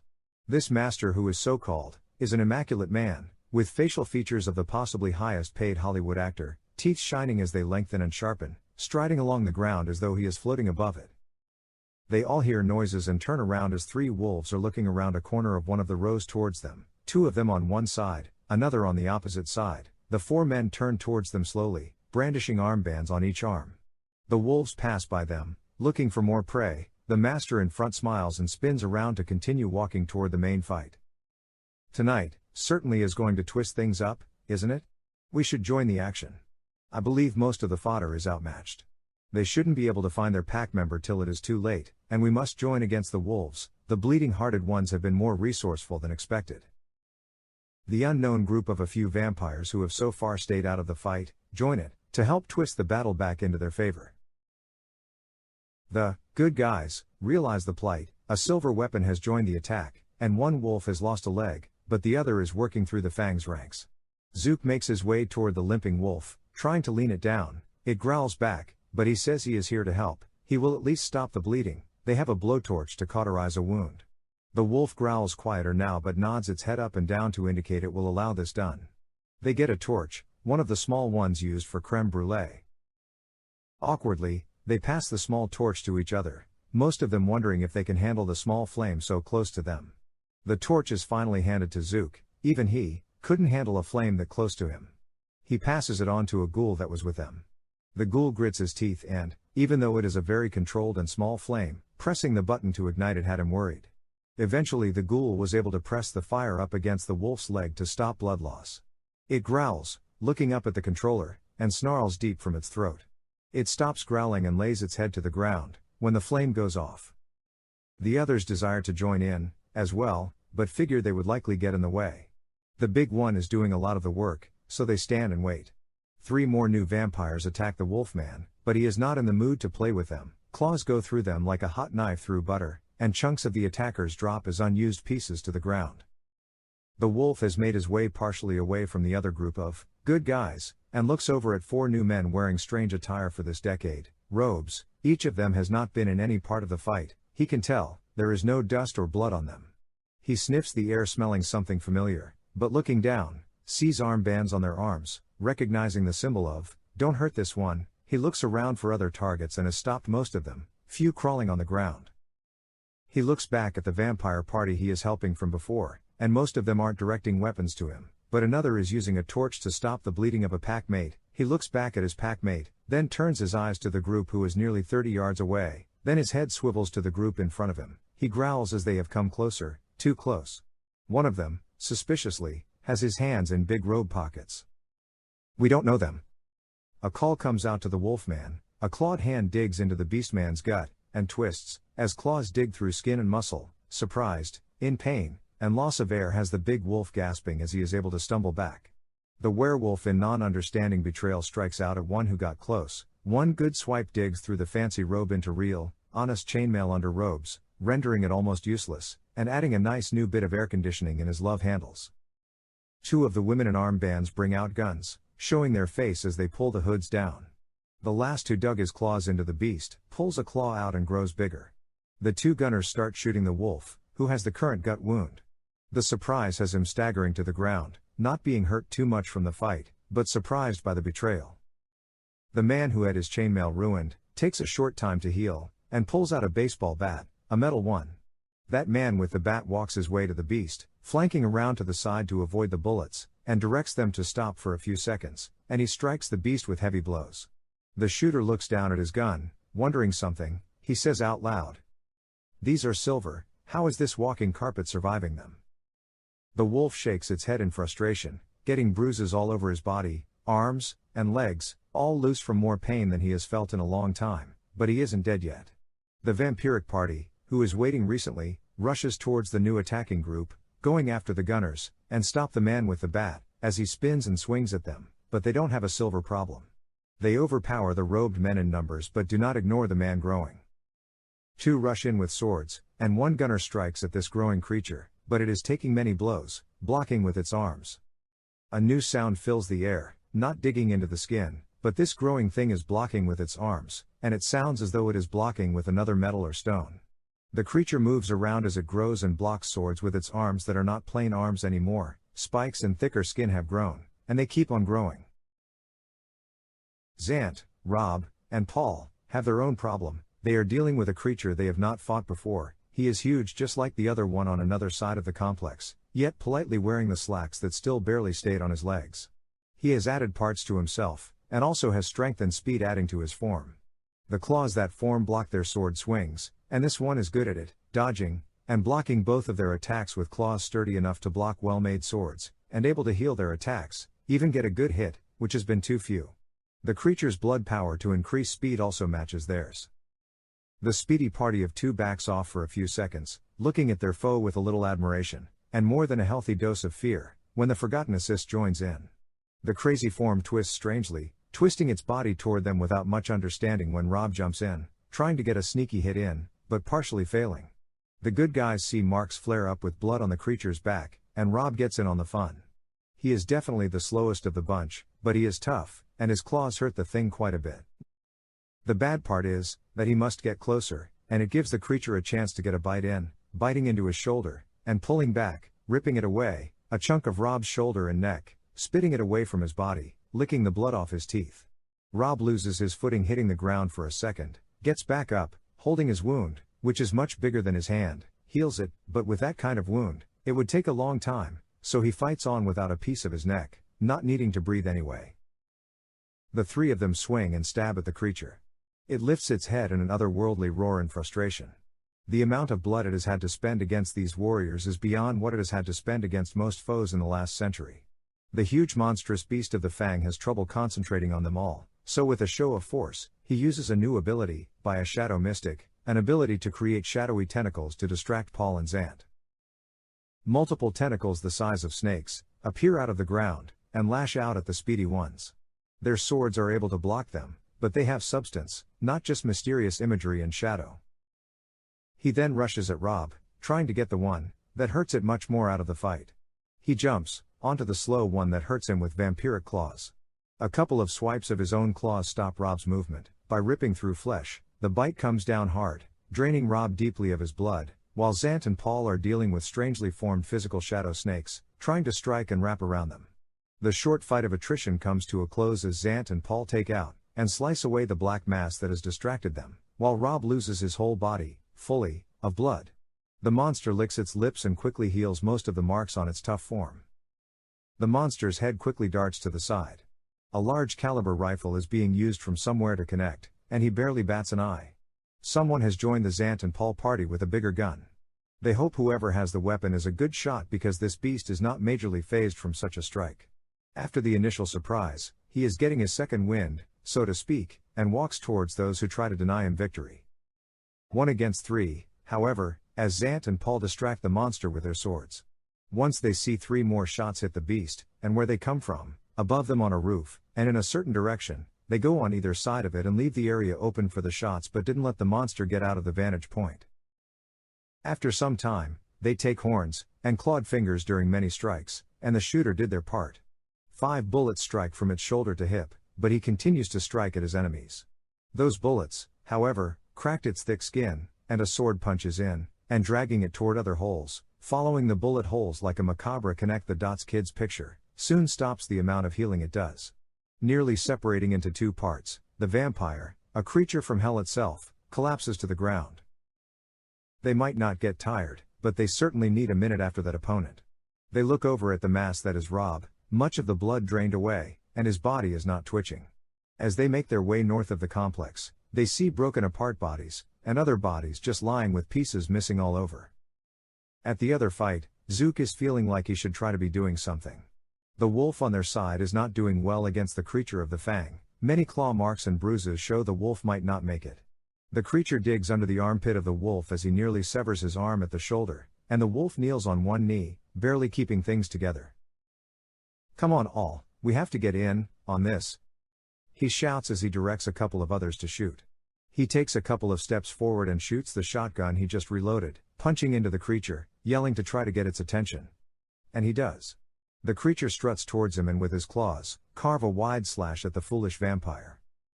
Over the last minute or so, Zook has spent much blood into building his toughness, and his own blood power, to take more than a few bullets, but this thing certainly is intimidating. He spends enough blood to be able to catch a sword from a seasoned warrior trying to hurt him. He has done so before. His riot gear does its part as well. It is the strongest gear humans made to protect the police. It should be sturdy enough, right? One slash from the creature, and Zook crumbles to the ground in a less than manly screech, not having been able to take even one strong and sturdy hit from this thing. It cuts through the riot gear like it is stormtrooper armor. Destruction in their wake, Zant and Paul swagger around the side of the complex where the noise is coming from, and see not one huge thing, almost just like the thing they just took time to kill, but another much more hairy, scary, yet bloodied up creature, scratching and raking each other in combat. They twist and wrestle around each other multiple times. Trying to help would not benefit either, so they continue, hoping their side is doing better than it looked. Next, they see Zook draw attention to himself and run closer. They meet back up with their comrades in arms. Zook is not down for the count, but he pretends to be, healing the wounds that he could. He feels like his blood is not an easy counter to the claws that dug into him. He has not been in this sort of fight before. He heals enough to be able to get off his butt and continue. A few on their side were noticed missing, some of the piles around them, but many were still up, bloodied, and ready to continue. Start the search. We need to find our own before the wolves get the wrong idea. You 5. Zant points out 5 of the group still standing. Keep watch here. If the hairy one starts losing more chunks, help him however you can. We will try to find their packmate, and Tina. Zook joins the search party, to check things out. A couple of them turn on some of their other senses, they don't often use, and start listening heavily and smelling around, getting away from the blood of the fight nearby, and the blood everywhere else. They see many units with locks, and without. They begin by forcing open many, yanking down with their own strength, and just find units of storage, as expected, but when they look in unlocked units, they begin to see bodies, many of them. Some of the people are still alive, looking pretty bad off, but alive. The team also finds a few units that are locked, but they know the smell of old dead bodies. They try to remember them for later to clear them out, would also check them for survivors. The others were like that, dumping in to have survivors smell their eventual fate. Some that are still alive, they tell them to stay inside, it is safer, and they will be back. There were a couple hundred units and they had lots of searching to do. A smell draws them to people who were being fed upon, and the dead ones who were not kept well. The noise of the combat still happening prevents them from trying to search by sound, and there were lots of noises still happening. The wolf growling is much of it, but there are some guns firing in the same area. A few search through, and catch nothing, then they unlock another. It has a strange smell. Zook tells them to wait on that one, tells them to back up, something is strange. He puts his hand on the door handle and concentrates, using his blood power to gauge the current or past situations of the door. He feels that this one is a trap, set with swinging grenades when the garage door is opened. They have nothing to mark it. Zook yanks off a shoe and sock, and ties a sock around the handle, for them to remember later. Even he knows the college door rule. Sock on the door, come back later. It wasn't a thing when he went to college so long ago, but it has been for decades. Sadly, there is a team to the north that is not as careful, and they hear grenade blasts. They rush in that direction. A flare goes up in the opposite direction, and they don't know exactly the situation, but Zant, Paul, and 2 others go that way, in the direction of the flare gun, and the rest continue the search. Zook and other searchers come upon a group of wolves. They tore open one of the doors and caught a face of grenades. All of them are on the ground, bodies smoking, pain but not death is thick in the smoke. "Are you guys okay?"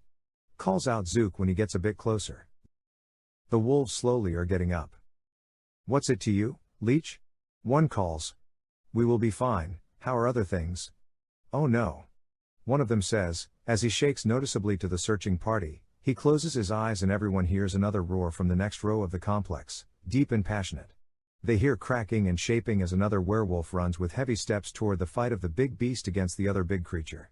Another of them says, "The other needs backup, he should have told us much sooner. My pack alpha is going to help, things aren't going well against whatever one of our pack mates is trying to kill over that way." The search party continues to look. "We found another one of those trap units over that way, tied the handle with a sock, don't open it."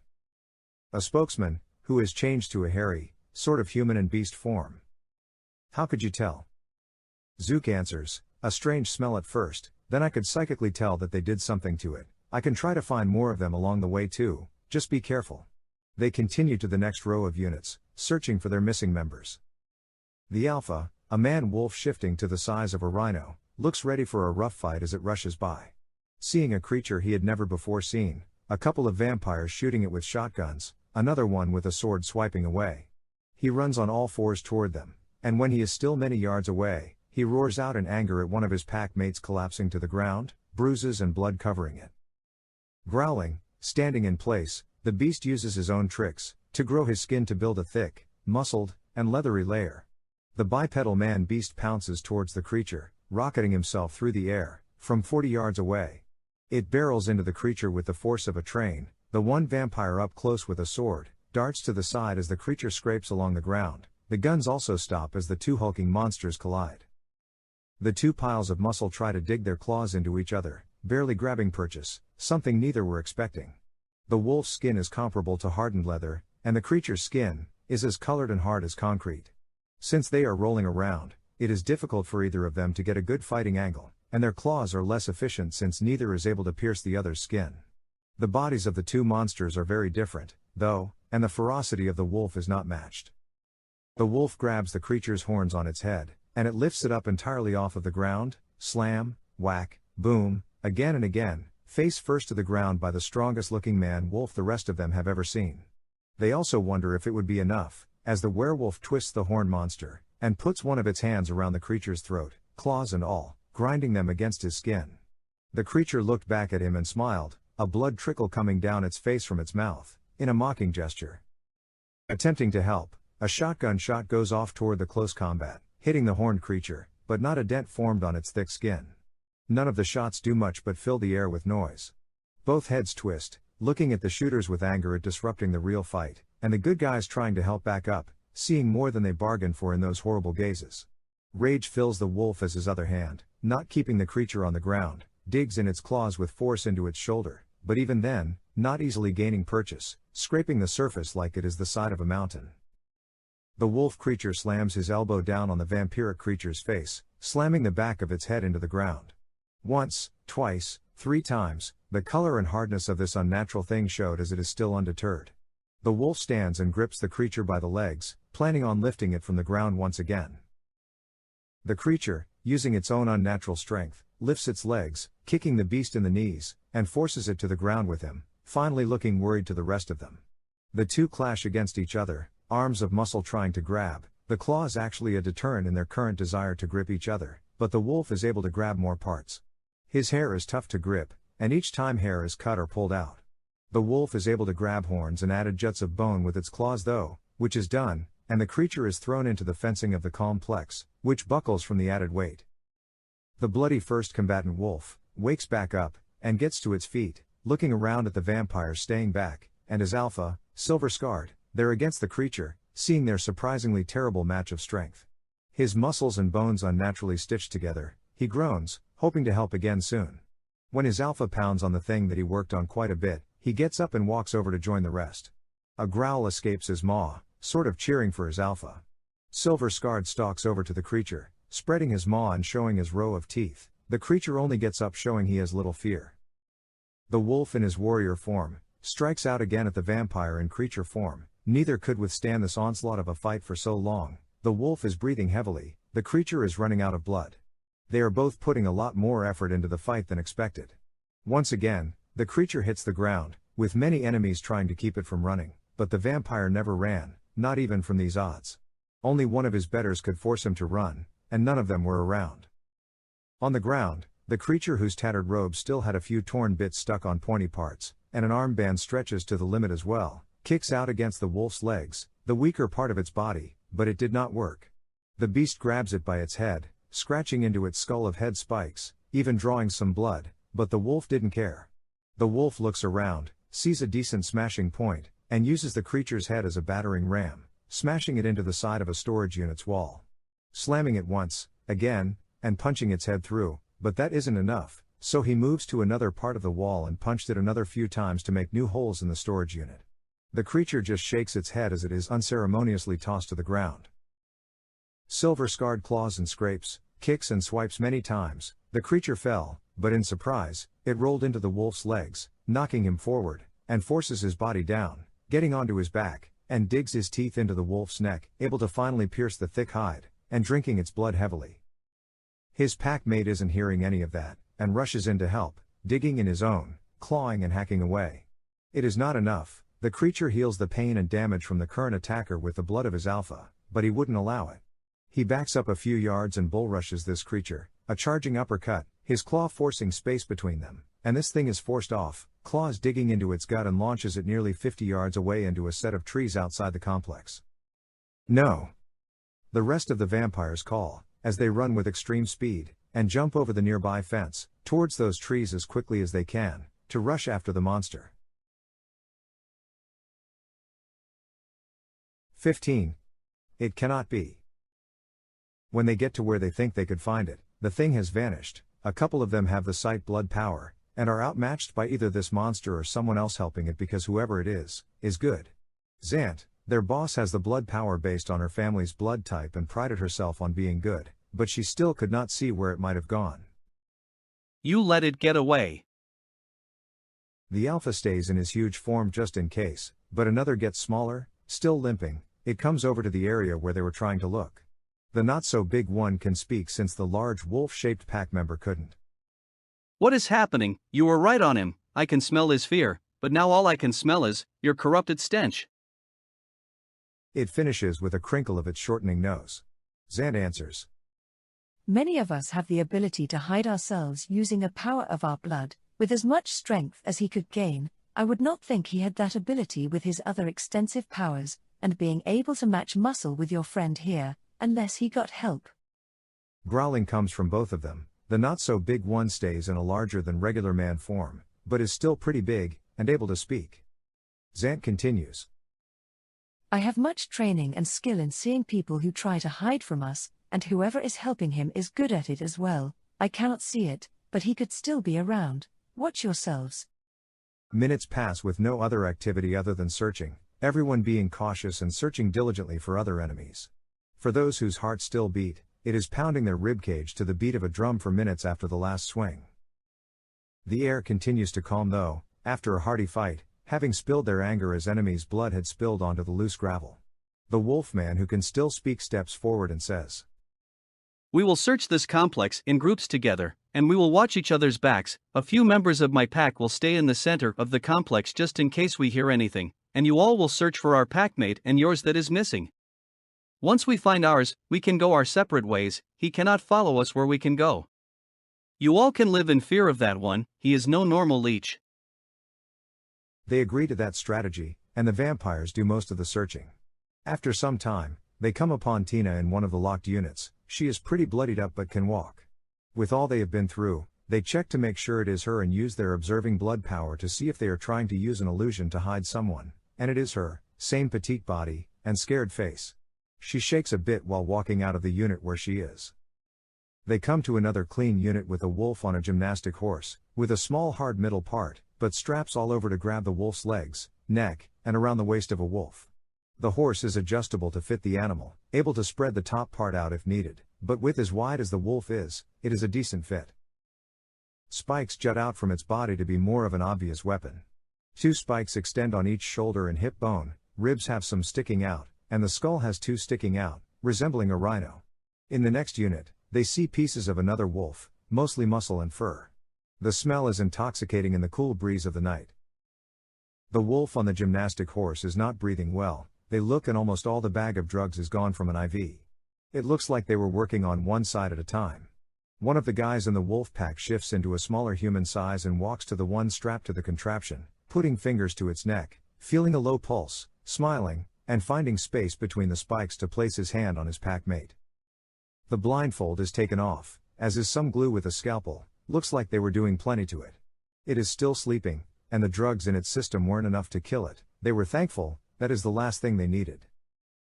Shots are fired, from a gun between most of the party, and someone shooting it from the complex nearby. The bullets go into the wolf that is bolted to the gym equipment, turning it slightly, and it is profusely bleeding from the wounds. 3 bullets were able to get through, but another 6 went into Paul, who, using his speed blood power to get in the way, takes the rest of the bullets to his body. He didn't have the blood to fully heal from recent activity, and hits the ground on one knee, not dead but heavily wounded.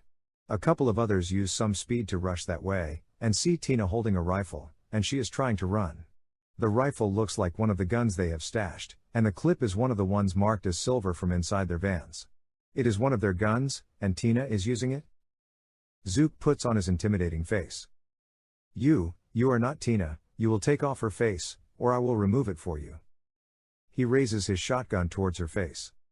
Tina looks up, and worry flows to her face as 3 vampires surround her, and 2 werewolves walk closer, not far away. She speaks with her lip quivering. I don't know what you mean, I'm just. Zook put his finger to her lips, shushing the possible imposter. Whoever you are, you can't play this off. Tina is much more meek than this. She hasn't touched a gun like this before, and you aren't quite getting her voice right.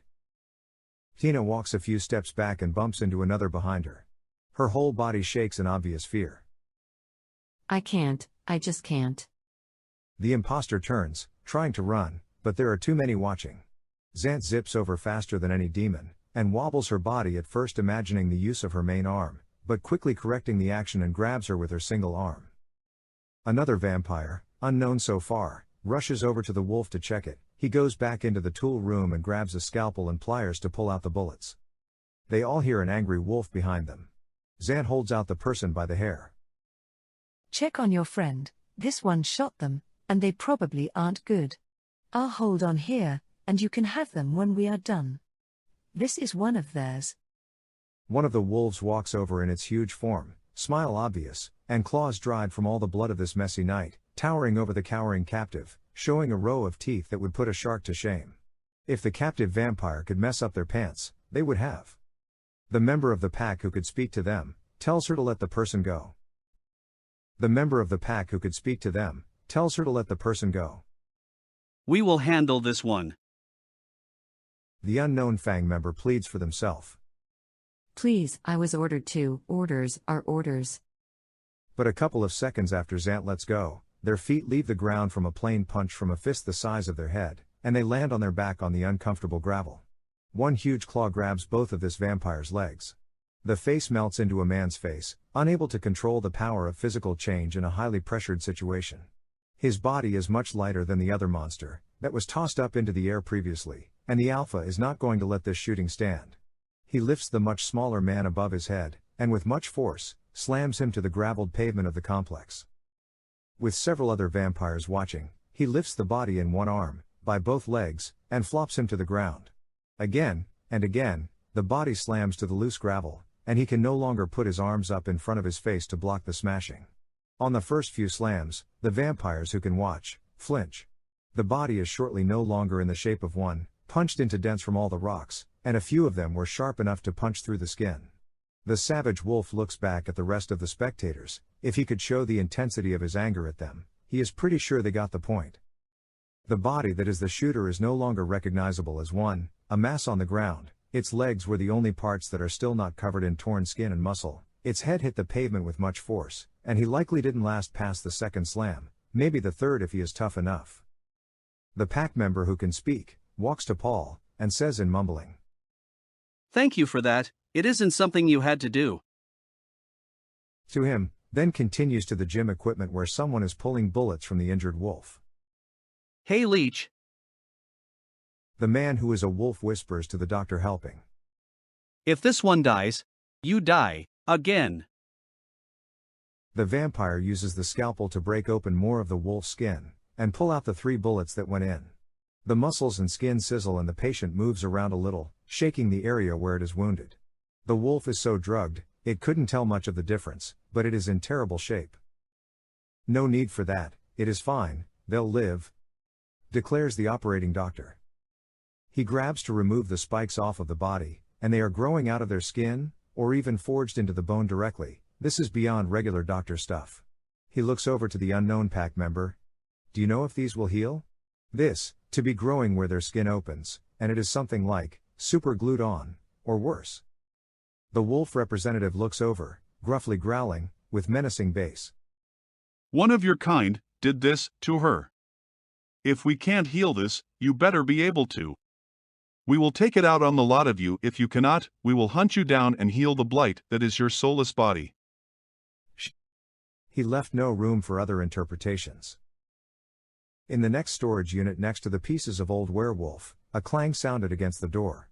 The door is soon opened, and a box is up against the door. It is shaking because Tina is bound and gagged inside the refrigerator box. It has trash bags of clothes and storage bins. They get her up from the floor, unbind her, and she stands. It seems like much of the battle is over, other than the last beast that is hiding through blood power, or had an assist in doing so, a good one. One of the others who is looking around comes back to the group, and lets Sant know that he went out to check on Petey and the magician, and cannot find them, and they are not with any searching groups. Zant wonders about Petey. After everything, she uses some of her blood power to psychically call out to Petey, and force him to come to her. She figures it would take him a bit. She didn't know Allison well enough to call her, so they search more. They find an arsenal of weaponry, and a few items obviously separated, a few shotgun rounds, swords, space for a baseball bat, and then the rest is more bunched together on shelving. Zook smiles, and claps Tina on the back of her shoulder. "Wild week, huh?" She smiles back, glad to see him too. "Did you hear about anything going on? What happened here? What can you tell us?" A few of the surviving crew were looking at her intently. She feels pressured, not knowing if she knows how to help. Tina says shyly, "My creator is here." Her voice still makes me shiver. Tina folds her arms in, and shivers as though her vampiric body could once again feel the chill in the air. They had plans with a pet. I'm not sure what they meant. It could have meant this wolf. She looks over at a man she didn't know, trying to calmly try to wake up his friend, who has spikes all over. I'm low on blood. I'm not used to this. Are we partially safe? Can we get out of here? Most of them shake their heads. Zook clarifies. "We have a lot to clear up here, lots of dead, lots of minds to help forget all this. We must clear the scene of claw marks in the ground and broken storage units, and we need to stay together for a lot of it because their big hitter might still be around. He ran away like a bitch. Once we clear much of it and clear some minds, it will take quite some time to clear bodies. We can't just call the cops and have them, and the FBI, all over the place. There will be way too many things to have to answer. We'll have to speak with management as well, to find out if they rented any of these units, and we must get some of our people to buy this place, just in case. This stuff takes a while. Finding personal effects to help identify bodies will be the usual way, so that we can inform some people that should be informed, like cops, or others." Tina gasps in a natural human reaction for her, making her think of the lives of those lost, but is not so surprised that her mind is leaning towards the need for that anyway. Clearing bodies? That's pretty heartless. What about all the people, loved ones that have disappeared? There are dozens of bodies here. We can't just. "Just what, kid?" Zook asks in a serious tone, discarding the playful tone they had together before she is taken. Just call the cops and have them identify all the bodies. Wonder why all their blood is gone but isn't anywhere here. These people could be from anywhere, and who knows where the pattern could lead. We could expose any of us in this, and as tasteless as you might think of it, we must do this sort of stuff, or we will be exposed and hunted by things who want us completely dead. There are wizards, hunters, werewolves, you know, these things we fought with here. All sorts of things would see or hear of this sort of scene, and know what to look for, then come here and start hunting us, just like that big guy said he would possibly do. You are young, and this is one of the first things to learn, we are not just mortal, but we are hunted. Keep your nose clean, and don't stir up attention. Petey shows up right in front of Zant, appearing out of nowhere, with his head held low. She doesn't have much time to stop herself, and she slices up with her sword. Petey gets a sword in his side, for surprising someone just after a fight. Zant shouts out in surprise. Petey, you know that isn't nice. I'm still hyped up from all the fighting. She pulls the sword down, back out of his wound gently, and Petey, having not used much blood during the fight, holds his shoulder together, and forces some blood to the area to unnaturally have the muscle and skin stitched together. Petey answers shyly, I'm sorry, nice lady, I think I might be in trouble, and I didn't mean to surprise you. He says all this quietly. With her one arm, Zant patted Petey on the shoulder, in an attempt to not scare him. She quieted her tone. Petey, you aren't in trouble, but tell us everything. Where is Alisan? He moves around some gravel under his foot. I'm sorry, some bad lady took her. Holy moly, you lost an arm. Anyway, I am looking around, like you told me to, and like she said. That Allison lady is nice, she said she is going to teach me the neat magic stuff she is doing. She is doing some sort of blood misting stuff, and we were out of most of the fighting, but a short person with black hair showed up. She punched me a few times, and another guy surprised me too. It hurt, and Speedy too. Someone pulled out a stake. He poked the magic lady, once in the chest, but the stake thing broke when it went in her, which I thought was cool, but then the bad man pulled out another one, and punched at her till he got it in again, and she stopped. Everything was so fast, I kept on helping her hide, but each time she was doing magic stuff, she broke it, so I had to put it up again.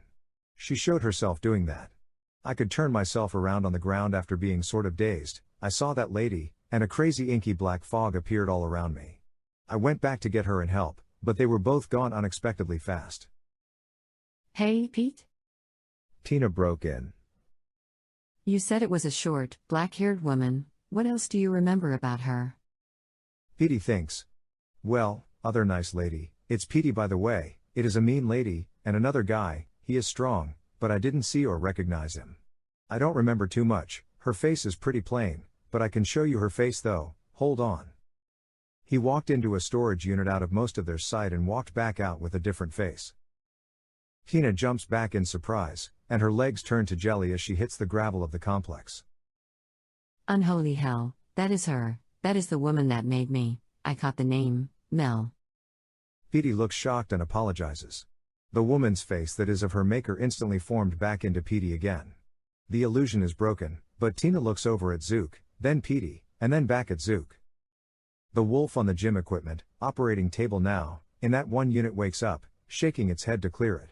It is let go and on the ground all four legs, shaking its whole body, not liking the feeling. Luckily, its spine is untouched, but much of its body is forced into more of a weapon. The man who is waking it before directs everyone out of the way. With all feet still wobbling, the wolf is moving around, to get the feeling back. The man who is talking speaks for the wolf. The bad part is that they don't feel that all this hurts, their body might keep this. And a finger goes up at Zant. And it better not, we'll have some issues if their body stays like this. One of your kind can fix this. Zant shakes her head. No, none of ours can fix this, that is an ability our enemies and yours have deployed. We know many good doctors, though.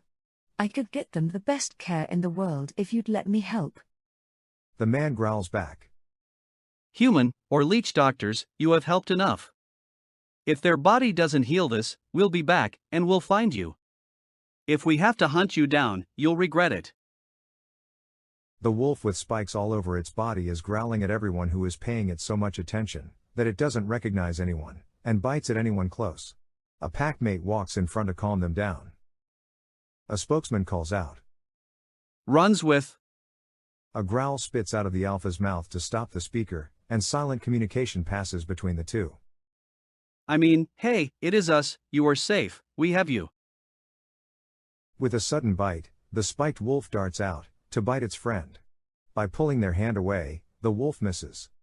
Through their silent communication, they each press the victim to calm, but it didn't listen, growling and growing a bit, the wolf's head darts from side to side. All vampires backed out of the way and the pack gets involved. Most of the pack have shifted back into human form, but a few had stayed large just in case. They walked up for the wolf to see friends and held the wolf back by the spikes, but they had an unexpected sharpness to them and could not be easily gripped. The spiky wolf lunges at a packmate, not to bite them, but to headbutt them with a spike on its skull. It stabs a packmate in the gut and another spike digs into a shin, forcing them to the ground. Pulling its head back, it looks around to see who is getting close. It runs to one side to get away for a few paces and runs back, brushing one of the pack member's legs, scraping along the knee and thigh to do some more damage. It works with a terrible side swipe. The wolf lost their footing and drops back to the ground. This is like a bad game of catching the greased up pig, only the pig is an angry wolf covered in spikes, and it is not scared and running, it is angry and fighting. Zant calls out. This isn't on us. What the hell is going on? The spokesman from before answers. The thought is that we betrayed them by not being here, calling us liars. Our tries have been useless so far. She blames us for a packmate's death that she was with when she was taken. One of your kind did this to her mind. Do not touch her, we will handle this. All the vampires back away, if not run out of the way, to make sure they don't intervene. The spiked wolf is in one of the forms of a larger wolf. It darts this way and that, attempting to puncture pack members. The alpha from before grows into a large human form and steps in front of the wolf's path. He grabs her front spikes as she rushes and forces the spiked wolf to the ground. The spikes cut into his hands, but the huge wolfman accepts this pain. Something goes unsaid between the pack in private. The wolf is heard whimpering shortly after. Its body shrinks to its original size of a normal-sized wolf, and most of them calm down. The man who has been speaking most of the time breathes in deeply, closes his eyes, and concentrates some. Zant pulls out a card from a pocket and sticks it out, but the man isn't paying attention. She waits. The man claims. We lost 2 more in the fight. They had a few silver weapons, and they were prepared for us. We might have lost more than a few if we struck on our own, but we needed to save this one. Nodding over at the one slowly waking up, swaying on their feet. Pack pride demanded we get her back. Zant hands him a card. Call me here, and I will have it answered day or night. Believe me, I do not wish to be your enemy. I know, for some reason, you don't like us in general, but I will stay out of your way if you stay out of ours. We will heal and rest, and we will do what we can for my packmate here. If we need you, you will help us. If you cannot, we will hunt you all down and finish what we have started here.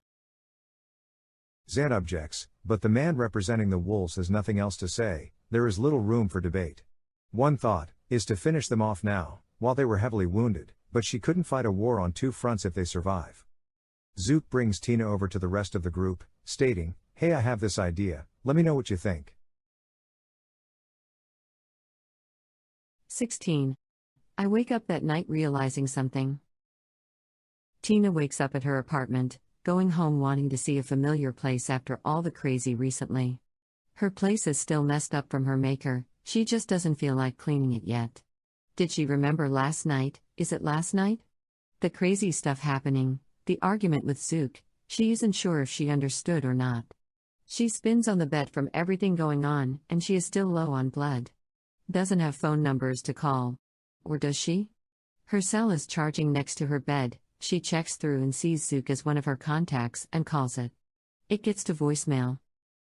Tina's thoughts go to Zook, who has helped her a decent amount since she changed, explaining things she'll need to know. She leaves a voicemail. Zook, can we talk? I need some help. I can't be let go without. I'm not used to all. She feels something pressed against her back. Oh, my plaything, I couldn't leave you alone for long. She hears loud purrs like a cat. No, more like a panther. Or predator. You are going to come with me to play some more. Tina pushes forward and spins, sitting on the bed, as she gets forced down onto it. Mel lifts her shoulders to her ears and she tenses. My Tina, you'll help me build more of a family, and we will begin on our own. More people present themselves in the room, 4 from nowhere out of the corner of both of their eyes as though a shadow could walk on its own. Mel, is it? The Fang member who created Tina gets up, realizing her mistake. Well, that just isn't fair, is it? She asks rhetorically. You willing to tell us what we want? Paul asks. Mel recognizes the combatant from the complex and she saw him cut down some of the strongest fodder or roadkill that they forced to fight. She looks from one combatant to the next, gauging her situation, and knows she isn't able to get away with her prize. She snarls out. I will greet the sun, or dance in a fire, before I give up my master. Your pitiful understanding of torture will not break me, and you will never find your friend. She has much to teach us. She ends this with a smile. We'll see, Missy. A gun, 2 swords, and a stake come out. You will never be able. Her words are caught in her throat as a stake is driven into her chest quicker than most eyes see. Her words are caught in her throat, as a stake is driven into her chest, quicker than most eyes blink. Hey, Tina, you okay? Zook walks into the room, looking in on her. We certainly hope she wouldn't just try to kill you. He said, smiling. We need her, or we need you. Tina takes a deep breath, and wonders how she can keep getting surprise after surprise. You used me as bait? Zook answers. Not that it matters. Look, you can help us. She made you, meaning that you instinctively can learn her ability to change muscle and bone, as she could. We are doubting the wolves can help themselves. If they could naturally heal it, their body would have beforehand. Since we have her as a hostage, that will be good as a just in case, but she is much more likely to mess up the wolf than help them. I'll help you over time. I'd like for you to learn this stuff so that when the wolves come, we can bargain for you to help. You will get some mega capital from them, and they won't get angry with us. You'll also get some favors from us. You won't want for anything till we can get you set on your feet. Trust me, it will be the best deal you'll get in a while. Tina scoffs. What, you think I'll just take your offer? You used me to try to get to her. She could have ripped my head off for siding with you. She could have been able to get away. She could have. Zook stops her argument. Sheesh, you objected to doing it nicely the first time. I figured if you had another chance to think it over you would realize it is good. She looks at him, as the rest of them shy away from the argument. Tina looks at him incredulously. The first time? What do you mean the first time? Zant is another in the room, and she looks over at Zook. You just get women in general, don't you? Just be quiet. Zook doesn't understand why she is so upset, but he shuts his mouth for Zant. The boss woman walks up towards Tina, without missing a stride even though if she were still human, she would be in extreme pain from the loss of an arm. Zant does it right. Look, here is your master, staked on your floor. Tina looks down at the stunned form of her maker. If you want, you can stay with me, and not him, but it would help us if you did this. We will help you get acclimated to the change in your new life, and I can get you a job in one of my companies, whatever you might want to do. Free place to stay, blood, and any cash you need to get around, and why not a bonus just to learn this stuff, say 20? Tina smiles, and replies, 20 isn't enough too. Zant counters. Fine, 50,000, then. Tina's eyes widen. Did you say 1,000 like 1,000? I thought you meant $20? Zant giggles, and talks in a light tone. Oh sweetie, I wouldn't insult you like that. We must look out for one another. We will hold your maker till we might need her, but we will have her watched around the clock, and she will never be released. If you want to strap her to a post to greet the sun when we don't need her, you can choose that. Tina shakes her head. I never want to be near her again.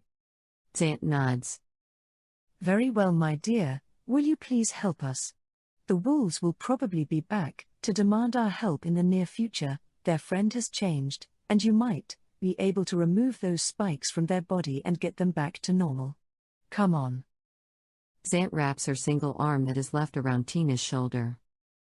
If you learn how to do this as well, maybe you can figure out how to give me an arm back. If you do this, believe me, I will reward you well. Paul glances over at Zook and slaps the back of his head. Is that how you talk to a woman? Sheesh, you're terrible. Zook bites back. What? He then shrugs his shoulders, and they all leave Tina's apartment behind.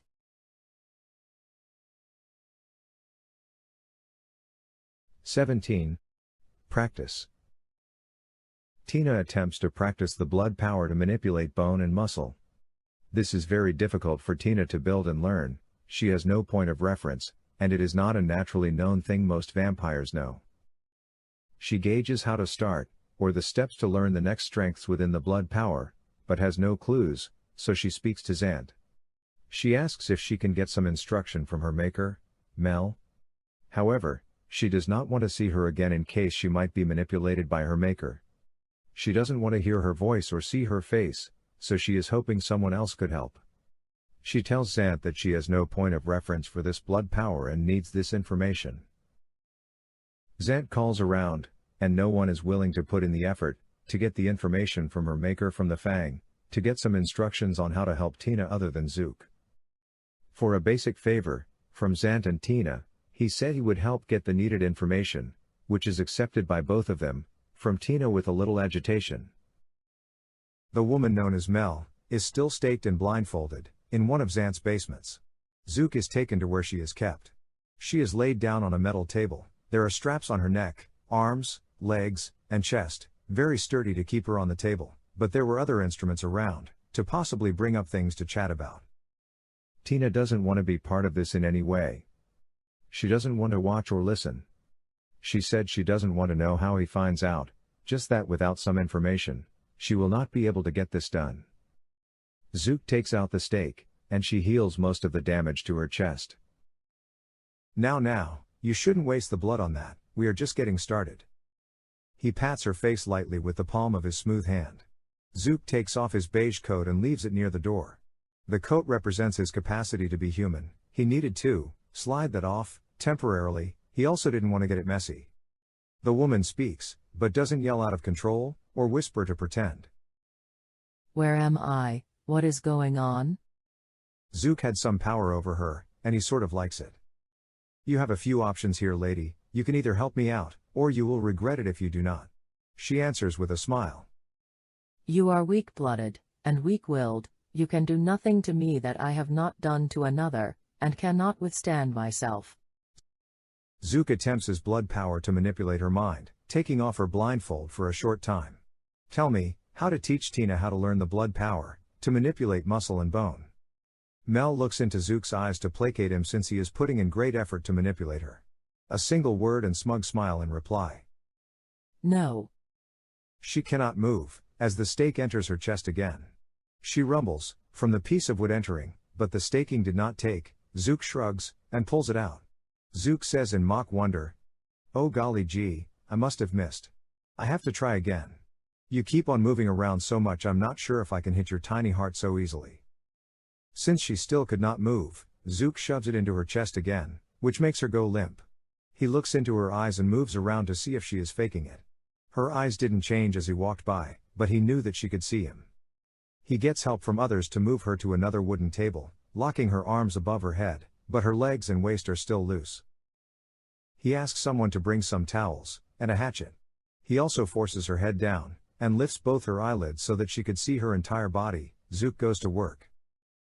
Mel has to watch with her head down and eyes open. After about 2 minutes, Zook pulls out the stake to allow her to feel everything. Her head is leaning downward to see her body. Zook allows her to look down at her ruined feet and hands. The 2 big toes on both of her feet have been removed. Her thumbs have been removed from her hands. The stumps that were left were a mess of bone and muscle. Zook gives her a few seconds to think. So, do you know the origin of the nursery rhyme, "This little piggy went to market"? If you think about it a little bit, you'll realize how messed up it is. Here is what you should be asking yourself. Will he do more? Mel answers with a laugh. You are bad at this. I wouldn't take you to the market to slaughter you. I would do it myself for fun. Every drop of your blood will be fed to the fledgling baby vampires that I will create. Your feeble musings do not dishearten me in the least. Zook stakes her again, to the table, and she goes limp once more. He continues the work. He does another round, of trying to get her to speak. She barks at him, and snaps her sharp fangs towards him when he gets too close. He feels like he has given her enough opportunity to let him know what is needed. Dragging his stake already black with her blood along the skin of her chest, she feels it scrape against the skin right around the edges of the current hole in her chest. Showing no fear, she smiles and purrs like a cat, as though she enjoys it.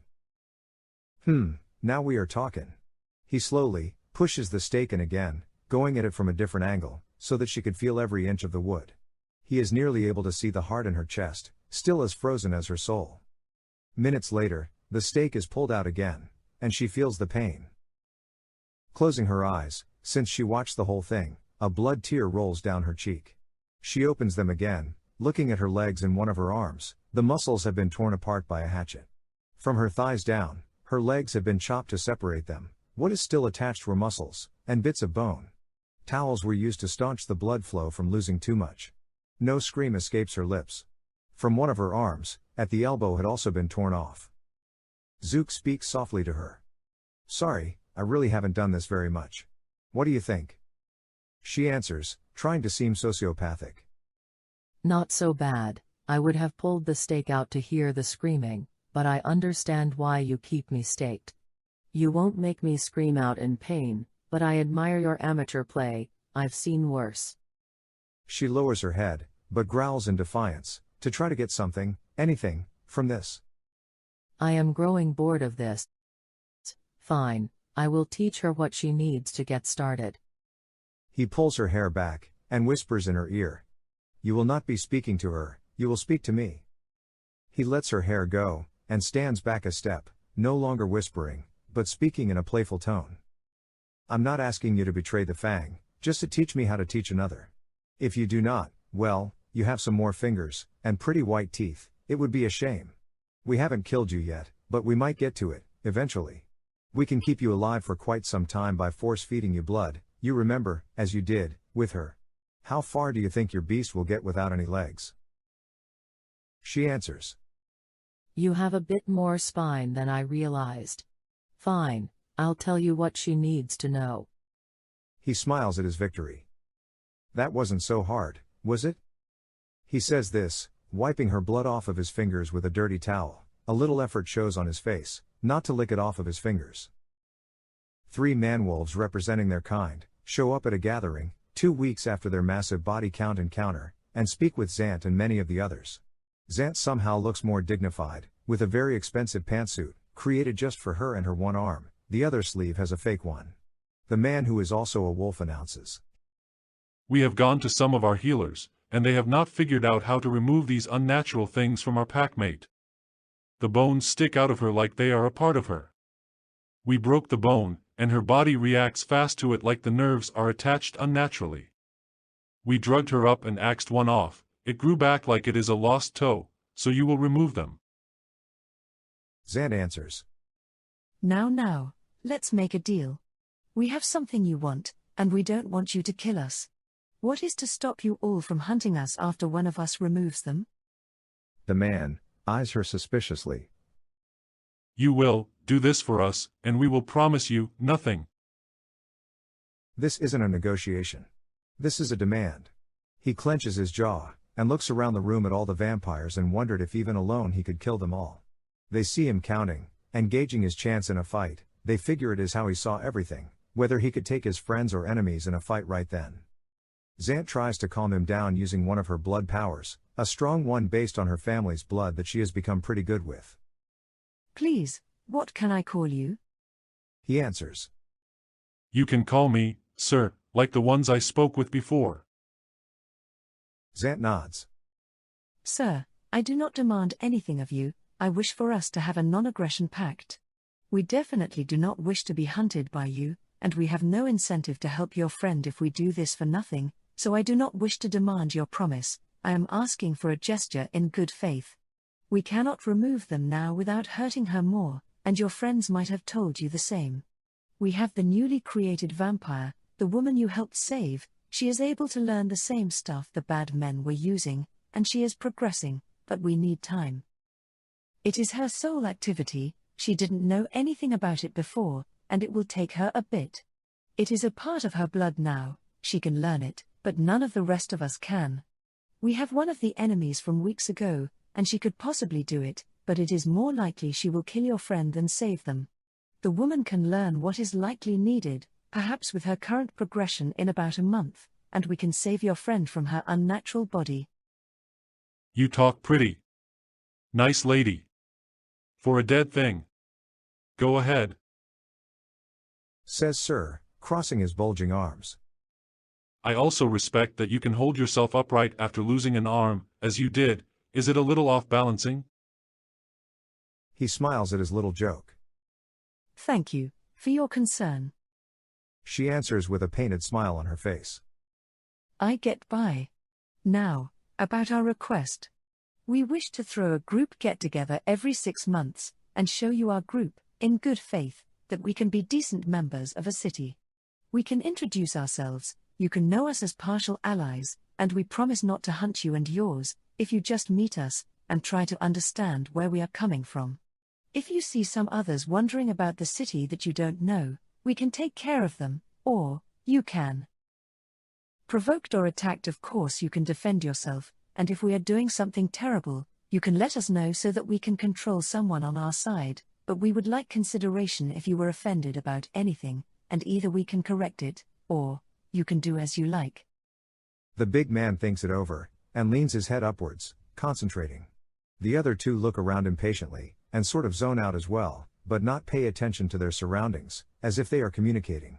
One man shakes his head, another nods, and the lead man looks towards one side of the room, then the other, still zoned out.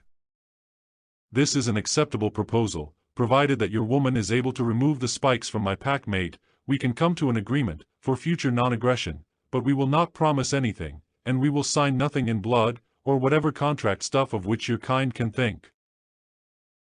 The whole room relaxes, as hidden members of the gathering take their fingers off triggers, and those that don't require it, still breathe out a deep sigh of relief. The wolves did not seem worried in the slightest, even though they should have been. There were more silver weapons and bullets in that room than the others had during the fight within the complex. The vampires around the room also were in extreme danger, silver or not. There were a dozen more werewolves hiding outside of the studio ready to pounce. As they are leaving, Zant calls out. Excuse me, sir? The man spins back to her from facing the exit. Have you seen or smelled one of our kind recently, trying to hide around? Maybe even around your pack? He was with us during the fight, and we haven't seen him since. He was with the one speaking to you in the woods. He was hiding, but can change his appearance, so knowing what he looks like wouldn't help, but his smell probably couldn't fool any of you. The man stops, and closes his eyes, to not pay attention to his area for nearly a minute. Then opens them. No, none of us have smelled any leech recently other than yourselves, and we have sort of been in the area, other than going out to try to help our packmate. He might have died in the massive fight we had at the storage complex. Zant replies. I doubt it.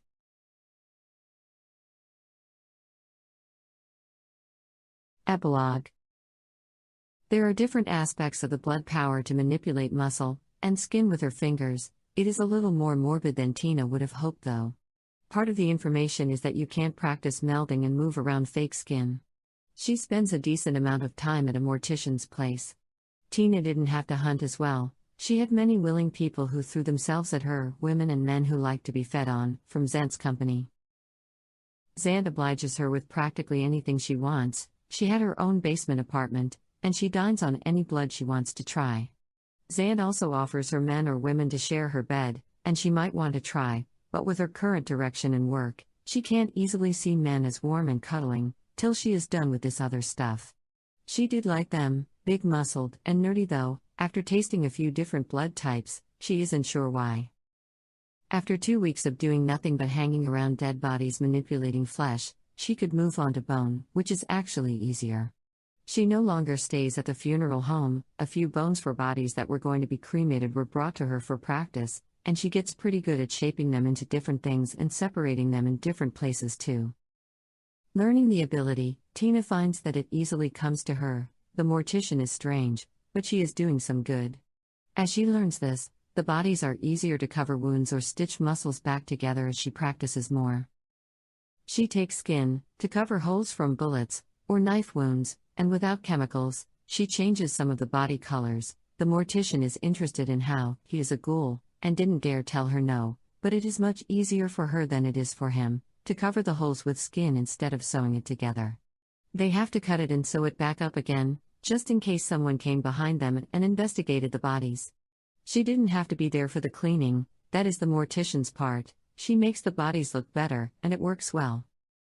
When the wolves come by, at about the expected time, she shakes as their eyes zone in on her. Her hands turn sweaty, but still cold within seconds. One of them reminded her of a hawk reaching to catch its prey. She rubs her hands on her shirt and takes a deep breath to focus, even though none of it is required. After her nerves lessen enough for her mind to clear, she goes to work. She removes the spikes one by one. The wolf group has 3 men watching her, and their friend is not to be drugged. She isn't sure if what she is doing hurts or not. She could practically feel their claws at her back, scraping against her skin to move another inch in case she slips up. She has been remembering bit by bit what happened to her in Mel's basement. This didn't hurt before when she was strapped down, but being new at this, she isn't sure about anything. She needs no knives to peel out the unnatural bone and smooth over the natural bone of the wolf. She needs to move the wolf's skin back over it as well, to close the opening. It is all going well, but she needs to stop all the use of the power. Her blood is getting low, and this ability takes the use of her own blood. One of the men, the representative of theirs, offers his arm. There were only 6 spikes left, and she is almost done. She takes his arm, and bares her fangs, but is stopped by Zook, who is watching close by. No. He calls out. Wolf blood is bad for us. Take a bit of mine. He looks over at the wolves, who seem almost offended, and clarified. If she drank a bit of your blood, you'd probably see it again all over your clothes. He presents his arm, and she takes it without hesitation. Only Zook and Zant were watching, other than the wolves, so engrossed in her work, she takes a decent amount of his blood. There is that liquor again, not thinking of any differences. As Zook walks back to Zant, while the wolves and Tina weren't able to see, he winks at her, and she smiles back. Soon after, spikes removed, the skin sealed, the wolf stands back up on all 4s and shakes. Another says, You did good, woman. She feels better and wants to shift back soon. She isn't able to, with all those spikes, it could have killed her. He looks over at Zant, the missing arm not taking anything away from her presence, and the classy look of her one-armed pantsuit, designed and made only for her. We'll discuss details after we are able to run together, and I will speak with my pack, and you can speak with your people. We will meet you later. The wolves take their leave, as the newly healed wolf practically skips, if a wolf could skip, out of the door. A woman walks back nearly 20 seconds later, sticking out her hand. She is wearing a flannel shirt and jeans. Thanks for helping me. Tina nods, and shakes the offered hand. She hasn't seen this woman before, but she is with the others, so she could only guess that it is the wolf she helped, shifting back to come and thank her. On her way out, the wolf calls out. This doesn't mean if I see you again, I wouldn't kill ya, keep that in mind. She smiles in a playful way, leaving the room. Zant says with a smile. Nice outpatient surgery, Tina. You have helped out the city tonight. You can keep the apartment. I'll sign it over to you legally tomorrow night, and you'll get a favor from me, and a few others in court. Next, we have to try to work on an arm for me. It is a lot harder than removing that stuff, but you should try. No more free food though. We'll have to work with you on hunting, unless you'd like me to help you form a group that will let you feed on them. We'll talk about that tomorrow. Zant leaves the operating room, and Zook walks over to Tina. She smiles up at him as he gets closer. So kid, you ready to not focus as much on dead people, and see what else you can do? The city is your new oyster. He opens up his arms for a hug. Tina walks over smiling and hugs him, strangely in more of a trusting mood, when minutes ago she isn't thrilled seeing him again. How many times more do I have to tell you to stop calling me that? He answers back. Just one more time, when you earn it. He pauses for a short time, to smile and wink at her. Kid. The end. If you made it through, and survived the few issues I caught eventually after a long while of different edits, I'm sorry you had to go through all of that. But it is highly appreciated that you withstood the whole story through. The next narration is a little more eloquent, and hopefully you may enjoy the bit more of the organization's story. If you liked it, please let me know in the comments. If you couldn't stand a second of it, but made it through the sound anyway, please critique. I'm old enough to take it. I'm not a writer till someone comments on how bad the entire story was.